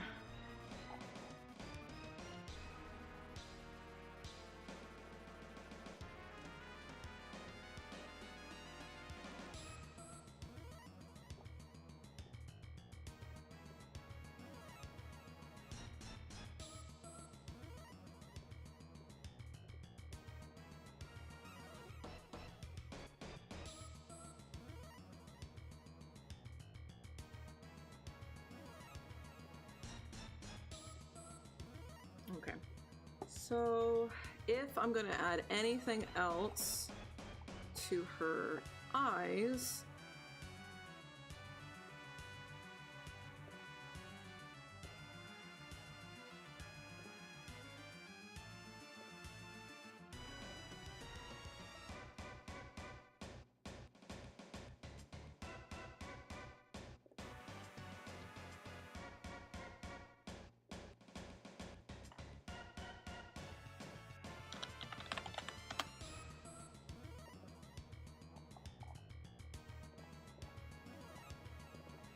oh, actually, you know what?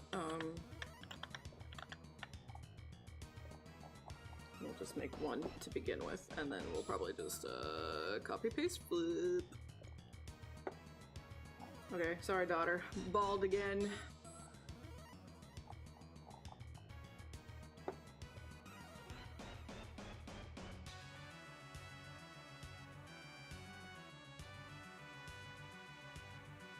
It's such a short part of the game, but they made like, what, 5 or 6 unique songs for it?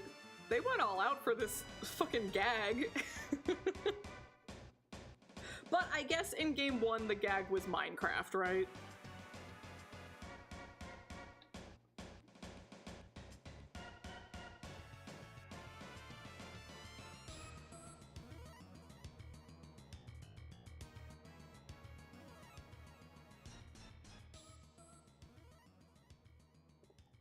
So, with this expression, this is going to be our half lid on top, but doing a squint from the bottom eyelid would not really make too much sense with this one. So with the more neutral eye, we'll do a squint with the bottom eyelids. I think when I streamed one, I think that was too long ago. I don't know that you were around for that one.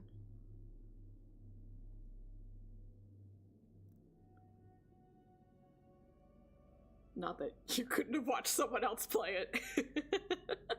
I'm the only one who's ever streamed the Somnium Files.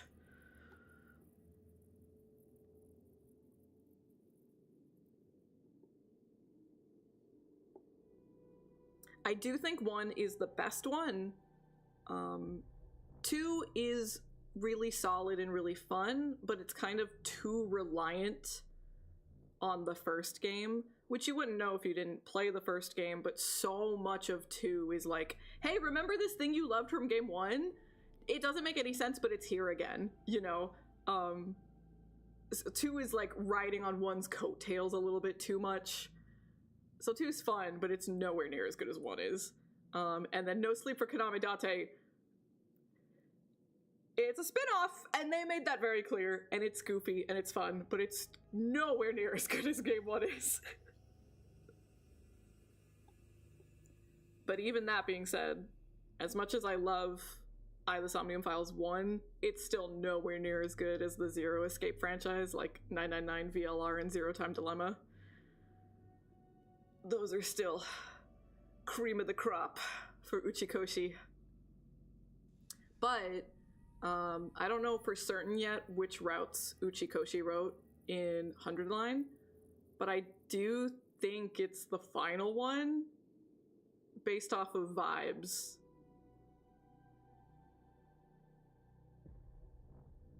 I could be totally wrong about that, and it might be one of the stupidest ones. You might have written my least favorite. We'll find out. I'm not in the final one yet. I'm in the second lock, so I haven't made it to the third lock yet. And the third lock is the one that I assume is written by Uchikoshi. But maybe it's this one. It could be this one. It could be the second lock. But I think we're maybe day... I don't think we're farther than 25. I think we're like 23-ish, 24, something like that. Somewhere around there. A big moment was just about to happen when we stopped, and I want to get back to it. It was gonna be so juicy. It better be. Like, I'd be upset if it wasn't. It's time for a dense route.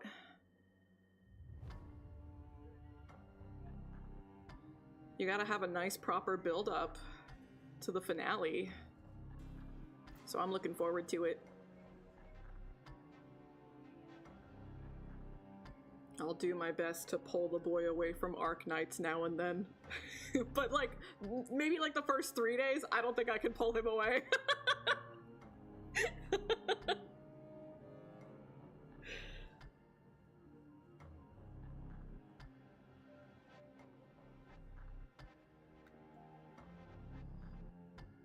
Yeah, I'm really excited for it. Trying not to like have too high of expectations, because I want to just be able to enjoy it and not feel like, man, I was hoping for better, you know? But I think I'll like it.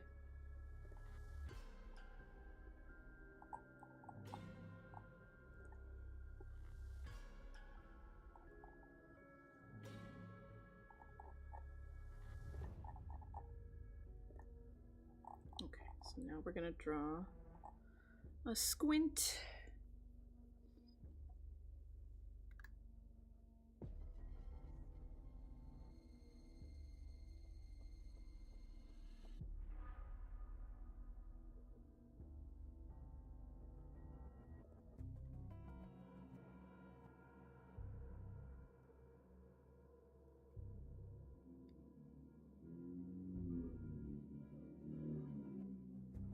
So far, it's exactly what I expected.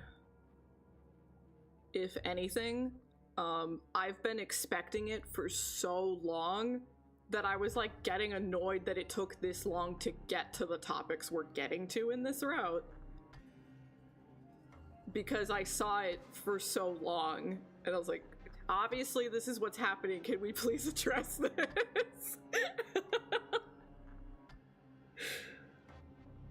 Which is part of why I think I am in Uchikoshi territory, because this is exactly the kind of stuff he writes, you know? And maybe that's why I saw the breadcrumbs from so far away. But that's exactly like the first thing I'm doing once I beat this damn game. I'm gonna go look at the writers for each route.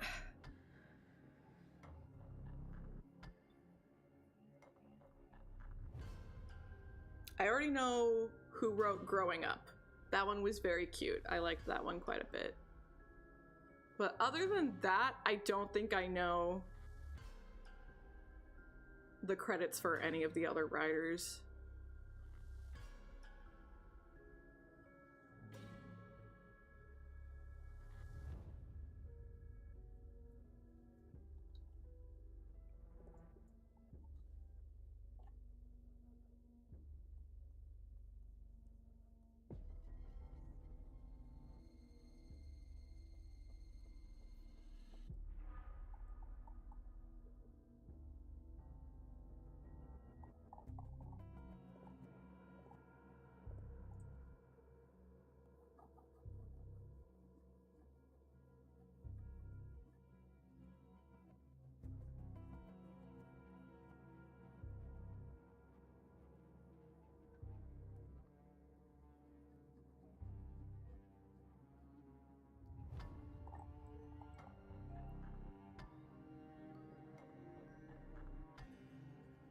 Nice. Yeah, I figured people would be circulating that because most people would probably want to know. There are still actually I'll say three. There are three major plot developments that I believe I have seen coming for a long time and have not been addressed. I'm gonna be so cross if they don't come up in these last 10 endings. Two of them like have to, I feel like. No, one. One has to. The other two are up in the air.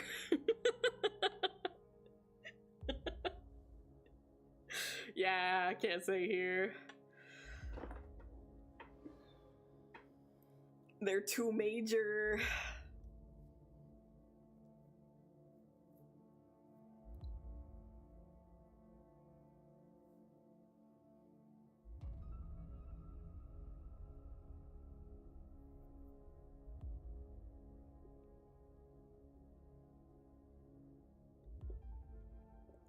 I guess. I guess I could just whisper them real quick.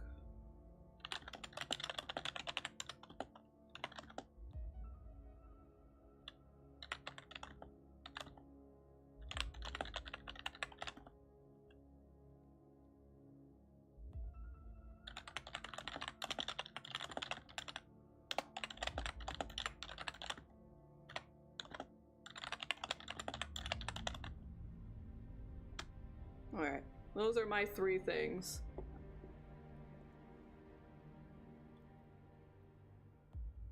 My conspiracy theories. My inklings.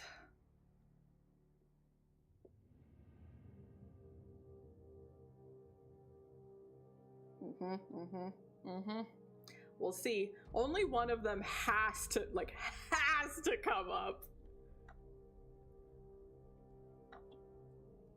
Oh yeah, I don't want your comments. Keep them to yourself.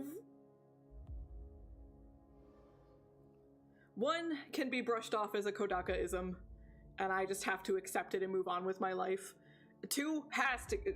One of them has to be brought up. One of them has to. And then the other one is just my crackpot headcanon. And I want to be right so bad.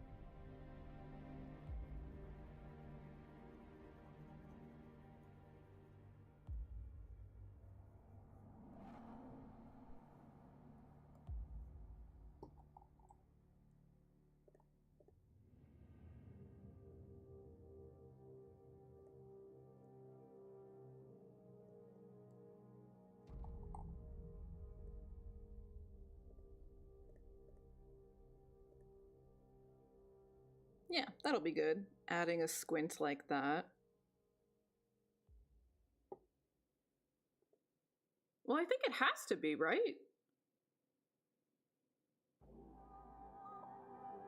I don't think you get an option in the matter.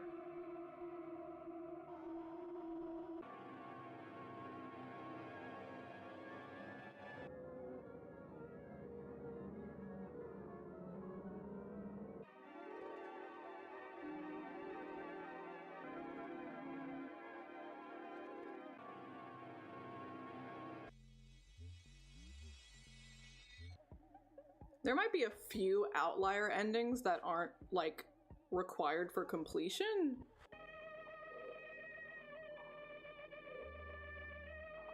But there are endings that are requirements, and you have to get the locks, too.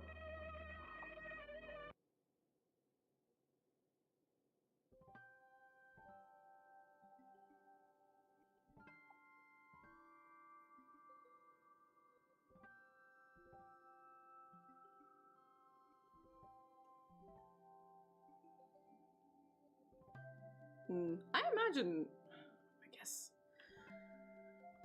guess not, but I'm like, wouldn't you just want to get everything? It just felt like, duh. Duh, this is the way to do it.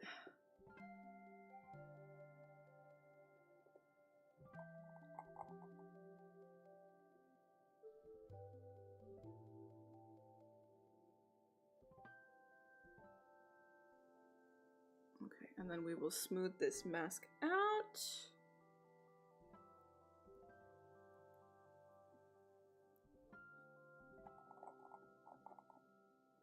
And then do some shading to make everything fit.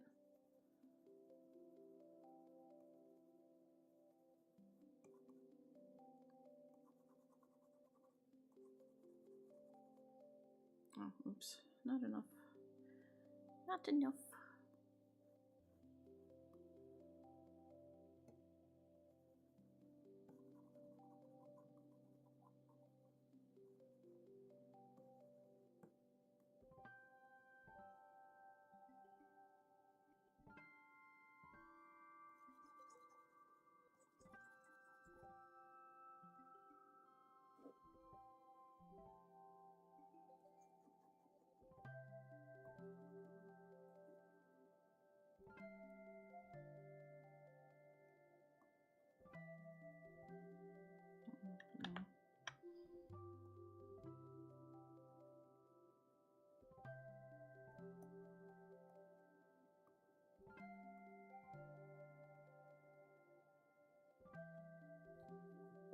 Okay.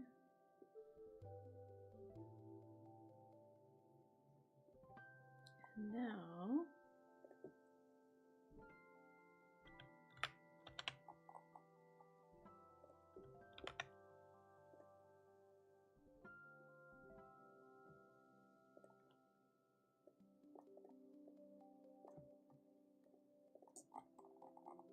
Let me just clean it up a little bit.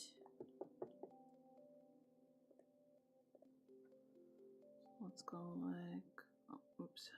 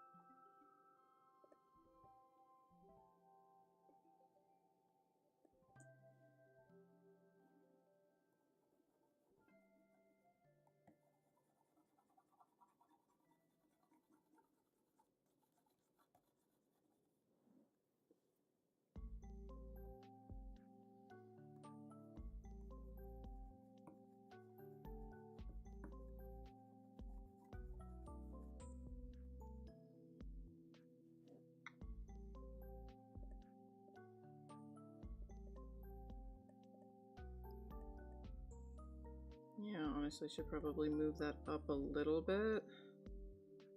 Just a little bit. So we could use the liquefy tool. I almost never use the liquefy tool.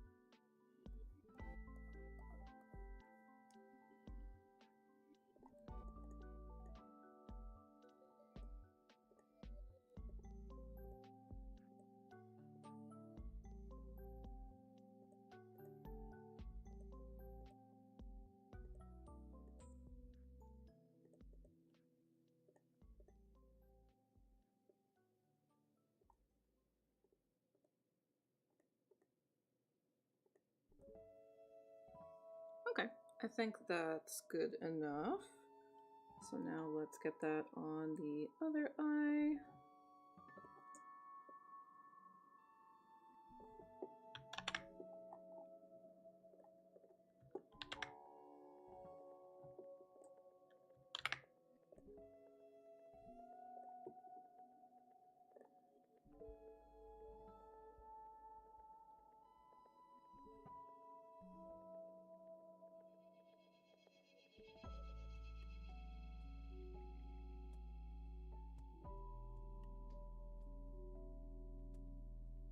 It's thinking. No.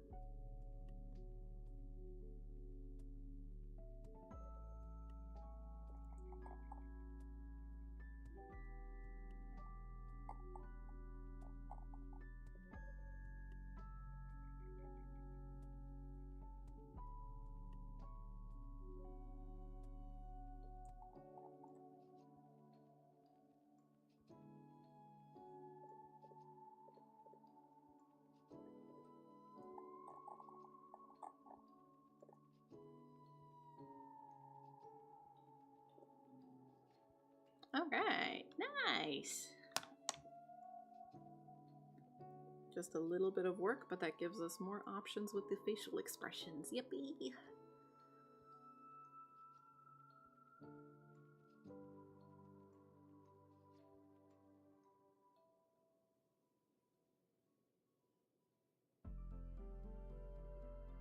Nice, nice, nice. Okay. So now...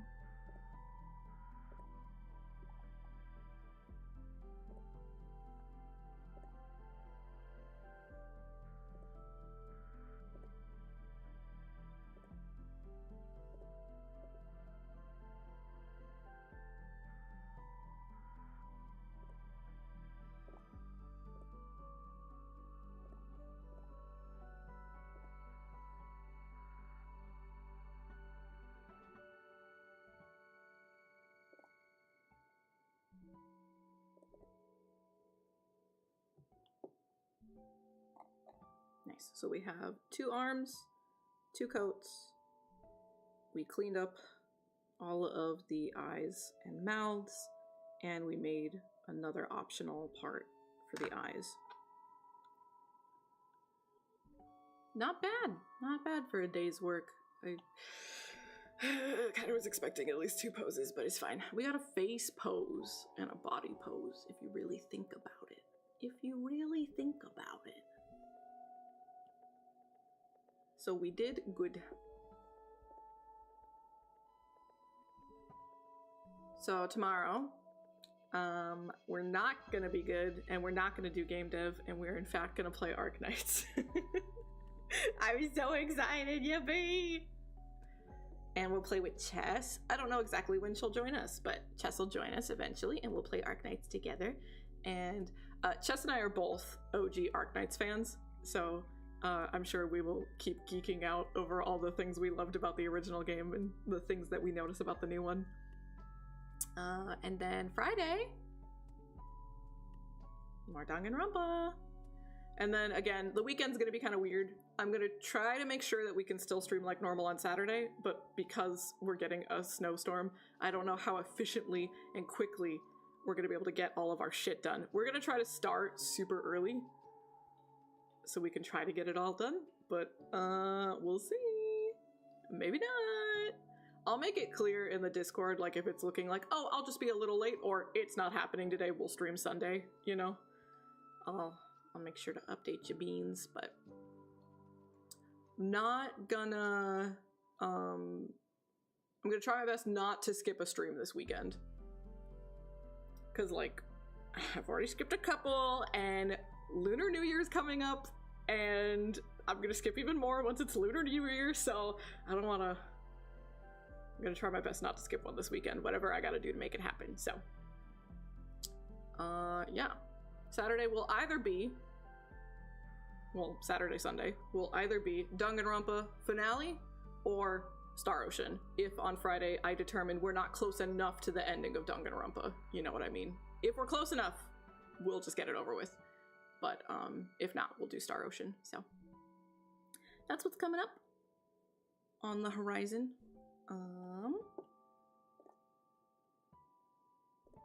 Oh damn, Dyer literally just went live. Wow. Let's go say hi to Dyer. Jess's birthday is soon.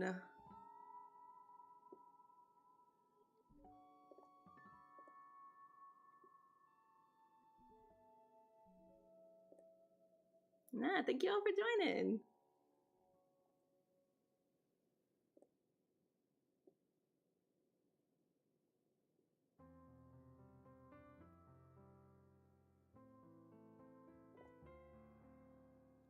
More game dev coming soon.